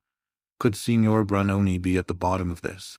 He had apparently killed a canary with only a word of command. His will seemed of deadly force. Who knew but what he might yet be lingering in the neighborhood, willing all sorts of awful things? We whispered these fancies among ourselves in the evenings, but in the mornings our courage came back with the daylight, and in a week's time we had got over the shock of Carlo's death, all but Mrs. Jamison. She, poor thing, felt it as she had felt no event since her husband's death. Indeed, Miss Pole said that as the Honorable Mr. Jamison drank a good deal, and occasioned her much uneasiness, it was possible that Carlo's death might be the greater affliction. But there was always a tinge of cynicism in Miss Pole's remarks. However, one thing was clear and certain: it was necessary for Mrs. Jamison to have some change of scene, and Mr. Mulliner was very impressive on this point, shaking his head whenever we inquired after his mistress, and speaking of her loss of appetite and bad nights very ominously, and with justice too, for if she had two characteristics in her natural state of health, they were a facility of eating and sleeping. If she could neither eat nor sleep, she must be indeed out of spirits and out of health. Lady Glenmire, who had evidently taken very kindly to Cranford, did not like the idea of Mrs. Jamison's going to Cheltenham, and more than once insinuated pretty plainly that it was Mr. Mulliner's doing, who had been much alarmed on the occasion of the house being attacked, and since had said, more than once, that he felt it a very responsible charge to have to defend so many women. Be that as it might, Mrs. Jamison went to Cheltenham, escorted by Mr. Mulliner, and Lady Glenmire remained in possession of the house, her ostensible office being to take care that the maid-servants did not pick up followers. She made a very pleasant-looking dragon, and as soon as it was arranged for her stay in Cranford, she found out that Mrs. Jamison's visit to Cheltenham was just the best thing in the world. She had let her house in Edinburgh, and was for the time houseless, so the charge of her sister-in-law's comfortable abode was very convenient and acceptable. Miss Pole was very much inclined to install herself as a heroine, because of the decided steps she had taken in flying from the 2 men and 1 woman, whom she entitled that murderous gang. She described their appearance in glowing colors, and I noticed that every time she went over the story, some fresh trait of villainy was added to their appearance. One was tall. He grew to be gigantic in height before we had done with him. He of course had black hair, and by and by it hung in elf locks over his forehead and down his back. The other was short and broad, and a hump sprouted out on his shoulder before we heard the last of him. He had red hair, which deepened into carroty, and she was almost sure he had a cast in the eye, a decided squint. As for the woman, her eyes glared, and she was masculine-looking, a perfect virago, most probably a man dressed in woman's clothes. Afterwards we heard of a beard on her chin and a manly voice and a stride. If Miss Pole was delighted to recount the events of that afternoon to all inquirers, others were not so proud of their adventures in the robbery line. Mr. Hoggins, the surgeon, had been attacked at his own door by 2 ruffians, who were concealed in the shadow of the porch, and so effectually silenced him that he was robbed in the interval between ringing his bell and the servants answering it. Miss Pole was sure it would turn out that this robbery had been committed by her men, and went the very day she heard the report to have her teeth examined and to question Mr. Hoggins. She came to us afterwards, so we heard what she had heard, straight and direct from the source, while we were yet in the excitement and flutter of the agitation caused by the first intelligence, for the event had only occurred the night before. "Well," said Miss Pole, sitting down with the decision of a person who has made up her mind as to the nature of life and the world, and such people never tread lightly or seat themselves without a bumpy. "Well, Miss Mattie, men will be men. Every mother's son of them wishes to be considered Samson and Solomon rolled into one, too strong ever to be beaten or discomfited, too wise ever to be outwitted. If you will notice, they have always foreseen events, though they never tell one for one's warning before the events happen. My father was a man, and I know the sex pretty well." She had talked herself out of breath, and we should have been very glad to fill up the necessary pause as chorus, but we did not exactly know what to say, or which man had suggested this diatribe against the sex, so we only joined in generally, with a grave shake of the head, and a soft murmur of "They are very incomprehensible, certainly." "Now, only think," said she. "There, I have undergone the risk of having one of my remaining teeth drawn, for one is terribly at the mercy of any surgeon-dentist, and I, for one, always speak them fair till I have got my mouth out of their clutches. And after all, Mr. Hoggins is too much of a man to own that he was robbed last night." "Not robbed!" exclaimed the chorus. "Don't tell me!" Miss Pole exclaimed, angry that we could be for a moment imposed upon. "I believe he was robbed, just as Betty told me, and he is ashamed to own it. And to be sure, it was very silly of him to be robbed just at his own door. I dare say he feels that such a thing won't raise him in the eyes of Cranford society, and is anxious to conceal it. But he need not have tried to impose upon me, by saying I must have heard an exaggerated account of some petty theft of a neck of mutton, which, it seems, was stolen out of the safe in his yard last week. He had the impertinence to add, he believed that that was taken by the cat. I have no doubt, if I could get at the bottom of it, it was that Irishman dressed up in woman's clothes, who came spying about my house, with the story about the starving children." After we had duly condemned the want of candor which Mr. Hoggins had evinced, and abused men in general, taking him for the representative in type, we got round to the subject about which we had been talking when Miss Pole came in, namely, how far, in the present disturbed state of the country, we could venture to accept an invitation which Miss Mattie had just received from Mrs. Forrester, to come as usual and keep the anniversary of her wedding day by drinking tea with her at 5 o'clock, and playing a quiet pool afterwards. Mrs. Forrester had said that she asked us with some diffidence, because the roads were, she feared, very unsafe. But she suggested that perhaps one of us would not object to take the sedan, and that the others, by walking briskly, might keep up with the long trot of the chairman, and so we might all arrive safely at Over Place, a suburb of the town. No, that is too large an expression. A small cluster of houses separated from Cranford by about 200 yards of a dark and lonely lane. There was no doubt but that a similar note was awaiting Miss Pole at home, so her call was a very fortunate affair, as it enabled us to consult together. We would all much rather have declined this invitation, but we felt that it would not be quite kind to Mrs. Forrester, who would otherwise be left to a solitary retrospect of her not very happy or fortunate life. Miss Natty and Miss Pole had been visitors on this occasion for many years, and now they gallantly determined to nail their colors to the mast, and to go through Darkness Lane rather than fail in loyalty to their friend. But when the evening came, Miss Natty, for it was she who was voted into the chair, as she had a cold, before being shut down in the sedan, like Jack in a box, implored the chairman, whatever might befall, not to run away and leave her fastened up there, to be murdered. And even after they had promised, I saw her tighten her features into the stern determination of a martyr, and she gave me a melancholy and ominous shake of the head through the glass. However, we got there safely, only rather out of breath, for it was who could trot hardest through Darkness Lane, and I am afraid poor Miss Matty was sadly jolted. Mrs. Forrester had made extra preparations, in acknowledgment of our exertion in coming to see her through such dangers. The usual forms of genteel ignorance as to what her servants might send up were all gone through, and harmony and preference seemed likely to be the order of the evening, but for an interesting conversation that began I don't know how, but which had relation, of course, to the robbers who infested the neighborhood of Cranford. Having braved the dangers of Darkness Lane, and thus having a little stock of reputation for courage to fall back upon, and also, I dare say, desirous of proving ourselves superior to men, videlis et Mr. Hoggins. In the article of candor, we began to relate our individual fears, and the private precautions we each of us took. I own that my pet apprehension was eyes looking at me, and watching me, glittering out from some dull, flat, wooden surface, and that if I dared to go up to my looking-glass when I was panic-stricken, I should certainly turn it round, with its back towards me, for fear of seeing eyes behind me looking out of the darkness. I saw Miss Matty nerving herself up for a confession, and at last out it came. She owned that, ever since she had been a girl, she had dreaded being caught by her last leg, just as she was getting into bed, by someone concealed under it.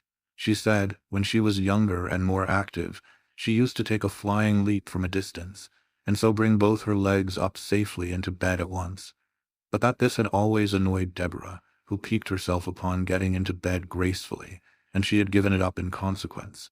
But now the old terror would often come over her, especially since Miss Pole's house had been attacked. We had got quite to believe in the fact of the attack having taken place, and yet it was very unpleasant to think of looking under a bed, and seeing a man concealed, with a great, fierce face staring out at you. So she had bethought herself of something. Perhaps I had noticed that she had told Martha to buy her a penny ball, such as children play with, and now she rolled this ball under the bed every night. If it came out on the other side, well and good. If not, she always took care to have her hand on the bell rope, and meant to call out John and Harry, just as if she expected men servants to answer her ring. We all applauded this ingenious contrivance, and Miss Matty sank back into satisfied silence, with a look at Mrs. Forrester, as if to ask for her private weakness.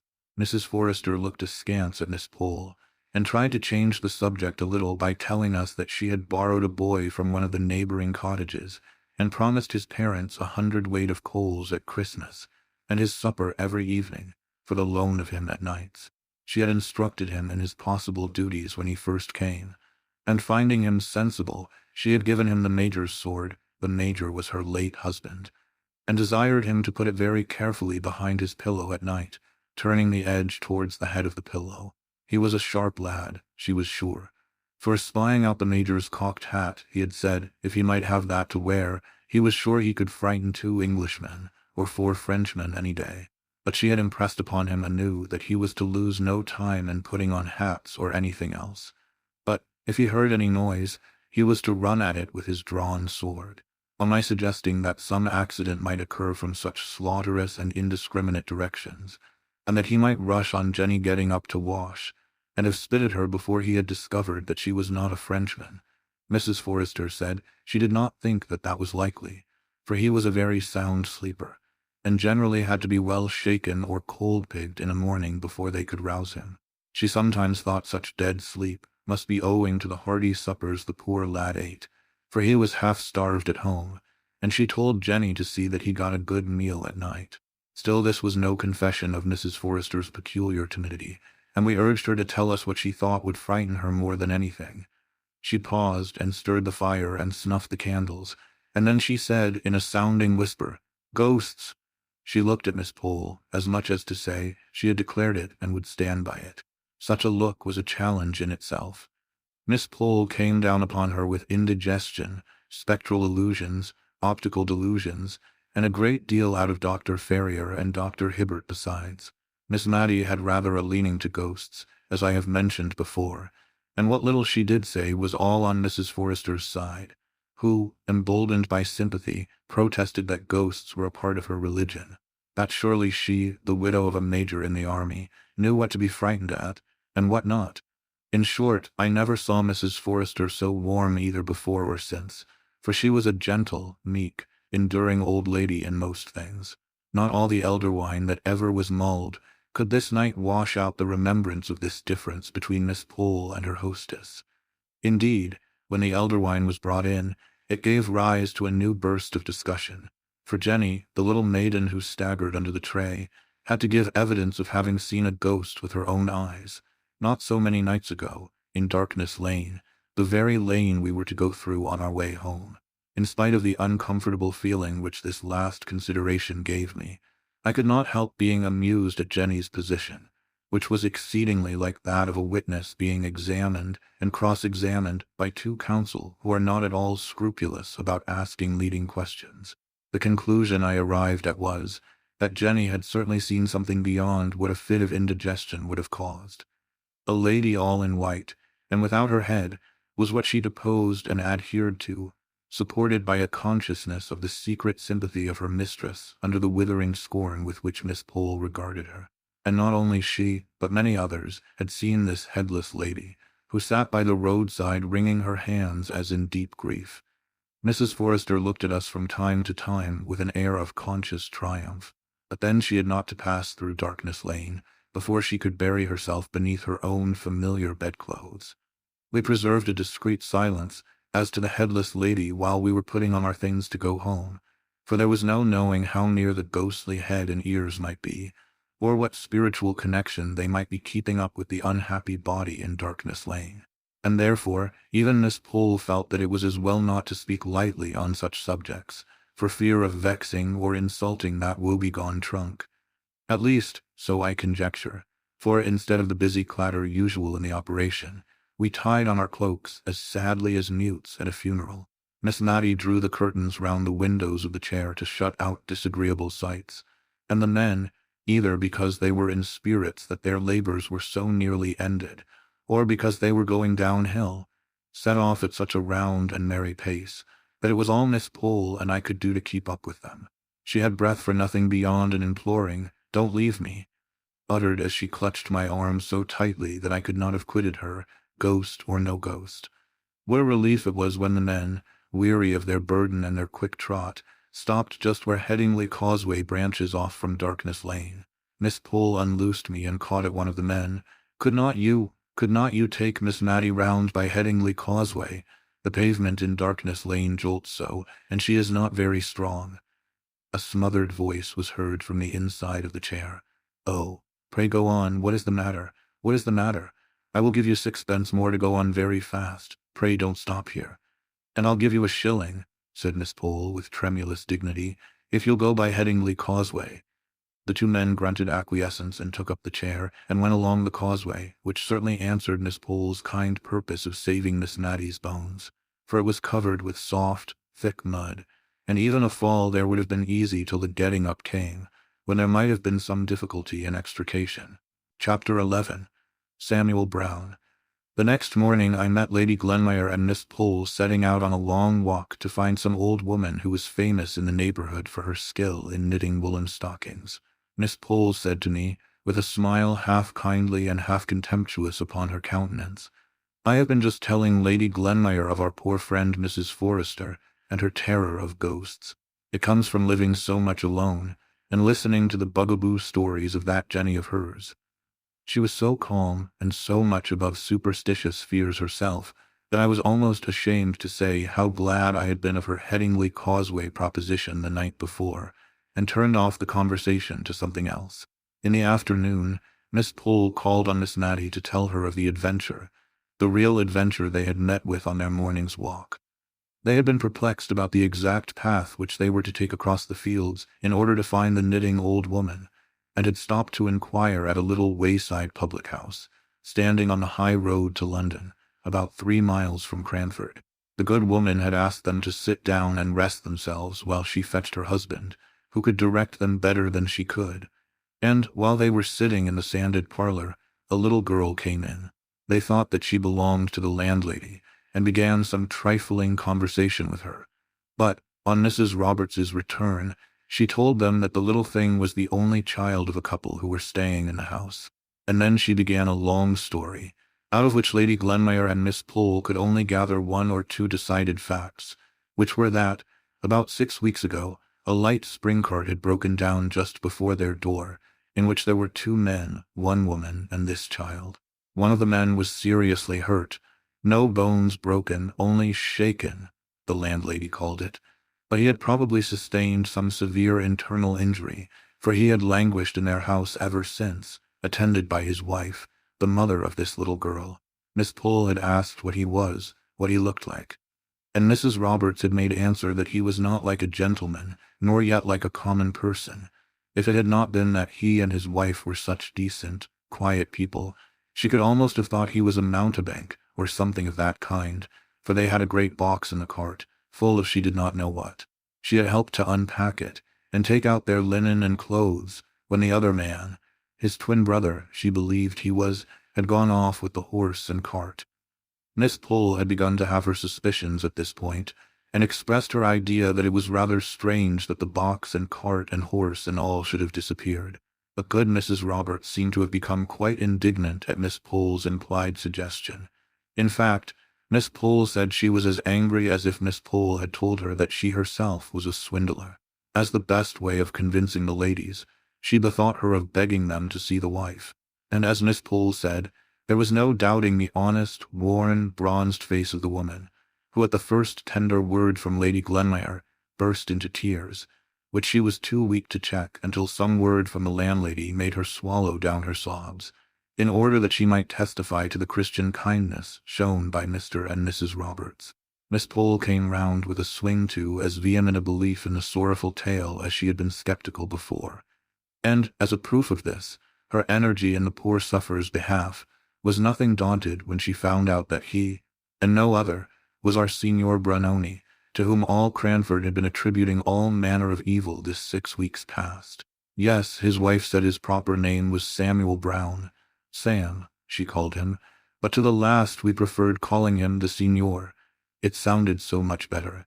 The end of their conversation with the Signora Brunoni was that it was agreed that he should be placed under medical advice, and for any expense incurred in procuring this Lady Glenmire promised to hold herself responsible, and had accordingly gone to Mr. Hoggins to beg him to ride over to the Rising Sun that very afternoon and examine into the Signor's real state. And, as Miss Pole said, if it was desirable to remove him to Cranford to be more immediately under Mr. Hoggins's eye, she would undertake to see for lodgings and arrange about the rent.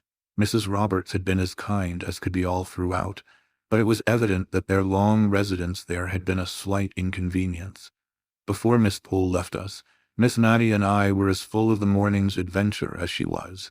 We talked about it all the evening, turning it in every possible light, and we went to bed anxious for the morning, when we should surely hear from someone what Mr. Hoggins thought and recommended.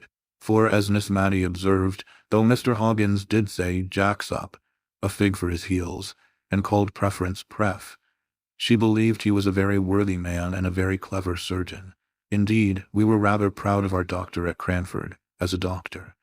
We often wished, when we heard of Queen Adelaide or the Duke of Wellington being ill, that they would send for Mr. Hoggins. But on consideration, we were rather glad they did not. For if we were ailing, what should we do if Mr. Hoggins had been appointed physician in ordinary to the royal family? As a surgeon we were proud of him, but as a man, or rather, I should say, as a gentleman, we could only shake our heads over his name and himself, and wished that he had read Lord Chesterfield's letters in the days when his manners were susceptible of improvement. Nevertheless, we all regarded his dictum in the Signor's case as infallible, and when he said that with care and attention he might rally, we had no more fear for him. But, although we had no more fear, everybody did as much as if there was great cause for anxiety, as indeed there was until Mr. Hoggins took charge of him. Miss Pole looked out clean and comfortable, if homely, lodgings.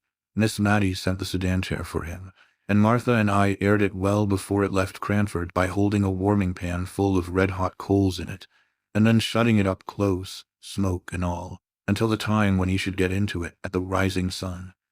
Lady Glenmire undertook the medical department under Mr. Hoggins's directions, and rummaged up all Mrs. Jamison's medicine glasses, and spoons and bed-tables, in a free and easy way. That made Miss Matty feel a little anxious as to what that lady and Mr. Mulliner might say, if they knew.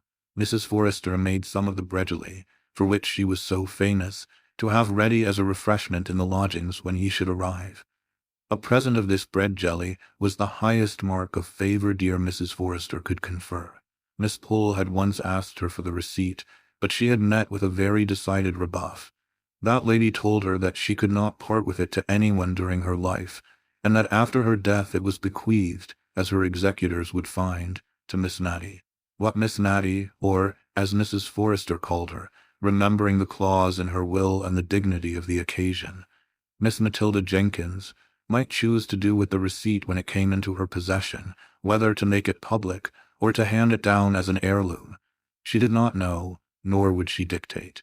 And a mould of this admirable, digestible, unique bread jelly was sent by Mrs. Forrester to our poor sick conjurer, who says that the aristocracy are proud.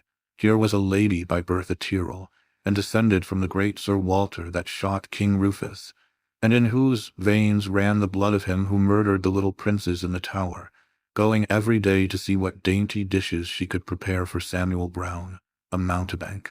But indeed, it was wonderful to see what kind feelings were called out by this poor man's coming amongst us, and also wonderful to see how the great Cranford panic, which had been occasioned by his first coming in his Turkish dress, melted away into thin air on his second coming, pale and feeble, and with his heavy, filmy eyes that only brightened a very little when they fell upon the countenance of his faithful wife, or their pale and sorrowful little girl. Somehow we all forgot to be afraid. I dare say it was that finding out that he, who had first excited our love of the marvelous by his unprecedented arts, had not sufficient everyday gifts to manage a shying horse, made us feel as if we were ourselves again. Miss Pole came with her little basket at all hours of the evening, as if her lonely house and the unfrequented road to it had never been infested by that murderous gang. Mrs. Forrester said she thought that neither Jenny nor she need mind the headless lady who wept and wailed in Darkness Lane, for surely the power was never given to such beings to harm those who went about to try to do what little good was in their power, to which Jenny tremblingly assented. But the mistress's theory had little effect on the maid's practice, until she had sewn 2 pieces of red flannel in the shape of a cross on her inner garment. I found Miss Matty covering her penny ball, the ball that she used to roll under her bed, with gay-colored worsted in rainbow stripes. "My dear," said she, "my heart is sad for that little careworn child. Although her father is a conjurer, she looks as if she had never had a good game of play in her life. I used to make very pretty balls in this way when I was a girl, and I thought I would try if I could not make this one smart, and take it to Phoebe this afternoon. I think the gang must have left the neighborhood, for one does not hear any more of their violence and robbery now." We were all of us far too full of the Signor's precarious state to talk either about robbers or ghosts. Indeed, Lady Glenmire said she never had heard of any actual robberies, except that 2 little boys had stolen some apples from Farmer Benson's orchard, and that some eggs had been missed on a market day off Widow Hayward's stall. But that was expecting too much of us. We could not acknowledge that we had only had this small foundation for all our panic. Miss Pole drew herself up at this remark of Lady Glenmire's, and said that she wished she could agree with her as to the very small reason we had had for alarm, but with the recollection of a man disguised as a woman who had endeavored to force himself into her house while his confederates waited outside, with the knowledge gained from Lady Glenmire herself of the footprints seen on Mrs. Jamison's flower borders, with the fact before her of the audacious robbery committed on Mr. Hoggins at his own door. But here Lady Glenmire broke in with a very strong expression of doubt as to whether this last story was not an entire fabrication founded upon the theft of a cat. She grew so red while she was saying all this that I was not surprised at Miss Pole's manner of bridling up, and I am certain, if Lady Glenmire had not been her ladyship, we should have had a more emphatic contradiction than the "well, to be sure," and similar fragmentary ejaculations, which were all that she ventured upon in my lady's presence. But when she was gone, Miss Pole began a long congratulation to Miss Matty that so far they had escaped marriage, which she noticed always made people credulous to the last degree. Indeed, she thought it argued great natural credulity in a woman if she could not keep herself from being married. And in what Lady Glenmire had said about Mr. Hoggins's robbery, we had a specimen of what people came to if they gave way to such a weakness. Evidently Lady Glenmire would swallow anything if she could believe the poor vamp-tup story about a neck of mutton, and a pussy with which he had tried to impose on Miss Pole. Only she had always been on her guard against believing too much of what men said. We were thankful, as Miss Pole desired us to be, that we had never been married. But I think of the two, we were even more thankful that the robbers had left Cranford. At least I judged so from a speech of Miss Matty's that evening, as we sat over the fire, in which she evidently looked upon a husband as a great protector against thieves, burglars, and ghosts, and said that she did not think that she should dare to be always warning young people against matrimony, as Miss Pole did continually.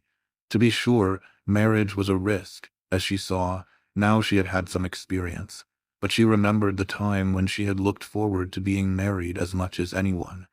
"Not to any particular person, my dear," said she, hastily checking herself up, as if she were afraid of having admitted too much. "Only the old story, you know, of ladies always saying, 'When I marry,' and gentlemen, 'if I marry.'" It was a joke spoken in rather a sad tone, and I doubt if either of us smiled, but I could not see Miss Matty's face by the flickering firelight. In a little while she continued, "But, after all, I have not told you the truth. It is so long ago, and no one ever knew how much I thought of it at the time, unless, indeed, my dear mother guessed. But I may say that there was a time when I did not think I should have been only Miss Matty Jenkins all my life, for even if I did meet with anyone who wished to marry me now, and, as Miss Pole says, one is never too safe, I could not take him. I hope he would not take it too much to heart, but I could not take him, or anyone but the person I once thought I should be married to. And he is dead and gone, and he never knew how it all came about that I said no, when I had thought many and many a time. Well, it's no matter what I thought. God ordains it all, and I am very happy, my dear. No one has such kind friends as I," continued she, taking my hand and holding it in hers. If I had never known of Mr. Holbrook, I could have said something in this pause, but as I had, I could not think of anything that would come in naturally, and so we both kept silence for a little time. "My father once made us," she began, "keep a diary in 2 columns. On one side we were to put down in the morning what we thought would be the course and events of the coming day, and at night we were to put down on the other side what really had happened. It would be to some people rather a sad way of telling their lives." A tear dropped upon my hand at these words. "I don't mean that mine has been sad, only so very different to what I expected. I remember, one winter's evening, sitting over our bedroom fire with Deborah. I remember it as if it were yesterday, and we were planning our future lives. Both of us were planning, though only she talked about it. She said she should like to marry an archdeacon and write his charges. And you know, my dear, she never was married, and for all I know, she never spoke to an unmarried archdeacon in her life. I never was ambitious, nor could I have written charges, but I thought I could manage a house. My mother used to call me her right hand, and I was always so fond of little children. The shyest babies would stretch out their little arms to come to me. When I was a girl, I was half my leisure time nursing in the neighboring cottages.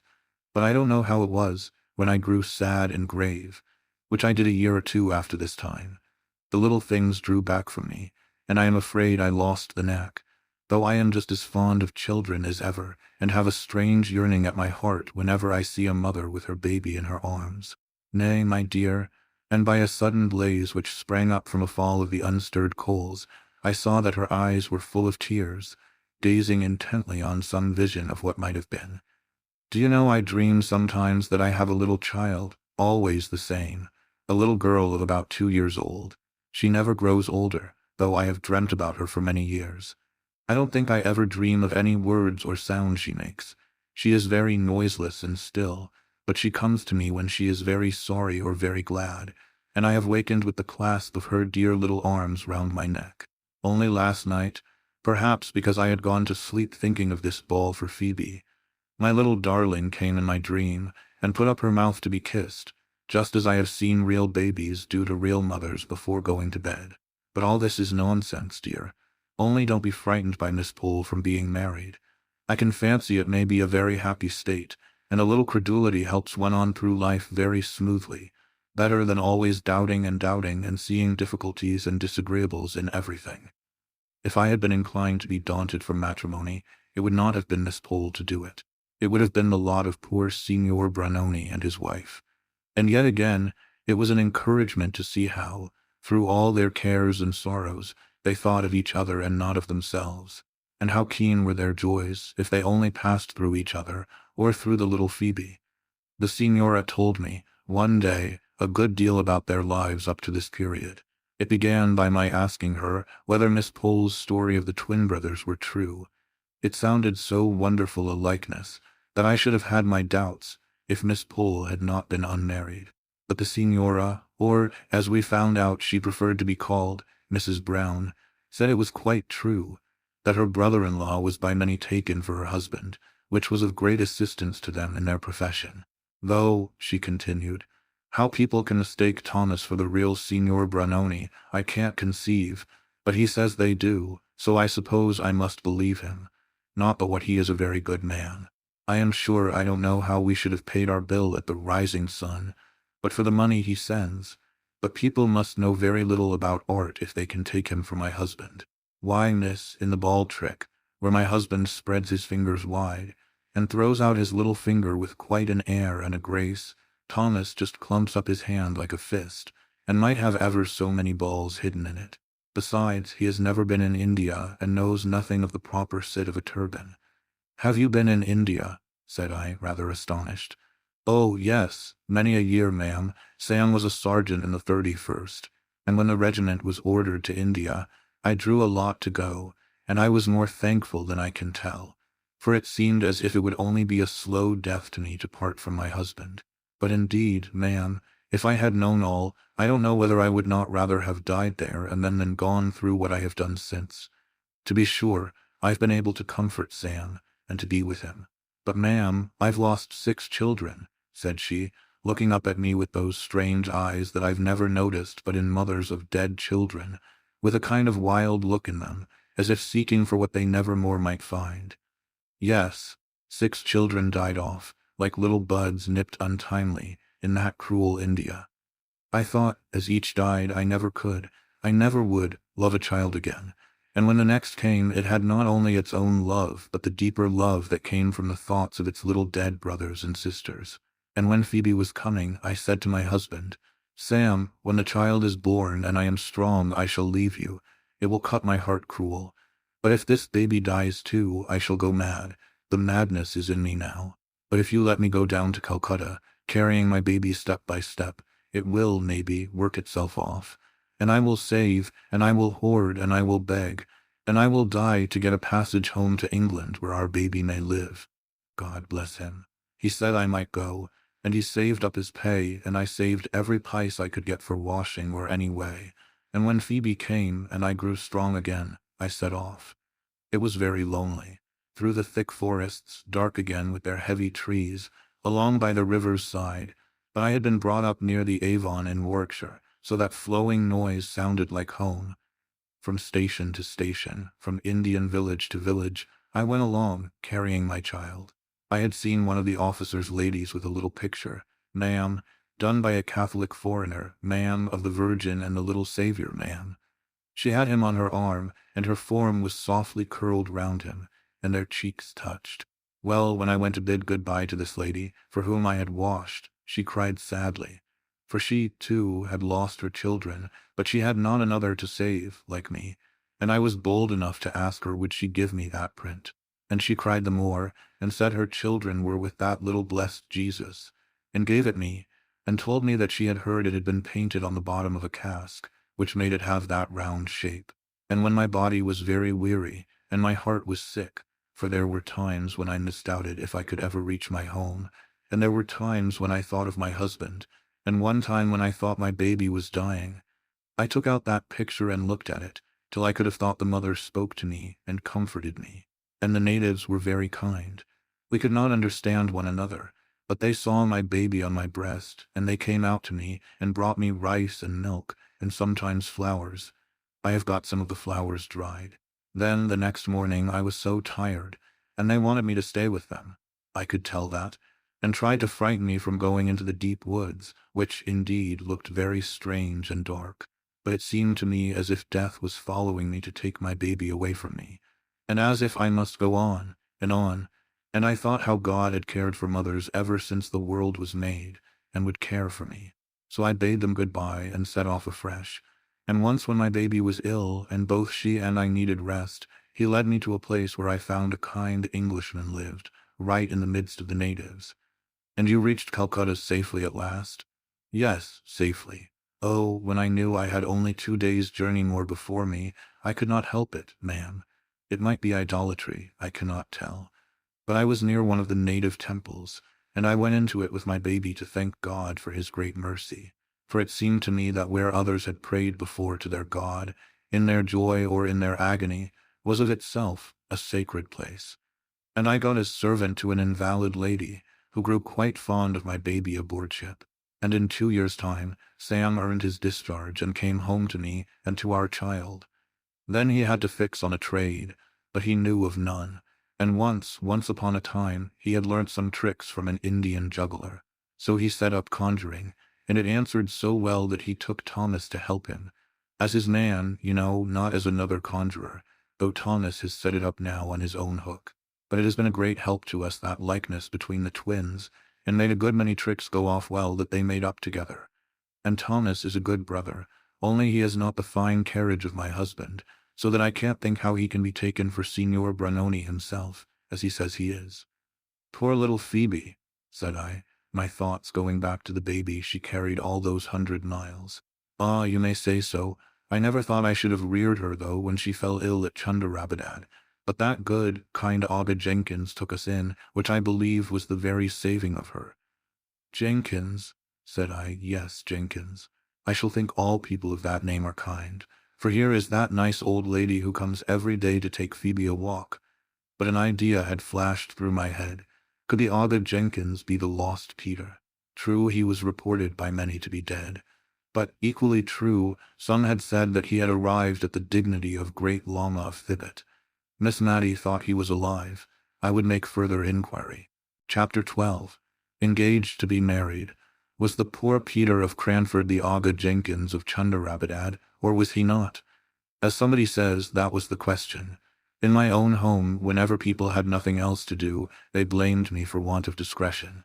Indiscretion was my bugbear fault.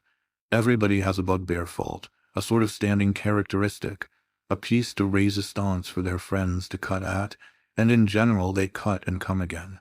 I was tired of being called indiscreet and incautious, and I determined for once to prove myself a model of prudence and wisdom. I would not even hint my suspicions respecting the Aga. I would collect evidence and carry it home to lay before my father, as the family friend of the 2 Miss Jenkinses. In my search after facts, I was often reminded of a description my father had once given of a ladies' committee that he had had to preside over. He said he could not help thinking of a passage in Dickens, which spoke of a chorus in which every man took the tune he knew best, and sang it to his own satisfaction. So, at this charitable committee, every lady took the subject uppermost in her mind, and talked about it to her own great contentment, but not much to the advancement of the subject they had met to discuss. but even that committee could have been nothing to the Cranford ladies, when I attempted to gain some clear and definite information as to poor Peter's height, appearance, and when and where he was seen and heard of last. For instance, I remember asking Miss Pole, and I thought the question was very opportune, for I put it when I met her at a call at Mrs. Forrester's, and both the ladies had known Peter, and I imagined that they might refresh each other's memories. I asked Miss Pole what was the very last thing they had ever heard about him, and then she named the absurd report to which I have alluded, about his having been elected Great Lama of Thibet, and this was a signal for each lady to go off on her separate idea. Mrs. Forrester's start was made on the veiled prophet in Lalorook, whether I thought he was meant for the Great Lama, though Peter was not so ugly, indeed rather handsome, if he had not been freckled. I was thankful to see her double upon Peter, but in a moment the delusive lady was off upon Roland's Calidore and the merits of cosmetics and hair oils in general, and holding forth so fluently that I turned to listen to Miss Pole, who, through the llamas, the beasts of burden, had got to Peruvian bonds, and the share market, and her poor opinion of joint stock banks in general, and of that one in particular in which Miss Maddie's money was invested. In vain I put in, when was it, in what year was it that you heard that Mr. Peter was the Great Lama? They only joined issue to dispute whether llamas were carnivorous animals or not, in which dispute they were not quite on fair grounds, as Mrs. Forrester, after they had grown warm and cool again, acknowledged that she always confused carnivorous and graminivorous together, just as she did horizontal and perpendicular. But then she apologized for it very prettily, by saying that in her day the only use people made of four-syllabled words was to teach how they should be spelt. The only fact I gained from this conversation was that certainly Peter had last been heard of in India, or that neighborhood, and that this scanty intelligence of his whereabouts had reached Cranford in the year when Miss Pole had bought her Indian muslin gown, long since worn out. We washed it and mended it, and traced its decline and fall into a window blind before we could go on, and in a year when Wombwell came to Cranford, because Miss Maddie had wanted to see an elephant in order that she might the better imagine Peter riding on one, and had seen a boa constrictor too, which was more than she wished to imagine in her fancy pictures of Peter's locality, and in a year when Miss Jenkins had learnt some piece of poetry off by heart, and used to say, at all the Cranford parties, how Peter was surveying mankind from China to Peru, which everybody had thought very grand, and rather appropriate, because India was between China and Peru, if you took care to turn the globe to the left instead of the right. I suppose all these inquiries of mine, and the consequent curiosity excited in the minds of my friends, made us blind and deaf to what was going on around us. It seemed to me as if the sun rose and shone, and as if the rain rained on Cranford, just as usual, and I did not notice any sign of the times that could be considered as a prognostic of any uncommon event. And to the best of my belief, not only Miss Maddie and Mrs. Forrester, but even Miss Pole herself, whom we looked upon as a kind of prophetess, from the knack she had of foreseeing things before they came to pass, although she did not like to disturb her friends by telling them her foreknowledge. Even Miss Pole herself was breathless with astonishment when she came to tell us of the astounding piece of news. But I must recover myself. The contemplation of it, even at this distance of time, has taken away my breath and my grammar, and unless I subdue my emotion, my spelling will go too. We were sitting, Miss Maddie and I, much as usual, she in the blue chintz easy-chair with her back to the light and her knitting in her hand, I reading aloud the St. James's Chronicle. A few minutes more, and we should have gone to make the little alterations in dress usual before calling time, 12 o'clock, in Cranford. I remember the scene and the date well.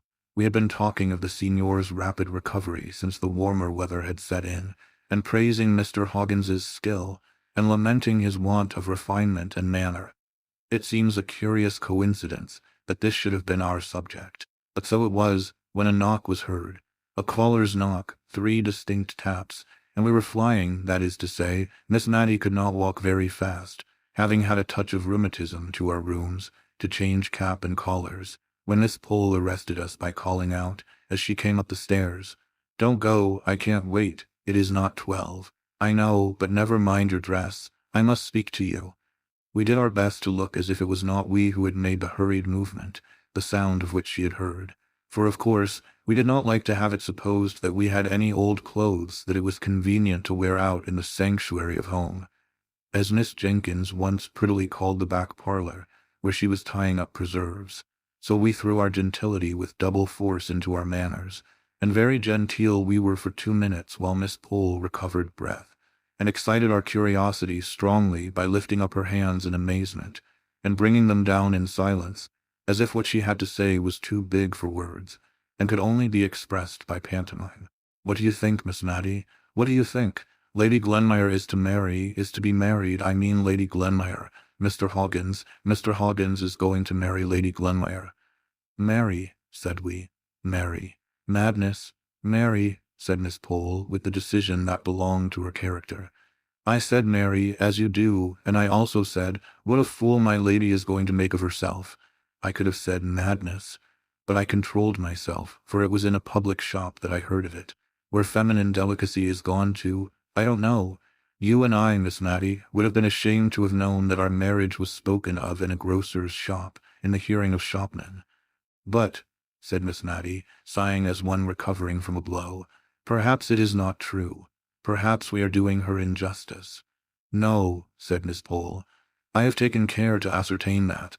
I went straight to Mrs. Fitzadam to borrow a cookery book which I knew she had, and I introduced my congratulations apropos of the difficulty gentlemen must have in housekeeping, and Mrs. Fitzadam bridled up, and said that she believed it was true, though how and where I could have heard it she did not know. She said her brother and Lady Glenmire had come to an understanding at last. Understanding! Such a coarse word. But my lady will have to come down to many a want of refinement. I have reason to believe Mr. Hoggins sups on bread and cheese and beer every night." "Marry," said Miss Mattie once again. "Well, I never thought of it. 2 people that we know going to be married. It's coming very near. So near that my heart stopped beating when I heard of it, while you might have counted 12, said Miss Pole. "One does not know whose turn may come next. Here in Cranford poor Lady Glenmire might have thought herself safe," said Miss Mattie, with a gentle pity in her tones. "Bah!" said Miss Pole, with a toss of her head. "Don't you remember poor dear Captain Brown's song Tibby Fowler, and the line, 'Set her on the tin-tock tap, the wind will blow a man till her'? That was because Tibby Fowler was rich, I think. Well, there was a kind of attraction about Lady Glenmire that I, for one, should be ashamed to have." I put in my wonder. "But how can she have fancied Mr. Hoggins? I am not surprised that Mr. Hoggins has liked her." "Oh, I don't know. Mr. Hoggins is rich and very pleasant-looking," said Miss Mattie, "and very good-tempered and kind-hearted. She has married for an establishment, that's it. I suppose she takes the surgery with it," said Miss Pole, with a little dry laugh at her own joke. But like many people who think they have made a severe and sarcastic speech, which yet is clever of its kind, she began to relax in her grimness from the moment when she made this allusion to the surgery, and we turned to speculate on the way in which Mrs. Jamieson would receive the news. The person whom she had left in charge of her house to keep off followers from her maids, to set up a follower of her own, and that follower a man whom Mrs. Jamieson had tabooed as vulgar and inadmissible to Cranford society, not merely on account of his name, but because of his voice, his complexion, his boots, smelling of the stable, and himself smelling of drugs. Had he ever been to see Lady Glenmire at Mrs. Jamieson's? Chloride of lime would not purify the house in its owner's estimation if he had. Or had their interviews been confined to the occasional meetings in the chamber of the poor sick conjurer, to whom, with all our sense of the mésalliance, we could not help allowing that they had both been exceedingly kind. And now it turned out that a servant of Mrs. Jamieson's had been ill, and Mr. Hoggins had been attending her for some weeks. So the wolf had got into the fold, and now he was carrying off the shepherdess. What would Mrs. Jamieson say? We looked into the darkness of futurity as a child gazes after a rocket up in the cloudy sky, full of wondering expectation of the rattle, the discharge, and the brilliant shower of sparks and light. Then we brought ourselves down to earth, and the present time by questioning each other, being all equally ignorant, and all equally without the slightest data to build any conclusions upon, as to when it would take place, where, how much a year Mr. Hoggins had, whether she would drop her title, And how Martha and the other correct servants in Cranford would ever be brought to announce a married couple as Lady Glenmire and Mr. Hoggins. But would they be visited? Would Mrs. Jamieson let us? Or must we choose between the Honourable Mrs. Jamieson and the degraded Lady Glenmire? We all liked Lady Glenmire the best. She was bright and kind and sociable and agreeable, and Mrs. Jamieson was dull and inert and pompous and tiresome. But we had acknowledged the sway of the latter so long that it seemed like a kind of disloyalty now even to meditate disobedience to the prohibition we anticipated. Mrs. Forrester surprised us in our darned caps and patched collars, and we forgot all about them in our eagerness to see how she would bear the information, which we honorably left to Miss Pole to impart, although, if we had been inclined to take unfair advantage, we might have rushed in ourselves, for she had a most out-of-place fit of coughing for 5 minutes after Mrs. Forrester entered the room. I shall never forget the imploring expression of her eyes as she looked at us over her pocket handkerchief. They said, as plain as words could speak, "Don't let nature deprive me of the treasure which is mine, although for a time I can make no use of it." And we did not. Mrs. Forrester's surprise was equal to ours, and her sense of injury rather greater, because she had to feel for her order, and saw more fully than we could do how such conduct brought stains on the aristocracy. When she and Miss Pole left us, we endeavored to subside into calmness, but Miss Mattie was really upset by the intelligence she had heard. She reckoned it up, and it was more than 15 years since she had heard of any of her acquaintance going to be married, with the one exception of Miss Jessie Brown. And, as she said, it gave her quite a shock, and made her feel as if she could not think what would happen next. I don't know whether it is a fancy of mine, or a real fact, but I have noticed that, just after the announcement of an engagement in any set, the unmarried ladies in that set flutter out in an unusual gaiety and newness of dress, as much as to say, in a tacit and unconscious manner, "We also are spinsters." Miss Mattie and Miss Pole talked and thought more about bonnets, gowns, caps, and shawls during the fortnight that succeeded this call than I had known them do for years before. That it might be the spring weather, for it was a warm and pleasant March, and merinos and beavers and woolen materials of all sorts were but ungracious receptacles of the bright sun's glancing rays. It had not been Lady Glenmire's dress that had won Mr. Hoggins's heart, for she went about on her errands of kindness more shabby than ever. Although in the hurried glimpses I caught of her at church or elsewhere, she appeared rather to shun meeting any of her friends.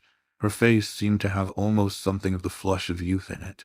Her lips looked redder and more trembling full than in their old compressed state, and her eyes dwelt on all things with a lingering light, as if she was learning to love Cranford and its belongings.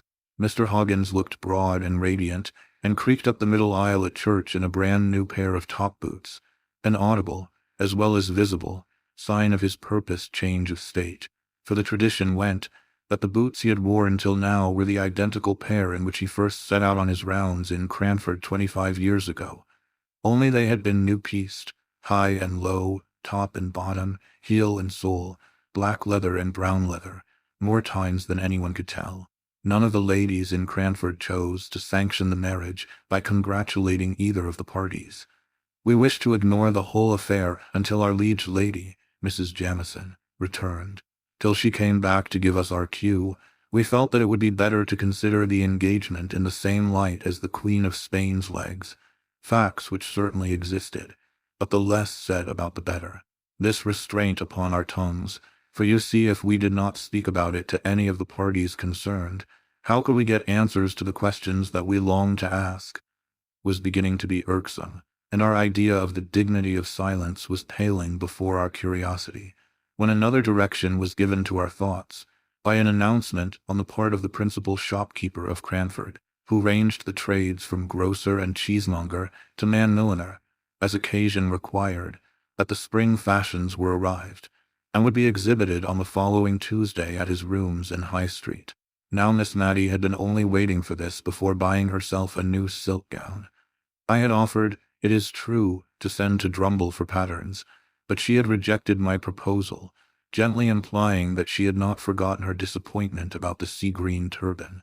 I was thankful that I was on the spot now, to counteract the dazzling fascination of any yellow or scarlet silk. I must say a word or two here about myself. I have spoken of my father's old friendship for the Jenkins family. Indeed, I am not sure if there was not some distant relationship. He had willingly allowed me to remain all the winter at Cranford, in consideration of a letter which Miss Matty had written to him about the time of the panic, in which I suspect she had exaggerated my powers and my bravery as a defender of the house.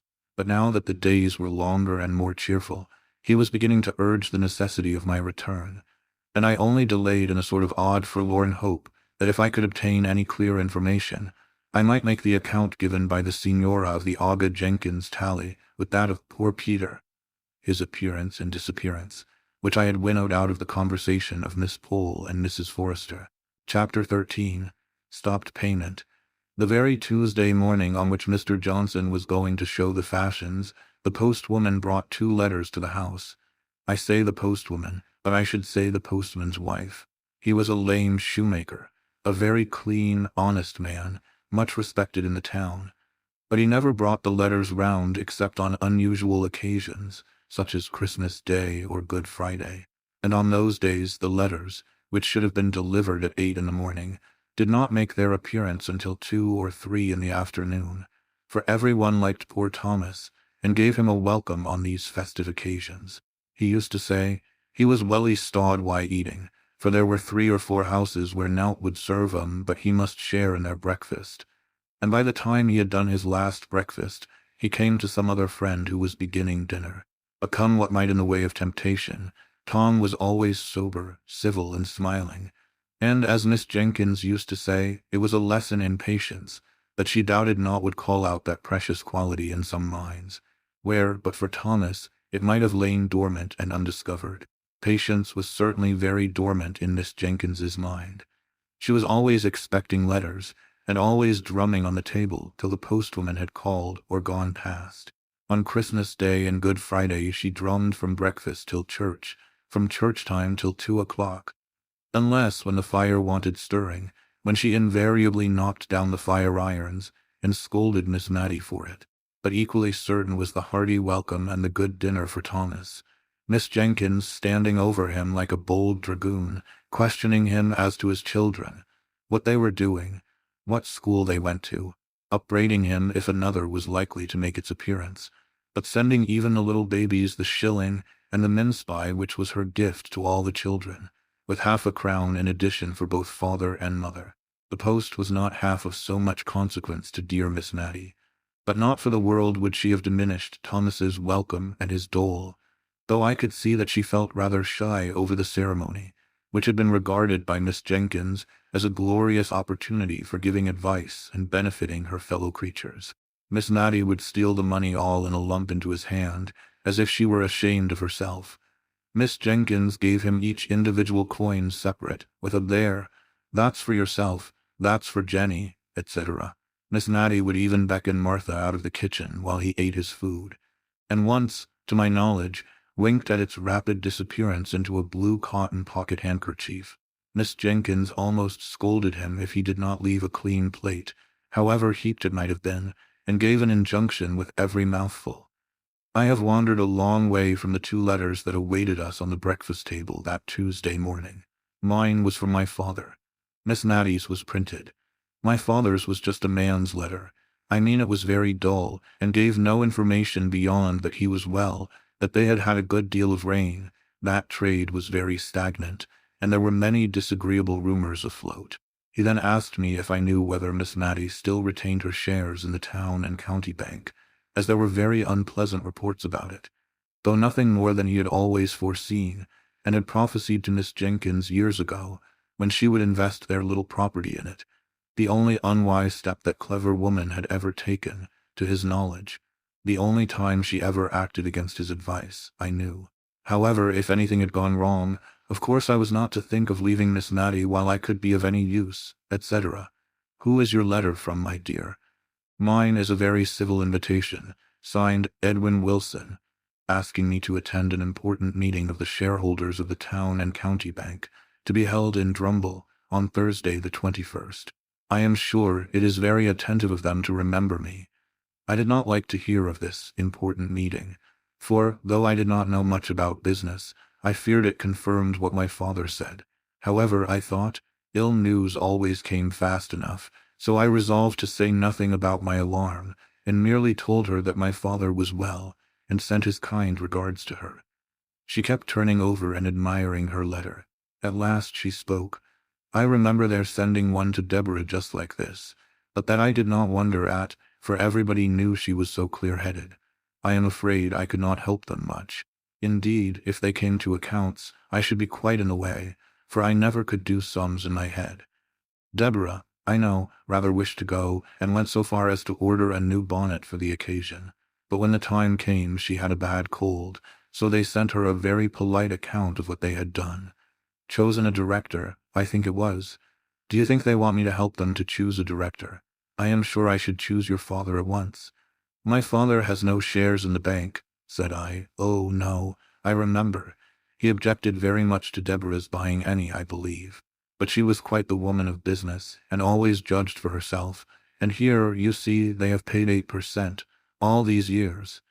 It was a very uncomfortable subject to me, with my half-knowledge, so I thought I would change the conversation, and I asked at what time she thought we had better go and see the fashions.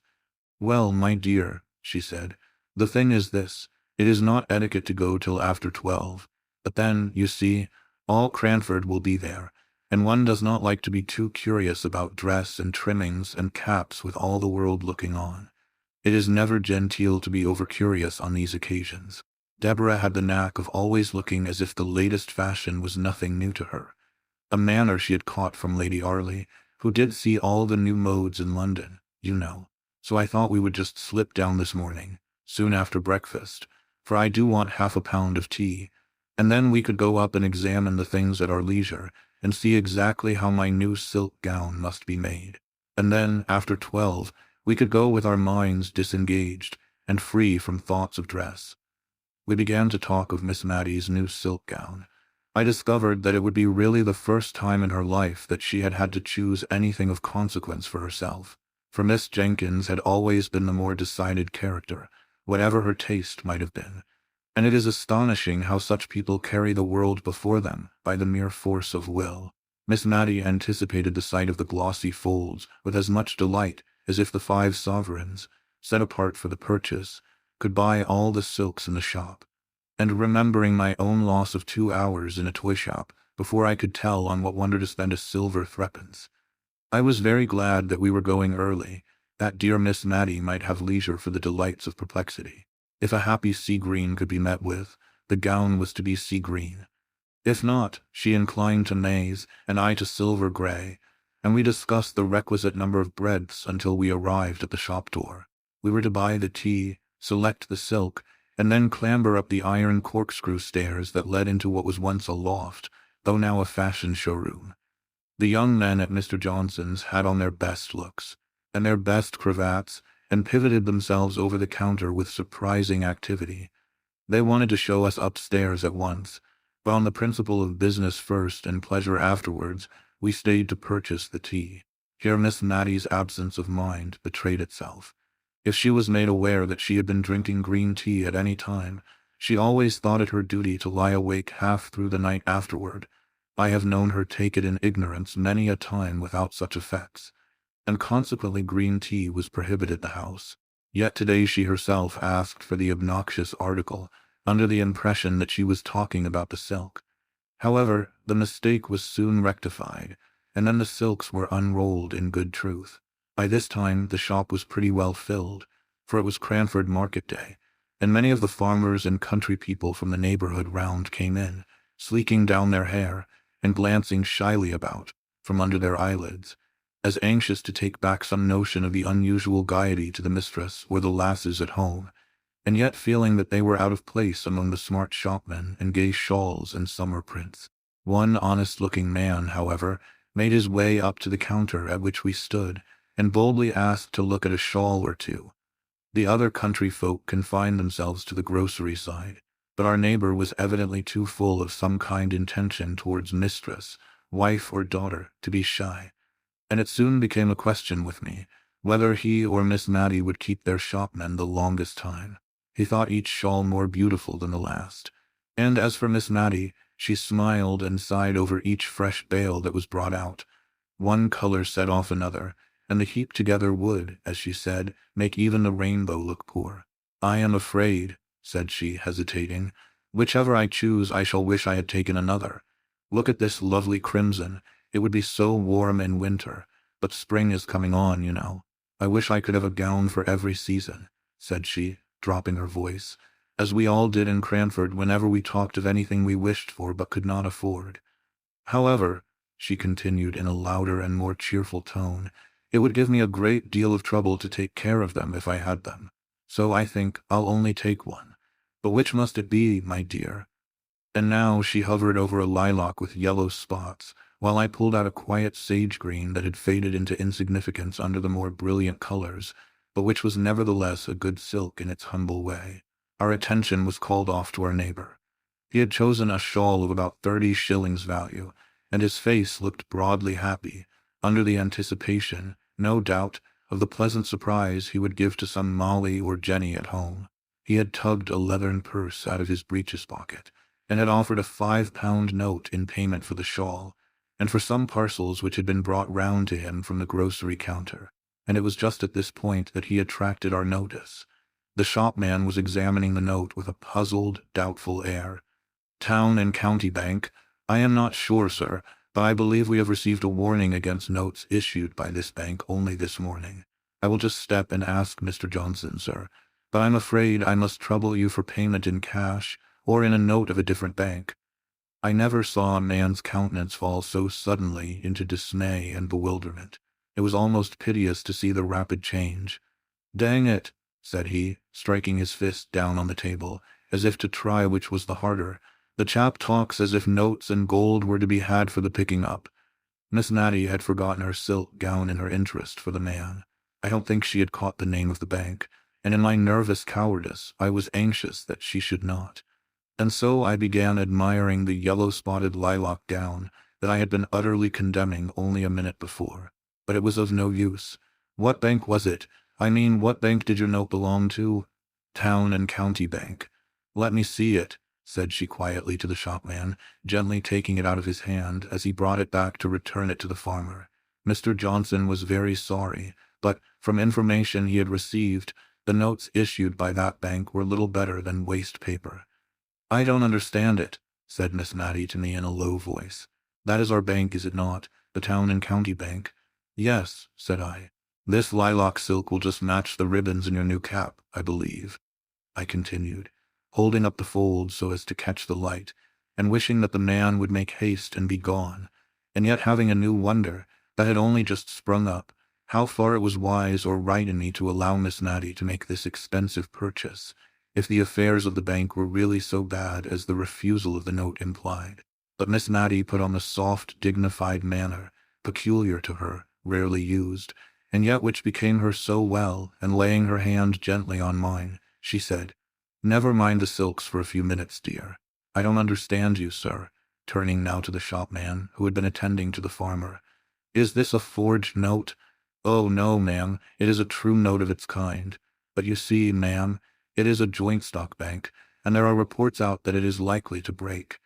Mr. Johnson is only doing his duty, ma'am, as I am sure Mr. Dobson knows. But Mr. Dobson could not respond to the appealing bow by any answering smile.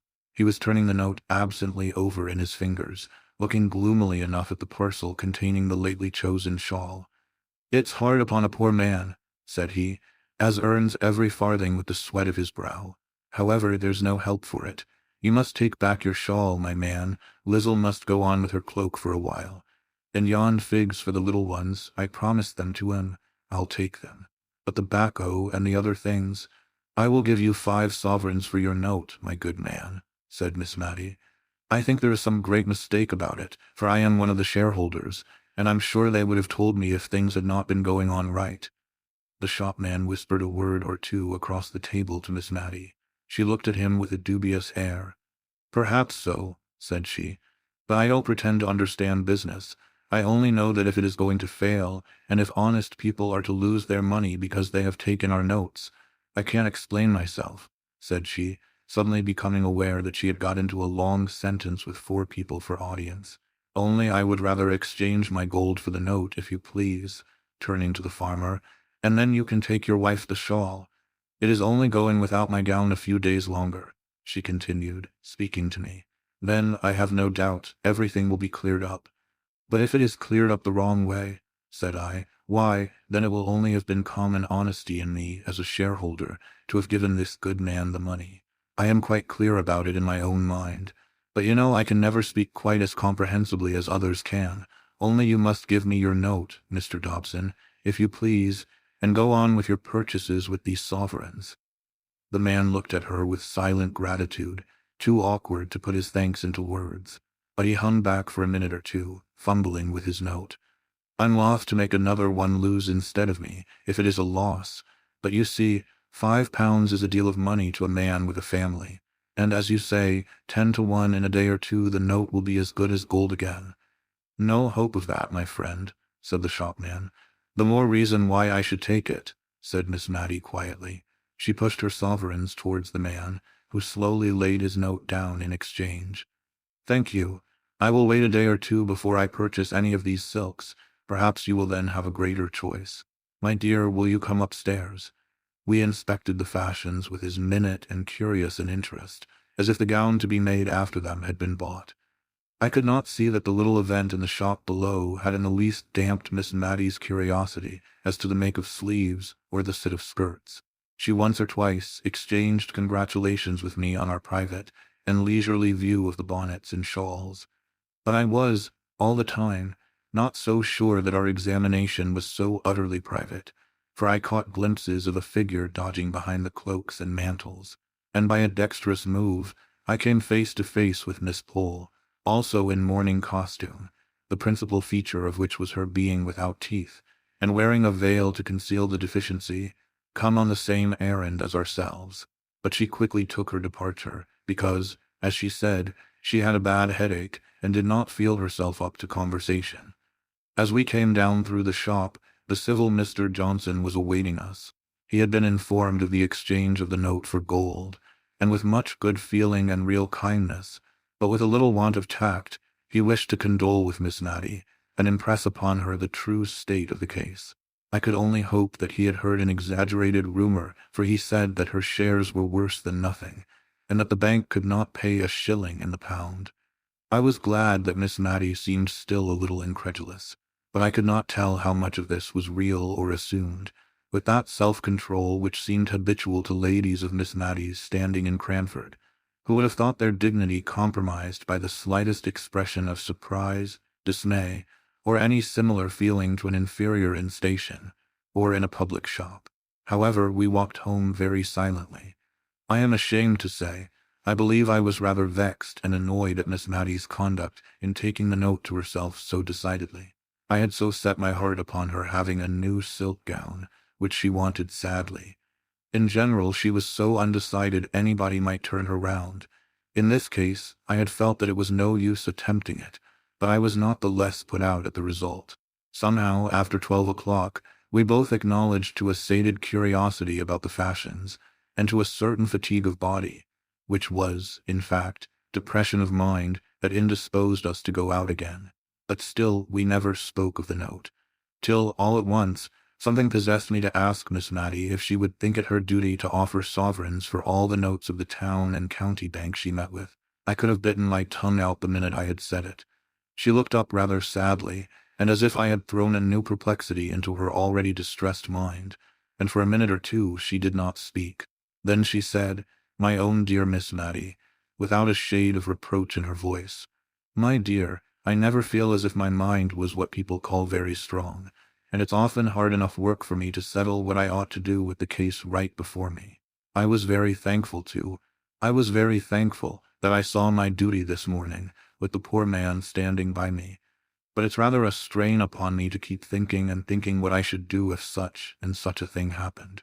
And I believe I had rather wait and see what really does come, and I don't doubt I shall be helped then if I don't fidget myself and get too anxious beforehand. You know, love, I'm not like Deborah. If Deborah had lived, I've no doubt she would have seen after them, before they had got themselves into this state. We had neither of us much appetite for dinner, though we tried to talk cheerfully about indifferent things. When we returned into the drawing-room, Miss Mattie unlocked her desk and began to look over her account books. I was so penitent for what I had said in the morning that I did not choose to take upon myself the presumption to suppose that I could assist her. I rather left her alone, as with puzzled brow her eye followed her pen up and down the ruled page. By and by she shut the book, locked the desk, and came and drew a chair to mine, where I sat in moody sorrow over the fire. I stole my hand into hers. She clasped it, but did not speak a word. At last she said, with forced composure in her voice, "If that bank goes wrong, I shall lose £149, 13 shillings and fourpence a year. I shall only have £13 a year left." I squeezed her hand hard and tight. I did not know what to say. Presently, it was too dark to see her face. I felt her fingers work convulsively in my grasp, and I knew she was going to speak again. I heard the sobs in her voice as she said, "I hope it's not wrong, not wicked. But oh, I am so glad poor Deborah is spared this. She could not have borne to come down in the world. She had such a noble, lofty spirit." This was all she said about the sister who had insisted upon investing their little property in that unlucky bank. We were later in lighting the candle than usual that night, and until that light shamed us into speaking, we sat together very silently and sadly. However, we took to our work after tea with a kind of forced cheerfulness, which soon became real as far as it went, talking of that never-ending wonder, Lady Glenmire's engagement. Miss Mattie was almost coming round to think it a good thing. I don't mean to deny that men are troublesome in a house. I don't judge from my own experience, for my father was neatness itself, and wiped his shoes on coming in as carefully as any woman. But still a man has a sort of knowledge of what should be done in difficulties, that it is very pleasant to have one at hand ready to lean upon. Now, Lady Glenmire, instead of being tossed about, and wondering where she is to settle, will be certain of a home among pleasant and kind people, such as our good Miss Pole and Mrs. Forrester. And Mr. Hawkins is really a very personable man. And as for his manners, why, if they are not very polished, I have known people with very good hearts and very clever minds too, who were not what some people reckoned refined, but who were both true and tender. She fell off into a soft reverie about Mr. Holbrook, and I did not interrupt her. I was so busy maturing a plan I had had in my mind for some days, but which this threatened failure of the bank had brought to a crisis. That night, after Miss Mattie went to bed, I treacherously lighted the candle again, and sat down in the drawing-room to compose a letter to the Aga Jenkins, a letter which should affect him if he were Peter, and yet seem a mere statement of dry facts if he were a stranger. The church clock pealed out 2 before I had done. The next morning news came, both official and otherwise, that the town and county bank had stopped payment. Miss Mattie was ruined. She tried to speak quietly to me, but when she came to the actual fact that she would have but about 5 shillings a week to live upon, she could not restrain a few tears.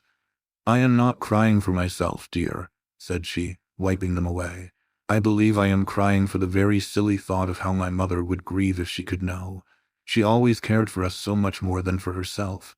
But many a poor person has less, and I am not very extravagant, and, thank God, when the neck of mutton and Martha's wages and the rent are paid, I have not a farthing owing.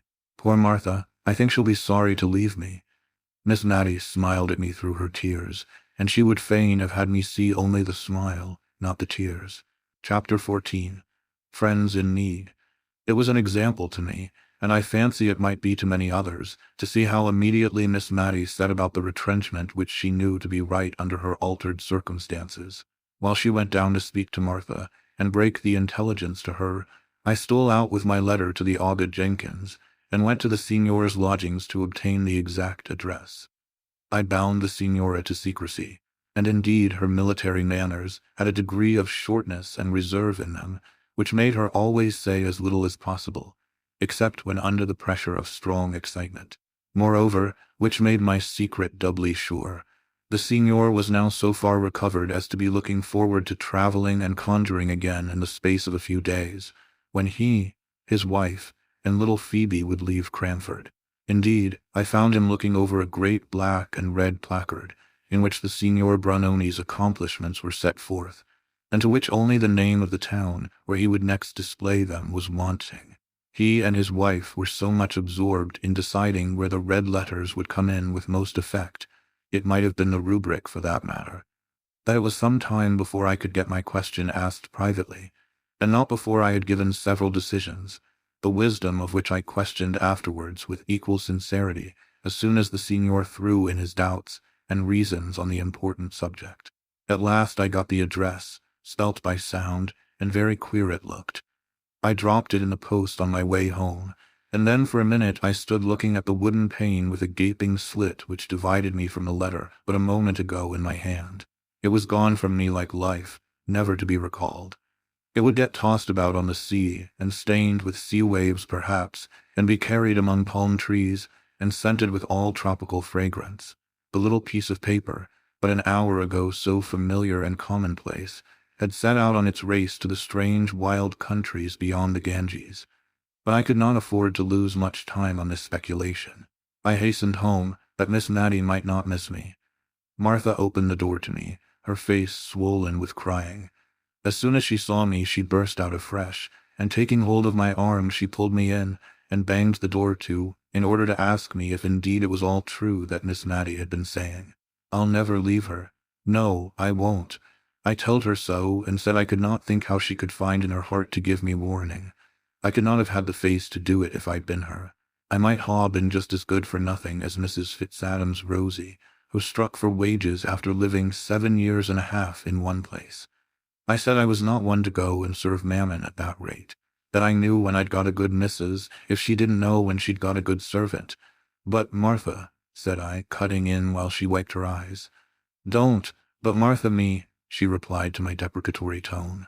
"Listen to reason." "I'll not listen to reason," she said, now in full possession of her voice, which had been rather choked with sobbing. "Reason always means what someone else has got to say. Now I think what I've got to say is good enough reason. But reason or not, I'll say it, and I'll stick to it. I've money in the savings bank, and I've a good stock of clothes, and I'm not going to leave Miss Mattie. No, not if she gives me warning every hour in the day." She put her arms akimbo, as much as to say she defied me, and indeed I could hardly tell how to begin to remonstrate with her, so much did I feel that Miss Mattie, in her increasing infirmity, needed the attendance of this kind and faithful woman.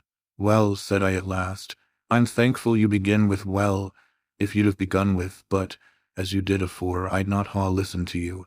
Now you may go on. I know you would be a great loss to Miss Mattie, Martha.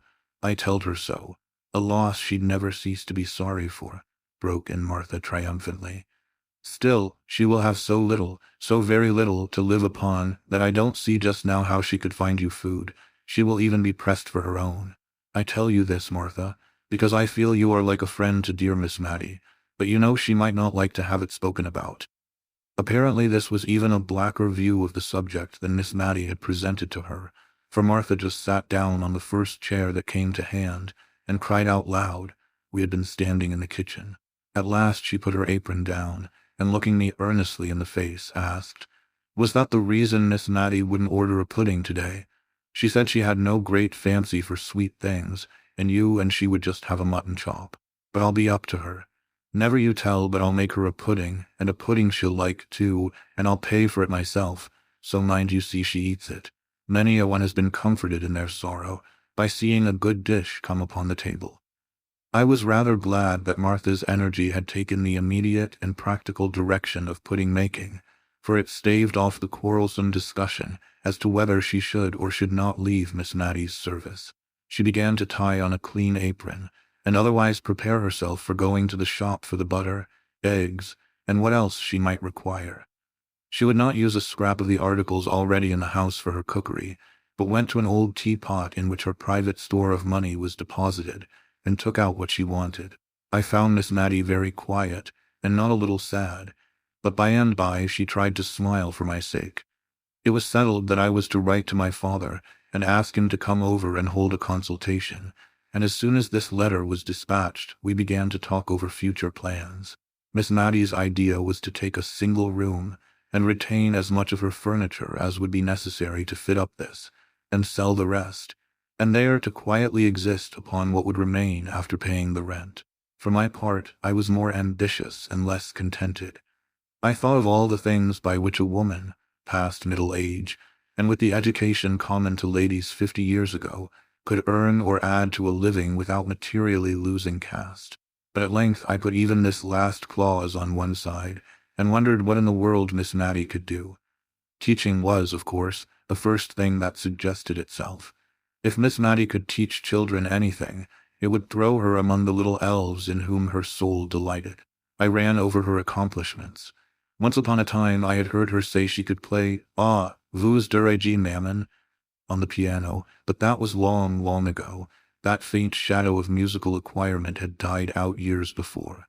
She had also once been able to trace out patterns very nicely from muslin embroidery, by dint of placing a piece of silver paper over the design to be copied, and holding both against the window pane while she marked the scallop and eyelet holes. But that was her nearest approach to the accomplishment of drawing, and I did not think it would go very far. Then again, as to the branches of a solid English education, fancy work and the use of the globes, such as the mistress of the ladies' seminary, to which all the tradespeople in Cranford sent their daughters, professed to teach, Miss Matty's eyes were failing her, and I doubted if she could discover the number of threads in a worsted-work pattern, or rightly appreciate the different shades required for Queen Adelaide's face in the loyal woolwork now fashionable in Cranford. As for the use of the globes, I had never been able to find it out myself, so perhaps I was not a good judge of Miss Matty's capability of instructing in this branch of education. But it struck me that equators and tropics, and such mystical circles, were very imaginary lines indeed to her, and that she looked upon the signs of the zodiac as so many remnants of the black art. What she piqued herself upon, as arts in which she excelled, was making candle lighters, or spills, as she preferred calling them, of colored paper, cut so as to resemble feathers, and knitting garters in a variety of dainty stitches. I had once said, on receiving a present of an elaborate pair, that I should feel quite tempted to drop one of them in the street in order to have it admired. But I found this little joke, and it was a very little one, was such a distress to her sense of propriety, and was taken with such anxious, earnest alarm, lest the temptation might some day prove too strong for me, that I quite regretted having ventured upon it. A present of these delicately wrought garters, a bunch of gay spills, or a set of cards on which sewing silk was wound in a mystical manner, were the well-known tokens of Miss Matty's favor. But would any one pay to have their children taught these arts? Or, indeed, would Miss Matty sell, for filthy lucre, the knack and the skill with which she made trifles of value to those who loved her? I had to come down to reading, writing, and arithmetic, and in reading the chapter every morning she always coughed before coming to long words. I doubted her power of getting through a genealogical chapter with any number of coughs. Writing she did well and delicately, but spelling, she seemed to think that the more out of the way this was, and the more trouble it cost her, the greater the compliment she paid to her correspondent, and words that she would spell quite correctly in her letters to me became perfect enigmas when she wrote to my father. No, there was nothing she could teach to the rising generation of Cranford, unless they had been quick learners and ready imitators of her patience, her humility, her sweetness, her quiet contentment with all that she could not do. I pondered and pondered until dinner was announced by Martha, with a face all blubbered and swollen with crying. Miss Matty had a few little peculiarities which Martha was apt to regard as whims below her attention, and appeared to consider as childish fancies of which an old lady of 58 should try and cure herself. But today everything was attended to with the most careful regard. The bread was cut to the imaginary pattern of excellence that existed in Miss Matty's mind, as being the way which her mother had preferred. The curtain was drawn so as to exclude the dead brick wall of a neighbor's stable, and yet left so as to show every tender leaf of the poplar which was bursting into spring beauty. Martha's tone to Miss Matty was just such as that good, rough-spoken servant usually kept sacred for little children, and which I had never heard her use to any grown-up person. I had forgotten to tell Miss Matty about the pudding, and I was afraid she might not do justice to it, for she had evidently very little appetite this day. So I seized the opportunity of letting her into the secret while Martha took away the meat. Miss Matty's eyes filled with tears, and she could not speak, either to express surprise or delight, when Martha returned bearing it aloft, made in the most wonderful representation of a lion couchant that ever was molded. Martha's face gleamed with triumph as she set it down before Miss Matty with an exultant "There." Miss Matty wanted to speak her thanks, but could not, so she took Martha's hand and shook it warmly, which set Martha off crying, and I myself could hardly keep up the necessary composure. Martha burst out of the room, and Miss Matty had to clear her voice once or twice before she could speak. At last she said, "I should like to keep this pudding under a glass shade, my dear." And the notion of the lion couchant, with his currant eyes, being hoisted up to the place of honor on a mantelpiece, tickled my hysterical fancy, and I began to laugh, which rather surprised Miss Matty. "I am sure, dear, I have seen uglier things under a glass shade before now," said she. So had I many a time and oft, and I accordingly composed my countenance, and now I could hardly keep from crying, and we both fell to upon the pudding, which was indeed excellent. Only every morsel seemed to choke us, our hearts were so full. We had too much to think about to talk much that afternoon. It passed over very tranquilly, but when the tea-urn was brought in a new thought came into my head.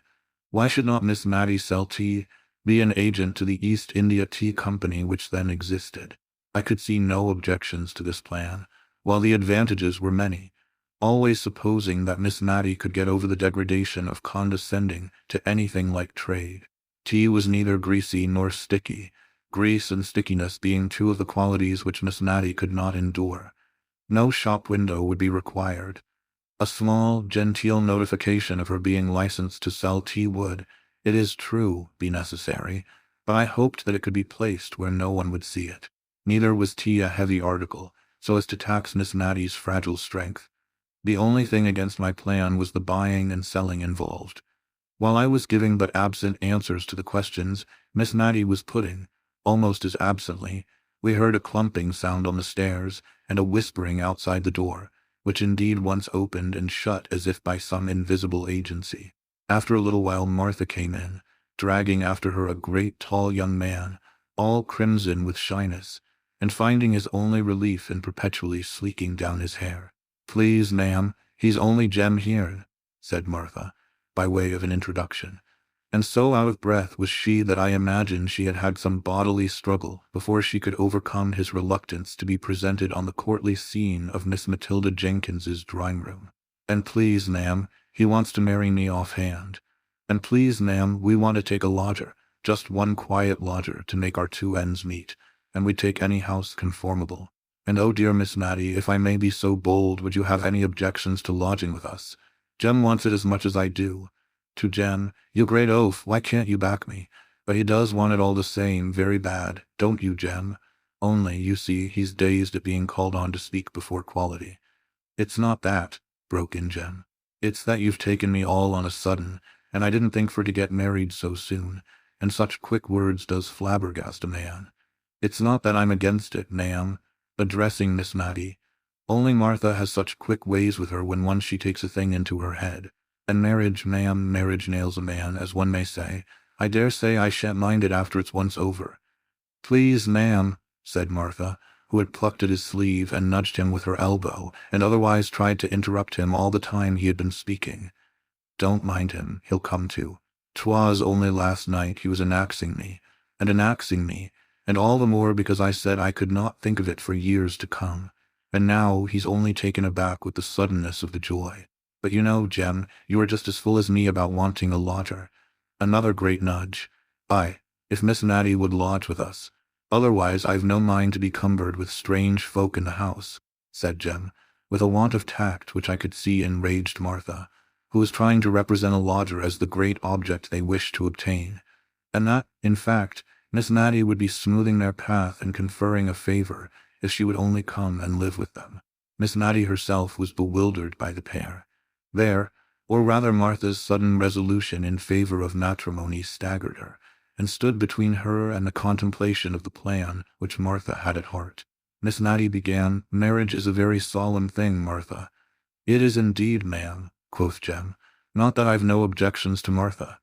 "You've never let me be for asking me for to fix when I would be married," said Martha, her face all afire and ready to cry with vexation, "and now you're shaming me before my missus and all."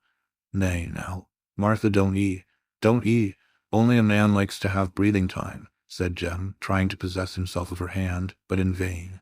Then, seeing that she was more seriously hurt than he had imagined, he seemed to try to rally his scattered faculties, and with more straightforward dignity than 10 minutes before I should have thought it possible for him to assume, he turned to Miss Mattie and said, "I hope, ma'am, you know that I am bound to respect everyone who has been kind to Martha. I always looked on her as to be my wife, sometime, and she has often and often spoken of you as the kindest lady that ever was. And though the plain truth is, I would not like to be troubled with lodgers of the common run.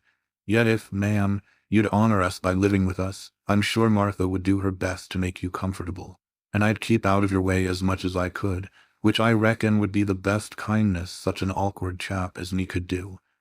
Miss Mattie had been very busy with taking off her spectacles, wiping them, and replacing them, but all she could say was, "Don't let any thought of me hurry you into marriage. Pray don't. Marriage is such a very solemn thing."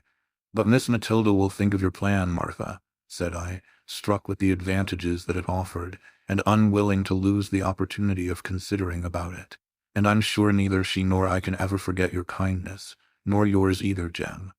"Why, yes, ma'am, I'm sure I mean kindly, though I'm a bit fluttered by being pushed straight ahead into matrimony, as it were, and mayn't express myself conformable. But I'm sure I'm willing enough, and give me time to get accustomed. So, Martha, wench, what's the use of crying so, and slapping me if I come near?" This last was sotto voce, and had the effect of making Martha bounce out of the room, to be followed and soothed by her lover, whereupon Miss Mattie sat down and cried very heartily, and accounted for it by saying that the thought of Martha being married so soon gave her quite a shock, and that she should never forgive herself if she thought she was hurrying the poor creature. I think my pity was more for Jem, of the two, but both Miss Mattie and I appreciated to the full the kindness of the honest couple, although we said little about this, and a good deal about the chances and dangers of matrimony. The next morning, very early, I received a note from Miss Pole, so mysteriously wrapped up, and with so many seals on it to secure secrecy, that I had to tear the paper before I could unfold it, and when I came to the writing I could hardly understand the meaning, it was so involved and oracular.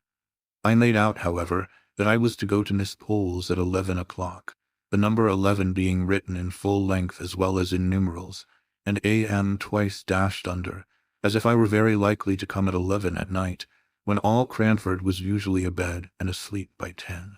There was no signature except Miss Pole's initials reversed, P. But as Martha had given me the note, "With Miss Pole's kind regards," it needed no wizard to find out who sent it, and if the writer's name was to be kept secret, it was very well that I was alone when Martha delivered it. I went as requested to Miss Pole's. The door was opened to me by her little maid Lizzie in Sunday trim, as if some grand event was impending over this workday, and the drawing-room upstairs was arranged in accordance with this idea. The table was set out with the best green cardcloth and writing materials upon it. On the little chiffonier was a tray with a newly decanted bottle of cowslip wine and some ladies' finger biscuits. Miss Pole herself was in solemn array, as if to receive visitors, although it was only 11 o'clock. Mrs. Forrester was there, crying quietly and sadly, and my arrival seemed only to call forth fresh tears. Before we had finished our greetings, performed with lugubrious mystery of demeanor, there was another rat-tat-tat, and Mrs. Fitzadam appeared, crimson with walking and excitement. It seemed as if this was all the company expected, for now Miss Pole made several demonstrations of being about to open the business of the meeting, by stirring the fire, opening and shutting the door, and coughing and blowing her nose. Then she arranged us all round the table, taking care to place me opposite to her. And last of all, she inquired of me if the sad report was true, as she feared it was, that Miss Mattie had lost all her fortune. Of course, I had but one answer to make, and I never saw more unaffected sorrow depicted on any countenances than I did there on the three before me. "I wish Mrs. Jamieson was here," said Mrs. Forrester at last, but to judge from Mrs. Fitzadam's face, she could not second the wish. "But without Mrs. Jamieson," said Miss Pole, with just a sound of offended merit in her voice, "we, the ladies of Cranford, in my drawing-room assembled, can resolve upon something. I imagine we are none of us what may be called rich, though we all possess a genteel competency, sufficient for tastes that are elegant and refined, and would not, if they could, be vulgarly ostentatious. Here I observed Miss Pole refer to a small card concealed in her hand, on which I imagined she had put down a few notes. "Miss Smith," she continued, addressing me, familiarly known as Mary to all the company assembled, but this was a state occasion. "I have conversed in private. I made it my business to do so yesterday afternoon, with these ladies on the misfortune which has happened to our friend, and one and all of us have agreed that while we have a superfluity, it is not only a duty but a pleasure, a true pleasure, Mary." Her voice was rather choked just here, and she had to wipe her spectacles before she could go on. "To give what we can to assist her, Miss Matilda Jenkins, only in consideration of the feelings of delicate independence existing in the mind of every refined female. I was sure she had got back to the card now. We wish to contribute our mites in a secret and concealed manner, so as not to hurt the feelings I have referred to, and our object in requesting you to meet us this morning is that, believing you are the daughter, that your father is, in fact, her confidential adviser in all pecuniary matters, we imagine that, by consulting with him, you might devise some mode in which our contribution could be made to appear the legal due which Miss Matilda Jenkins ought to receive from, probably your father, knowing her investments, can fill up the blank." Miss Pole concluded her address, and looked round for approval and agreement. "I have expressed your meaning, ladies, have I not? And while Miss Smith considers what reply to make, allow me to offer you some little refreshment." I had no great reply to make. I had more thankfulness at my heart for their kind thoughts than I cared to put into words, and so I only mumbled out something to the effect that I would name what Miss Pole had said to my father, and that if anything could be arranged for dear Miss Mattie. And here I broke down utterly, and had to be refreshed with a glass of cowslip wine before I could check the crying which had been repressed for the last 2 or 3 days. The worst was, all the ladies cried in concert. Even Miss Pole cried, who had said 100 times that to betray emotion before anyone was a sign of weakness and want of self-control. She recovered herself into a slight degree of impatient anger, directed against me, as having set them all off. And moreover, I think she was vexed that I could not make a speech back in return for hers, and if I had known beforehand what was to be said, and had a card on which to express the probable feelings that would rise in my heart, I would have tried to gratify her. As it was, Mrs. Forrester was the person to speak when we had recovered our composure. "I don't mind, among friends, stating that I know I'm not poor exactly, but I don't think I'm what you may call rich. I wish I were, for dear Miss Mattie's sake, but if you please, I'll write down in a sealed paper what I can give. I only wish it was more, my dear Mary, I do indeed." Now I saw why paper, pens, and ink were provided. Every lady wrote down the sum she could give annually, signed the paper, and sealed it mysteriously. If their proposal was acceded to, my father was to be allowed to open the papers, under pledge of secrecy. If not, they were to be returned to their writers. When the ceremony had been gone through, I rose to depart, but each lady seemed to wish to have a private conference with me. Miss Pole kept me in the drawing-room to explain why, in Mrs. Jamison's absence, she had taken the lead in this movement, as she was pleased to call it, and also to inform me that she had heard from good sources that Mrs. Jamison was coming home directly in a state of high displeasure against her sister-in-law, who was forthwith to leave her house, and was, she believed, to return to Edinburgh that very afternoon. Of course, this piece of intelligence could not be communicated before Mrs. Fitzadam, more especially as Miss Pole was inclined to think that Lady Glenmire's engagement to Mr. Hoggins could not possibly hold against the blaze of Mrs. Jamison's displeasure. A few hearty inquiries after Miss Mattie's health concluded my interview with Miss Pole. On coming downstairs, I found Mrs. Forrester waiting for me at the entrance to the dining parlour. She drew me in, and when the door was shut, she tried 2 or 3 times to begin on some subject, which was so unapproachable apparently, that I began to despair of our ever getting to a clear understanding. At last out it came, the poor old lady trembling all the time as if it were a great crime which she was exposing to daylight, in telling me how very, very little she had to live upon, a confession which she was brought to make from a dread lest we should think that the small contribution named in her paper bore any proportion to her love and regard for Miss Mattie, and yet that sum which she so eagerly relinquished was, in truth, more than a 20th part of what she had to live upon, and keep house, and a little serving-maid, all as became one born a Tyrrell. And when the whole income does not nearly amount to £100, to give up a 20th of it will necessitate many careful economies, and many pieces of self-denial, small and insignificant in the world's account, but bearing a different value in another account book that I have heard of. She did so wish she was rich, she said, and this wish she kept repeating, with no thought of herself in it, only with a longing, yearning desire to be able to heap up Miss Mattie's measure of comforts. It was some time before I could console her enough to leave her, and then, on quitting the house, I was waylaid by Mrs. Fitzadam, who had also her confidence to make of pretty nearly the opposite description. She had not liked to put down all that she could afford, and was ready to give. She told me she thought she never could look Miss Mattie in the face again if she presumed to be giving her so much as she should like to do. Miss Mattie, continued she, that I thought was such a fine young lady when I was nothing but a country girl, coming to market with eggs and butter and such like things.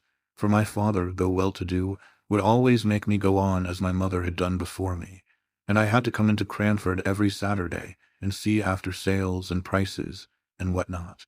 And one day, I remember, I met Miss Mattie in the lane that leads to Camehurst. She was walking on the footpath, which, you know, is raised a good way above the road, and a gentleman rode beside her and was talking to her, and she was looking down at some primroses she had gathered, and pulling them all to pieces, and I do believe she was crying. But after she had passed, she turned round and ran after me to ask, oh, so kindly, about my poor mother, who lay on her deathbed. And when I cried, she took hold of my hand to comfort me, and the gentleman waiting for her all the time, and her poor heart very full of something, I am sure. And I thought it such an honor to be spoken to in that pretty way by the rector's daughter, who visited at Arley Hall. I have loved her ever since, though perhaps I'd no right to do it. But if you can think of any way in which I might be allowed to give a little more without anyone knowing it, I should be so much obliged to you, my dear. And my brother would be delighted to doctor her for nothing, medicines, leeches, and all. I know that he and her ladyship, my dear, I little thought in the days I was telling you of that I should ever come to be sister-in-law to a ladyship, would do anything for her. We all would. I told her I was quite sure of it, and promised all sorts of things in my anxiety to get home to Miss Mattie, who might well be wondering what had become of me, absent from her 2 hours, without being able to account for it. She had taken very little note of time, however, as she had been occupied in numberless little arrangements preparatory to the great step of giving up her house. It was evidently a relief to her to be doing something in the way of retrenchment, for, as she said, whenever she paused to think, the recollection of the poor fellow with his bad £5 note came over her, and she felt quite dishonest. Only if it made her so uncomfortable, what must it not be doing to the directors of the bank, who must know so much more of the misery consequent upon this failure? She almost made me angry by dividing her sympathy between these directors, whom she imagined overwhelmed by self-reproach for the mismanagement of other people's affairs, and those who were suffering like her. Indeed, of the two, she seemed to think poverty a lighter burden than self-reproach, but I privately doubted if the directors would agree with her. Old hoards were taken out and examined as to their money value, which luckily was small, or else I don't know how Miss Mattie would have prevailed upon herself to part with such things as her mother's wedding ring, the strange, uncouth brooch with which her father had disfigured his shirt-frill, and see. However, we arranged things a little in order as to their pecuniary estimation, and were all ready for my father when he came the next morning. I am not going to weary you with the details of all the business we went through, and one reason for not telling about them is that I did not understand what we were doing at the time, and cannot recollect it now.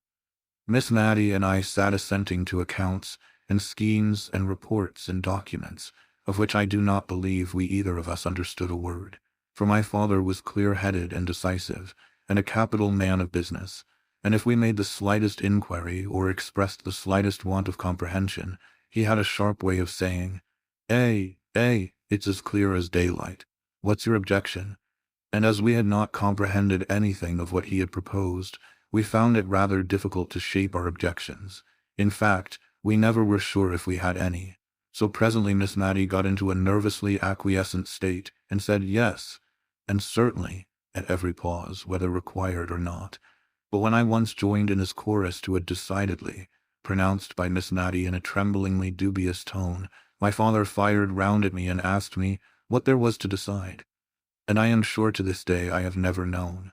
But in justice to him, I must say he had come over from Drumble to help Miss Matty when he could ill spare the time, and when his own affairs were in a very anxious state, while Miss Matty was out of the room giving orders for luncheon, and sadly perplexed between her desire of honoring my father by a delicate, dainty meal, and her conviction that she had no right, now that all her money was gone, to indulge this desire.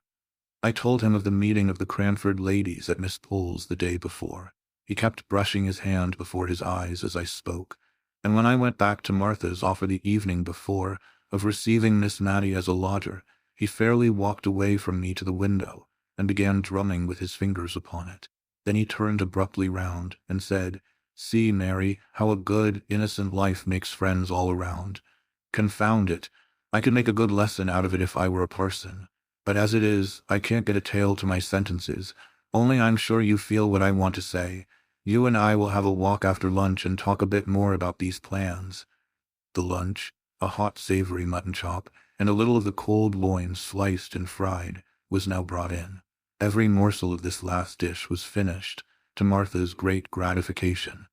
Then my father bluntly told Miss Matty he wanted to talk to me alone, and that he would stroll out and see some of the old places, and then I could tell her what plan we thought desirable. Just before we went out, she called me back and said, "Remember, dear, I'm the only one left. I mean, there's no one to be hurt by what I do.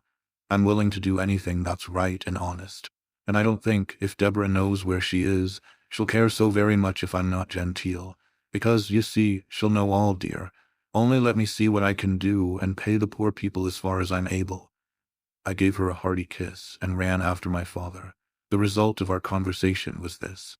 If all parties were agreeable, Martha and Jem were to be married with as little delay as possible, and they were to live on in Miss Matty's present abode, the sum which the Cranford ladies had agreed to contribute annually being sufficient to meet the greater part of the rent, and leaving Martha free to appropriate what Miss Matty should pay for her lodgings to any little extra comforts required. About the sale, my father was dubious at first. He said the old rectory furniture, however carefully used and reverently treated, would fetch very little, and that little would be but as a drop in the sea of the debts of the town and county bank. But when I represented how Miss Matty's tender conscience would be soothed by feeling that she had done what she could, he gave way, especially after I had told him the £5 note adventure, and he had scolded me well for allowing it. I then alluded to my idea that she might add to her small income by selling tea, and to my surprise, for I had nearly given up the plan, my father grasped at it with all the energy of a tradesman. I think he reckoned his chickens before they were hatched, for he immediately ran up the profits of the sales that she could effect in Cranford to more than £20 a year. The small dining parlour was to be converted into a shop, without any of its degrading characteristics. A table was to be the counter. One window was to be retained unaltered, and the other changed into a glass door. I evidently rose in his estimation for having made this bright suggestion. I only hoped we should not both fall in Miss Matty's, but she was patient and content with all our arrangements. She knew, she said, that we should do the best we could for her, and she only hoped, only stipulated, that she should pay every farthing that she could be said to owe for her father's sake, who had been so respected in Cranford. My father and I had agreed to say as little as possible about the bank, indeed never to mention it again, if it could be helped. Some of the plans were evidently a little perplexing to her, but she had seen me sufficiently snubbed in the morning for want of comprehension to venture on too many inquiries now, and all passed over well with a hope on her part that no one would be hurried into marriage on her account.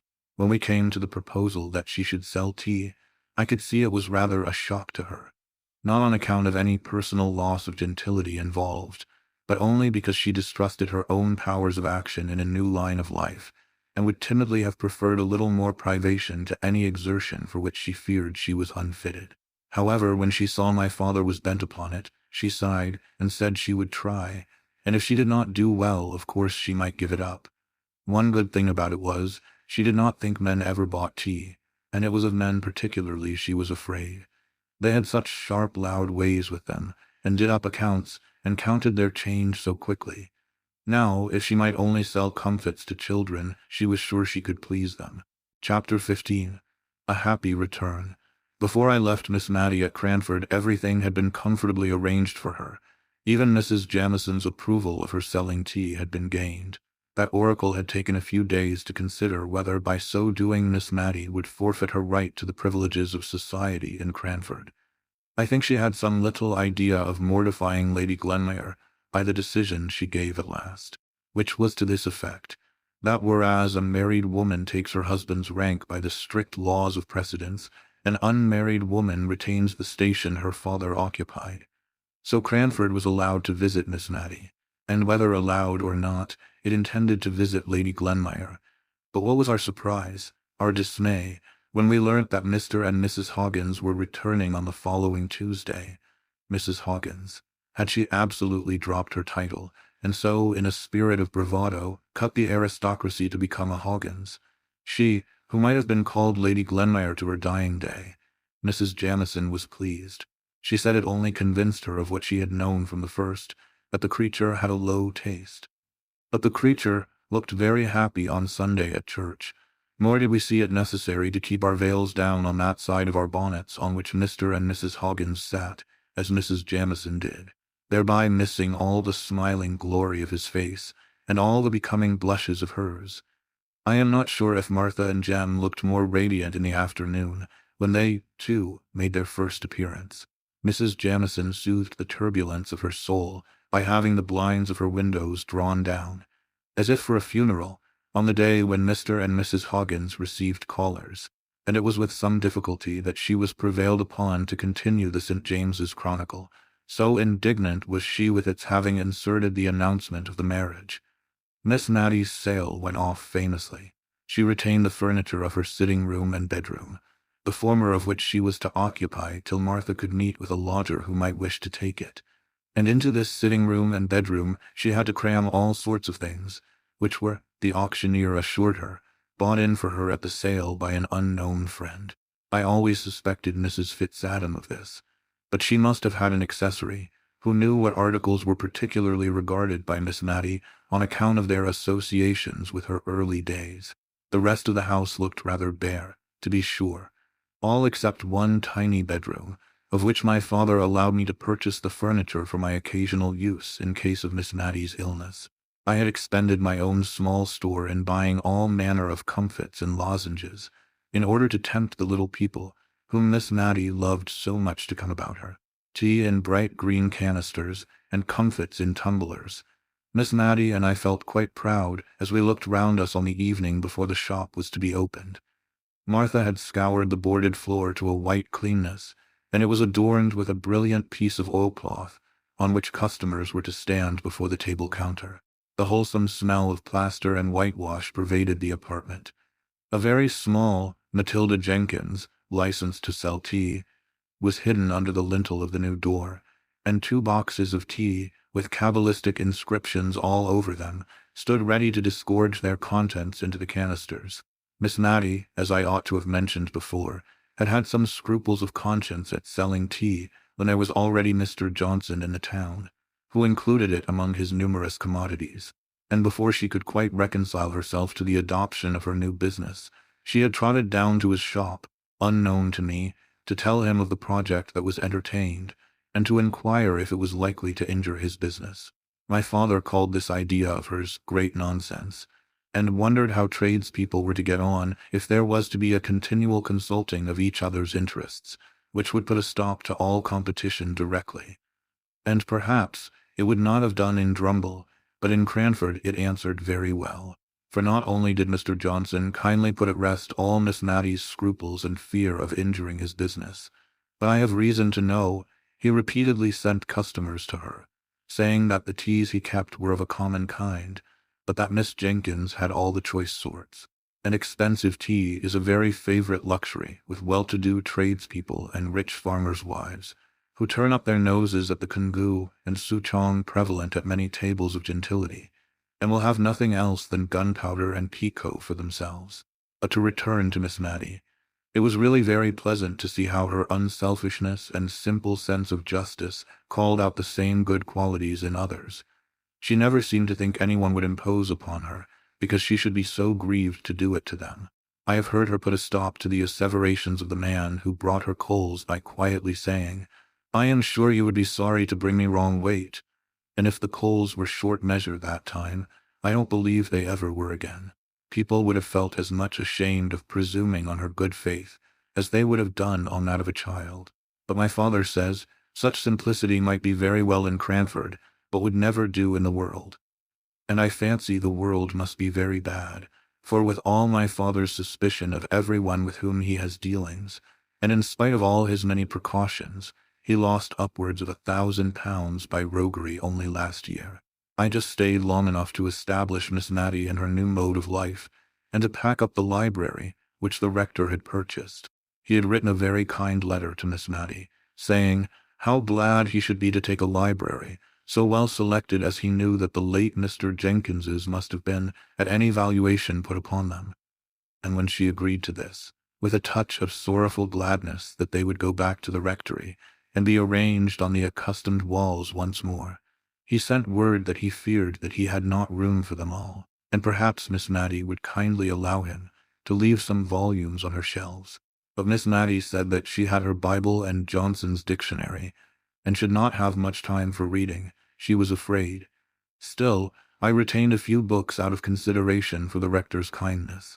The money which he had paid, and that produced by the sale, was partly expended in the stock of tea, and part of it was invested against a rainy day, i.e. old age or illness. It was but a small sum, it is true, and it occasioned a few evasions of truth and white lies, all of which I think very wrong indeed, in theory, and would rather not put them in practice, for we knew Miss Mattie would be perplexed as to her duty if she were aware of any little reserve fund being made for her, while the debts of the bank remained unpaid. Moreover, she had never been told of the way in which her friends were contributing to pay the rent.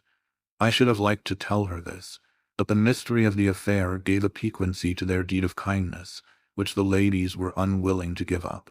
And at first Martha had to shirk many a perplexed question as to her ways and means of living in such a house. But by and by Miss Mattie's prudent uneasiness sank down into acquiescence with the existing arrangement. I left Miss Mattie with a good heart. Her sales of tea during the first 2 days had surpassed my most sanguine expectations. The whole country round seemed to be all out of tea at once. The only alteration I could have desired in Miss Mattie's way of doing business was that she should not have so plaintively entreated some of her customers not to buy green tea, running it down as a slow poison, sure to destroy the nerves and produce all manner of evil. Their pertinacity in taking it, in spite of all her warnings, distressed her so much that I really thought she would relinquish the sale of it, and so lose half her custom. And I was driven to my wit's end for instances of longevity entirely attributable to a persevering use of green tea.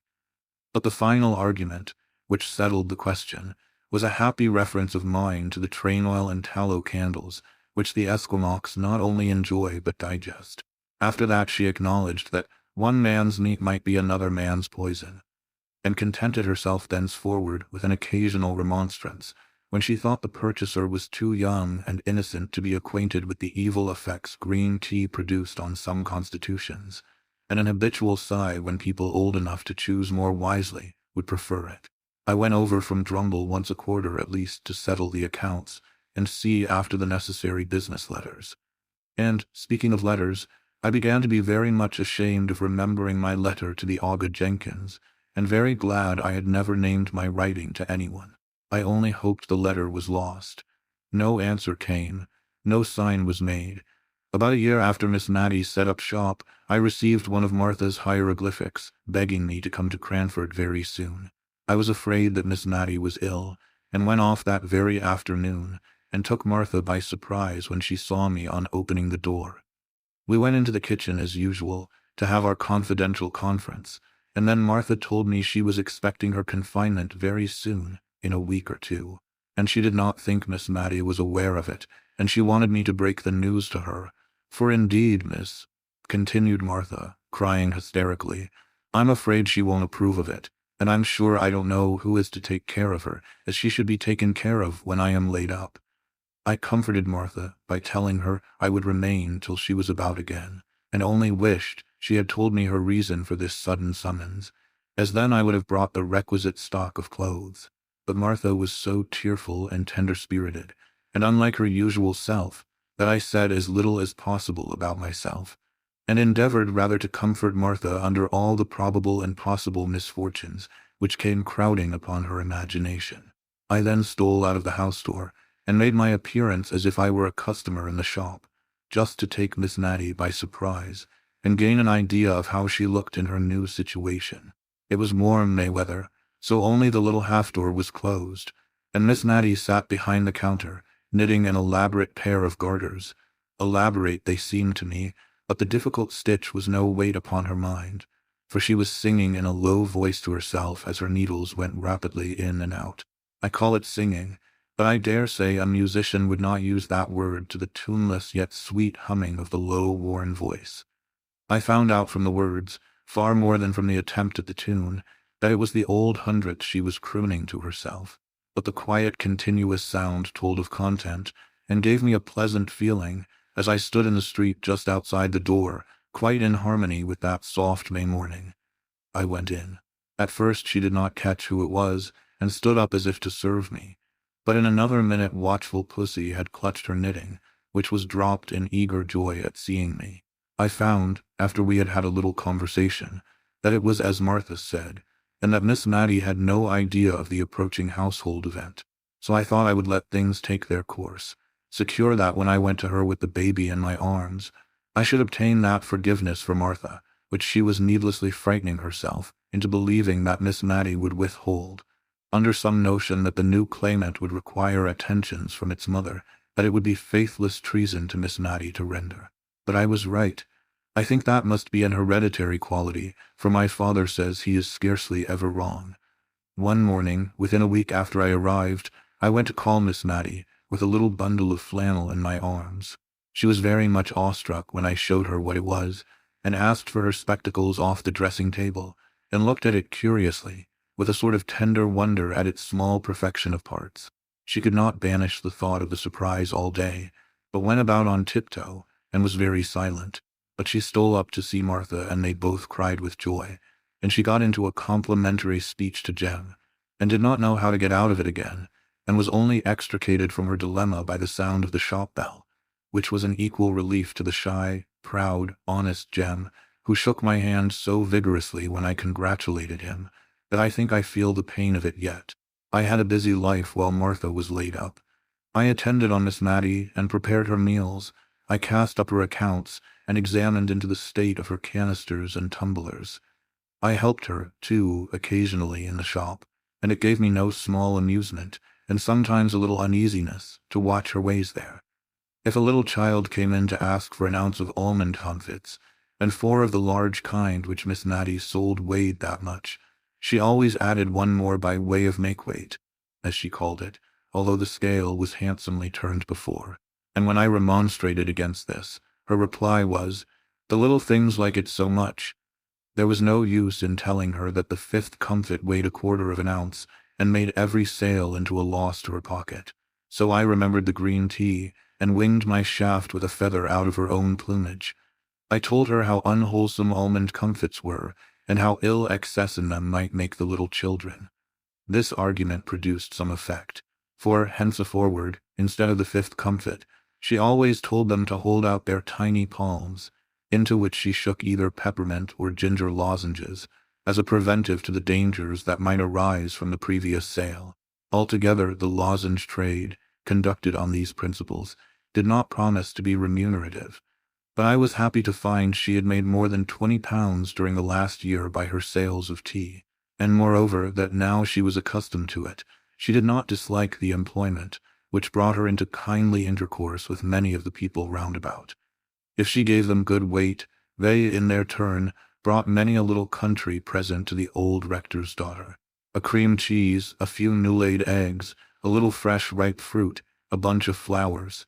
The counter was quite loaded with these offerings sometimes, as she told me. As for Cranford in general, it was going on much as usual. The Jamieson and Hoggins feud still raged, if a feud it could be called, when only one side cared much about it. Mr. and Mrs. Hoggins were very happy together, and like most very happy people, quite ready to be friendly. Indeed, Mrs. Hoggins was really desirous to be restored to Mrs. Jamieson's good graces, because of the former intimacy. But Mrs. Jamieson considered their very happiness an insult to the Glenmire family, to which she had still the honor to belong, and she doggedly refused and rejected every advance. Mr. Mulliner, like a faithful clansman, espoused his mistress's side with ardor. If he saw either Mr. or Mrs. Hoggins, he would cross the street, and appear absorbed in the contemplation of life in general, and his own path in particular, until he had passed them by. Miss Pole used to amuse herself with wondering what in the world Mrs. Jamieson would do, if either she, or Mr. Mulliner, or any other member of her household was taken ill. She could hardly have the face to call in Mr. Hoggins, after the way she had behaved to them. Miss Pole grew quite impatient for some indisposition or accident to befall Mrs. Jamieson or her dependents, in order that Cranford might see how she would act under the perplexing circumstances. Martha was beginning to go about again, and I had already fixed a limit, not very far distant, to my visit, when one afternoon, as I was sitting in the shop parlor with Miss Mattie, I remember the weather was colder now than it had been in May, 3 weeks before, and we had a fire and kept the door fully closed. We saw a gentleman go slowly past the window, and then stand opposite to the door, as if looking out for the name which we had so carefully hidden. He took out a double eyeglass and peered about for some time before he could discover it. Then he came in, and all on a sudden it flashed across me that it was the Aga himself, for his clothes had an out-of-the-way foreign cut about them, and his face was deep brown, as if tanned and retanned by the sun. His complexion contrasted oddly with his plentiful snow-white hair. His eyes were dark and piercing, and he had an odd way of contracting them and puckering up his cheeks into innumerable wrinkles when he looked earnestly at objects. He did so to Miss Mattie when he first came in. His glance had first caught and lingered a little upon me, but then turned, with the peculiar searching look I have described, to Miss Mattie. She was a little fluttered and nervous, but no more so than she always was when any man came into her shop. She thought that he would probably have a note, or a sovereign at least, for which she would have to give change, which was an operation she very much disliked to perform. But the present customer stood opposite to her, without asking for anything, only looking fixedly at her as he drummed upon the table with his fingers, just for all the world as Miss Jenkins used to do. Miss Mattie was on the point of asking him what he wanted, as she told me afterwards, when he turned sharp to me. "Is your name Mary Smith?"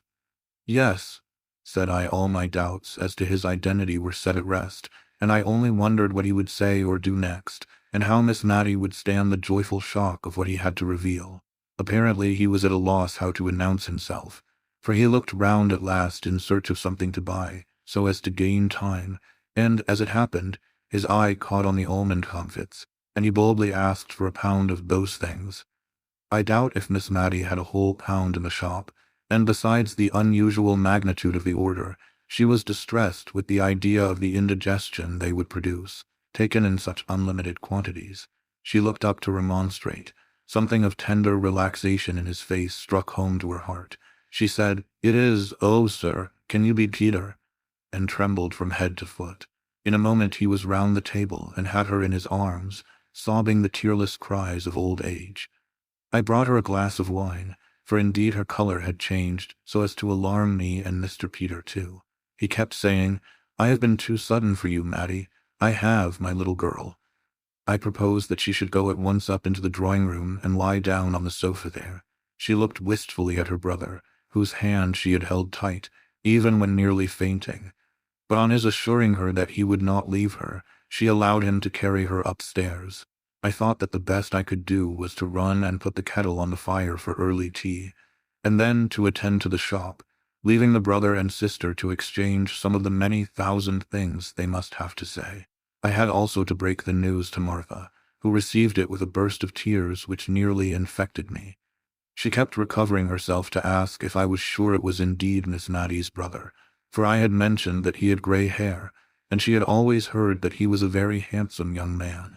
Something of the same kind perplexed Miss Matty at tea-time, when she was installed in the great easy-chair opposite to Mr. Jenkins in order to gaze her fill. She could hardly drink for looking at him, and as for eating, that was out of the question. "I suppose hot climates age people very quickly," said she, almost to herself. "When you left Cranford you had not a grey hair in your head. But how many years ago is that?" said Mr. Peters, smiling. "Ah, true. Yes, I suppose you and I are getting old. But still, I did not think we were so very old.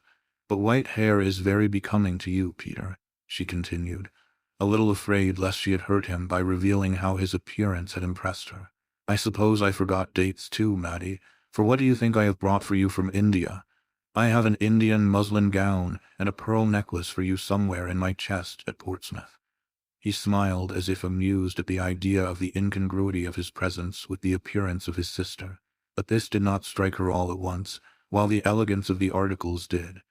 I could see that, for a moment, her imagination dwelt complacently on the idea of herself thus attired, and instinctively she put her hand up to her throat, that little delicate throat which, as Miss Pole had told me, had been one of her youthful charms.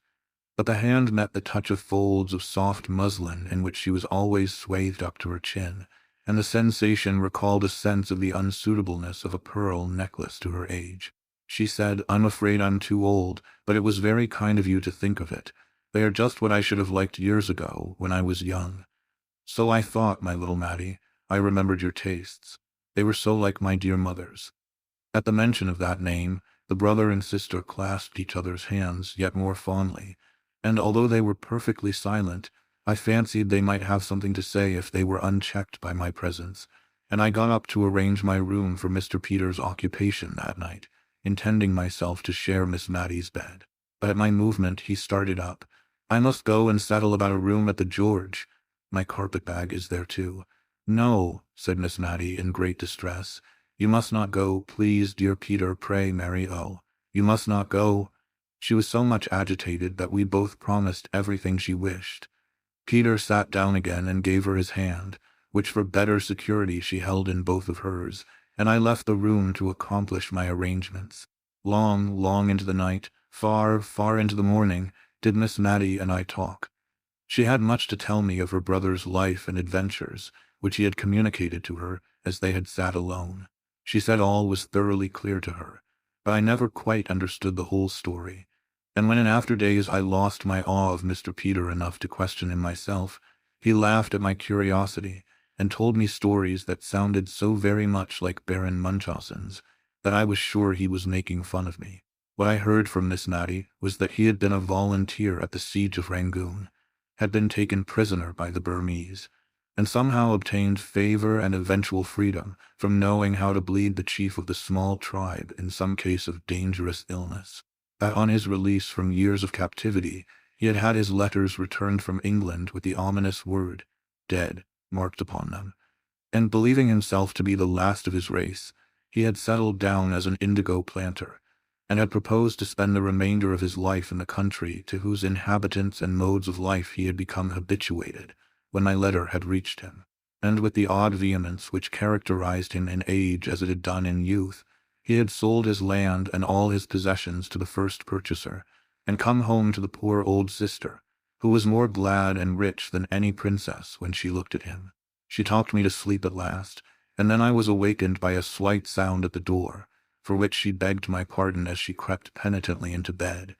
But it seems that, when I could no longer confirm her belief that the long-lost was really here, under the same roof, she had begun to fear lest it was only a waking dream of hers, that there never had been a Peter sitting by her all that blessed evening, but that the real Peter lay dead far away beneath some wild sea wave, or under some strange eastern tree.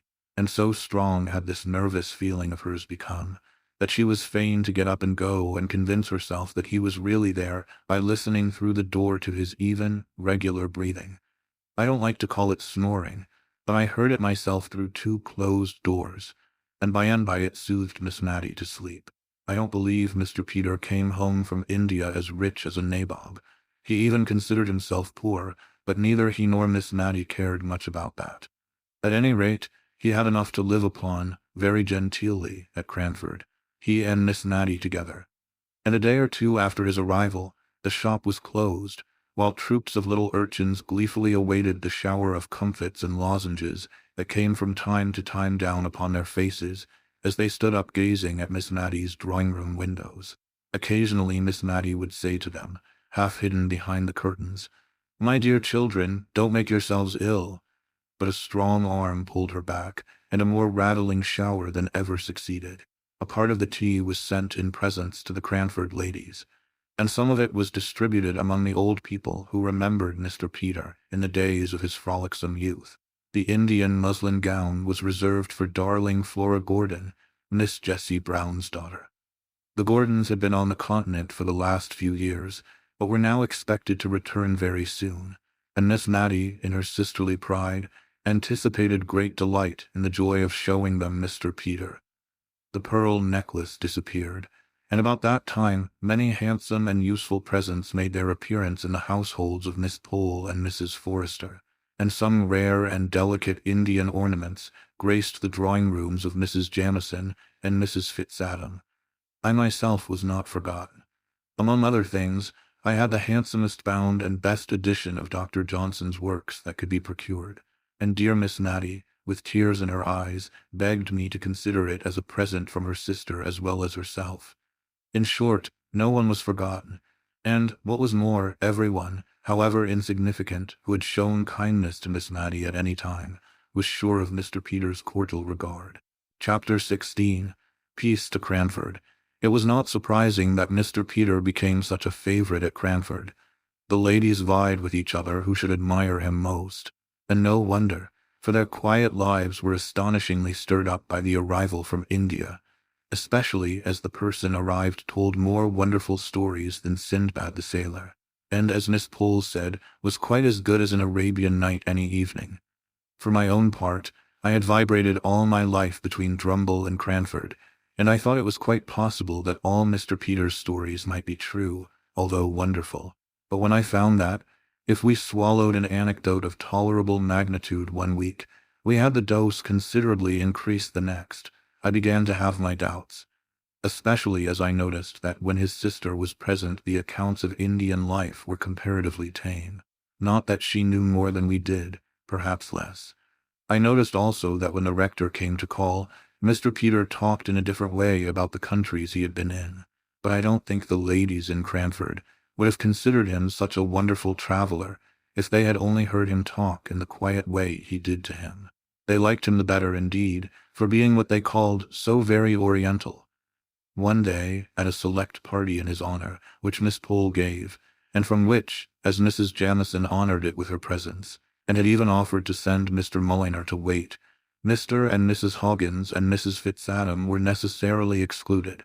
One day at Miss Pole's, Mr. Peter said he was tired of sitting upright against the hard-backed, uneasy chairs, and asked if he might not indulge himself in sitting cross-legged. Miss Pole's consent was eagerly given, and down he went with the utmost gravity. But when Miss Pole asked me, in an audible whisper, if he did not remind me of the father of the faithful, I could not help thinking of poor Simon Jones, the lame tailor, and while Mrs. Jamison slowly commented on the elegance and convenience of the attitude, I remembered how we had all followed that lady's lead in condemning Mr. Hoggins for vulgarity, because he simply crossed his legs as he sat still on his chair. Many of Mr. Peter's ways of eating were a little strange amongst such ladies as Miss Pole, and Miss Natty, and Mrs. Jamison, especially when I recollected the untasted green peas and two-pronged forks at poor Mr. Holbrook's dinner. The mention of that gentleman's name recalls to my mind a conversation between Mr. Peter and Miss Natty one evening in the summer after he returned to Cranford. The day had been very hot, and Miss Natty had been much oppressed by the weather, in the heat of which her brother revelled. I remember that she had been unable to nurse Martha's baby, which had become her favorite employment of late, and which was as much at home in her arms as in its mother's, as long as it remained a light weight, portable by one so fragile as Miss Natty.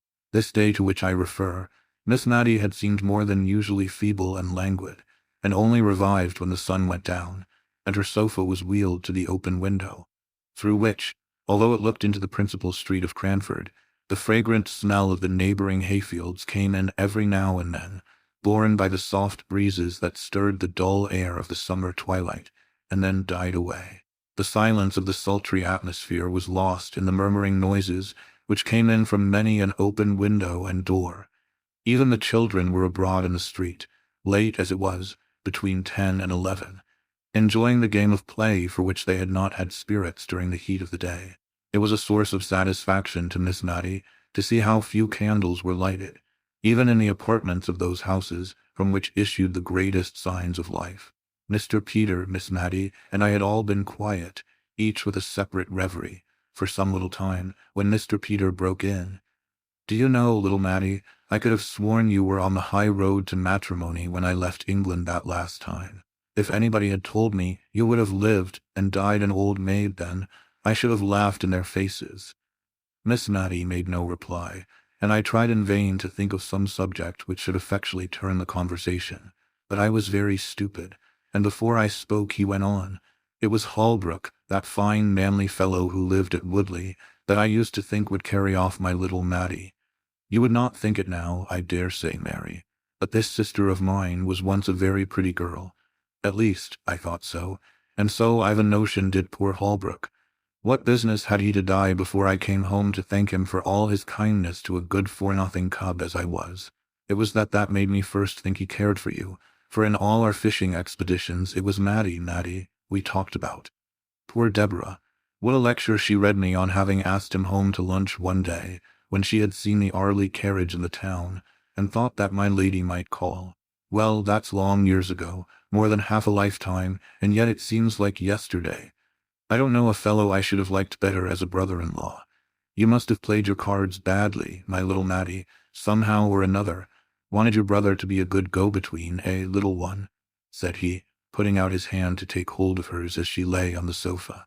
"Why, what's this? You're shivering and shaking, Matty, with that confounded open window. Shut it, Mary, this minute." I did so, and then stooped down to kiss Miss Matty, and see if she really were chilled. She caught at my hand, and gave it a hard squeeze, but unconsciously, I think, for in a minute or two she spoke to us quite in her usual voice, and smiled our uneasiness away, although she patiently submitted to the prescriptions we enforced of a warm bed and a glass of weak negus. I was to leave Cranford the next day, and before I went I saw that all the effects of the open window had quite vanished. I had superintended most of the alterations necessary in the house and household during the latter weeks of my stay. The shop was once more a parlor, the empty resounding rooms again furnished up to the very garrets. There had been some talk of establishing Martha and Jem in another house, but Miss Matty would not hear of this. Indeed, I never saw her so much roused as when Miss Pole had assumed it to be the most desirable arrangement. As long as Martha would remain with Miss Matty was only too thankful to have her about her. Yes, and Jem too, who was a very pleasant man to have in the house, for she never saw him from week's end to week's end.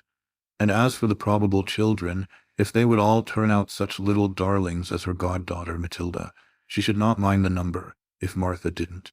Besides, the next was to be called Deborah, a point which Miss Matty had reluctantly yielded to Martha's stubborn determination that her firstborn was to be Matilda. So Miss Pole had to lower her colors, and even her voice, as she said to me that, as Mr. and Mrs. Hearn were still to go on living in the same house with Miss Matty, we had certainly done a wise thing in hiring Martha's niece as an auxiliary. I left Miss Matty and Mr. Peter most comfortable and contented, the only subject for regret to the tender heart of the one, and the social friendly nature of the other, being the unfortunate quarrel between Mrs. Jamieson and the plebeian Hogginses and their following. In joke, I prophesied one day that this would only last until Mrs. Jamieson or Mr. Mullinger were ill, in which case they would only be too glad to be friends with Mr. Hoggins. But Miss Matty did not like my looking forward to anything like illness in so light a manner, and before the year was out all had come round in a far more satisfactory way. I received 2 Cranford letters on one auspicious October morning. Both Miss Pole and Miss Matty wrote to ask me to come over and meet the Gordons, who had returned to England alive and well with their 2 children, now almost grown up. Dear Jessie Brown had kept her old kind nature, although she had changed her name and station. and she wrote to say that she and Major Gordon expected to be in Cranford on the 14th, and she hoped and begged to be remembered to Mrs. Jamieson, named first, as became her honorable station. Miss Pole and Miss Mattie, could she ever forget their kindness to her poor father and sister? Mrs. Forrester, Mr. Hoggins, and here again came in an allusion to kindness shown to the dead long ago, his new wife, who as such must allow Mrs. Gordon to desire to make her acquaintance, and who was, moreover, an old Scotch friend of her husband's. In short, everyone was named, from the rector, who had been appointed to Cranford in the interim between Captain Brown's death and Miss Jessie's marriage, and was now associated with the latter event, down to Miss Betty Barker. All were asked to the luncheon, all except Mrs. Fitzadam, who had come to live in Cranford since Miss Jessie Brown's days, and whom I found rather moping on account of the omission. People wondered at Miss Betty Barker's being included in the honorable list. But then, as Miss Pole said, we must remember the disregard of the genteel proprieties of life in which the poor captain had educated his girls, and for his sake we swallowed our pride. Indeed, Mrs. Jamieson rather took it as a compliment, as putting Miss Betty, formerly her maid, on a level with those Hogginses. But when I arrived in Cranford, nothing was as yet ascertained of Mrs. Jamieson's own intentions. Would the honourable lady go, or would she not? Mr. Peter declared that she should and she would. Miss Pole shook her head and desponded. But Mr. Peter was a man of resources. In the first place, he persuaded Miss Mattie to write to Mrs. Gordon, and to tell her of Mrs. Fitzadam's existence, and to beg that one so kind, and cordial, and generous, might be included in the pleasant invitation. An answer came back by return of post, with a pretty little note for Mrs. Fitzadam, and a request that Miss Mattie would deliver it herself, and explain the previous omission. Mrs. Fitzadam was as pleased as could be, and thanked Miss Mattie over and over again. Mr. Peter had said, "Leave Mrs. Jamieson to me." So we did, especially as we knew nothing that we could do to alter her determination if once formed. I did not know, nor did Miss Mattie, how things were going on, until Miss Pole asked me, just the day before Mrs. Gordon came, if I thought there was anything between Mr. Peter and Mrs. Jamieson in the matrimonial line. For that Mrs. Jamieson was really going to the lunch at the George. She had sent Mr. Mulliner down to desire that there might be a footstool put to the warmest seat in the room, as she meant to come, and knew that their chairs were very high. Miss Pole had picked this piece of news up, and from it she conjectured all sorts of things and bemoaned yet more. If Peter should marry, what would become of poor dear Miss Mattie? And Mrs. Jamieson, of all people? Miss Pole seemed to think there were other ladies in Cranford who would have done more credit to his choice, and I think she must have had someone who was unmarried in her head, for she kept saying, it was so wanting in delicacy in a widow to think of such a thing. When I got back to Miss Mattie's, I really did begin to think that Mr. Peter might be thinking of Mrs. Jamieson for a wife, and I was as unhappy as Miss Pole about it. He had the proof sheet of a great placard in his hand. Signor Brunoni, magician to the King of Delhi, the Roger of Oude, and the great Lama of Thibet, and C., was going to perform in Cranford for one night only, the very next night. And Miss Mattie, exultant, showed me a letter from the Gordons, promising to remain over this gaiety, which Miss Mattie said was entirely Peter's doing. He had written to ask the Signor to come, and was to be at all the expenses of the affair. Tickets were to be sent gratis to as many as the room would hold. In short, Miss Mattie was charmed with the plan, and said that tomorrow Cranford would remind her of the Preston Guild, to which she had been in her youth, a luncheon at the George, with the dear Gordons, and the Signor in the assembly room in the evening. But I looked only at the fatal words, under the patronage of the HONOURABLE Mrs. JAMISON. She, then, was chosen to preside over this entertainment of Mr. Peter's. She was perhaps going to displace my dear Miss Mattie in his heart, and make her life lonely once more. I could not look forward to the morrow with any pleasure, and every innocent anticipation of Miss Mattie's only served to add to my annoyance. So, angry and irritated, and exaggerating every little incident which could add to my irritation, I went on till we were all assembled in the great parlour at the George. Major and Mrs. Gordon and pretty Flora and Mr. Ludovic were all as bright and handsome and friendly as could be, but I could hardly attend to them for watching Mr. Peter, and I saw that Miss Pole was equally busy. I had never seen Mrs. Jamieson so roused and animated before. Her face looked full of interest in what Mr. Peter was saying. I drew near to listen. My relief was great when I caught that his words were not words of love, but that, for all his grave face, he was at his old tricks. He was telling her of his travels in India and describing the wonderful height of the Himalaya mountains. One touch after another added to their size, and each exceeded the former in absurdity. But Mrs. Jamieson really enjoyed all in perfect good faith. I suppose she required strong stimulants to excite her to come out of her apathy. Mr. Peter wound up his account by saying that, of course, at that altitude there were none of the animals to be found that existed in the lower regions. The Dane, everything was different. Firing one day at some flying creature, he was very much dismayed when it fell, to find that he had shot a cherubim. Mr. Peter caught my eye at this moment, and gave me such a funny twinkle that I felt sure he had no thoughts of Mrs. Jamieson as a wife from that time. She looked uncomfortably amazed. "But, Mr. Peter, shooting a cherubim, don't you think, I am afraid that was sacrilege?" Mr. Peter composed his countenance in a moment, and appeared shocked at the idea, which, as he said truly enough, was now presented to him for the first time. But then Mrs. Jamieson must remember that he had been living for a long time among savages, all of whom were heathens. Some of them, he was afraid, were downright dissenters. Then, seeing Miss Mattie draw near, he hastily changed the conversation, and after a little while, turning to me, he said, "Don't be shocked, prim little Mary, at all my wonderful stories. I consider Mrs. Jamieson fair game, and besides I am bent on propitiating her, and the first step towards it is keeping her well awake. I bribed her here by asking her to let me have her name as patroness for my poor conjurer this evening, and I don't want to give her time enough to get up her rancor against the Hogginses, who are just coming in. I want everybody to be friends, for it harasses Mattie so much to hear of these quarrels. I shall go at it again by and by, so you need not look shocked. I intend to enter the assembly room tonight with Mrs. Jamieson on one side, and my lady, Mrs. Hoggins, on the other. You see if I don't." Somehow or another he did, and fairly got them into conversation together. Major and Mrs. Gordon helped at the good work with their perfect ignorance of any existing coolness between any of the inhabitants of Cranford.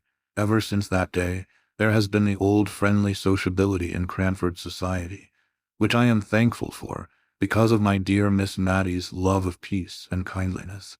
We all love Miss Mattie, and I somehow think we are all of us better when she is near us.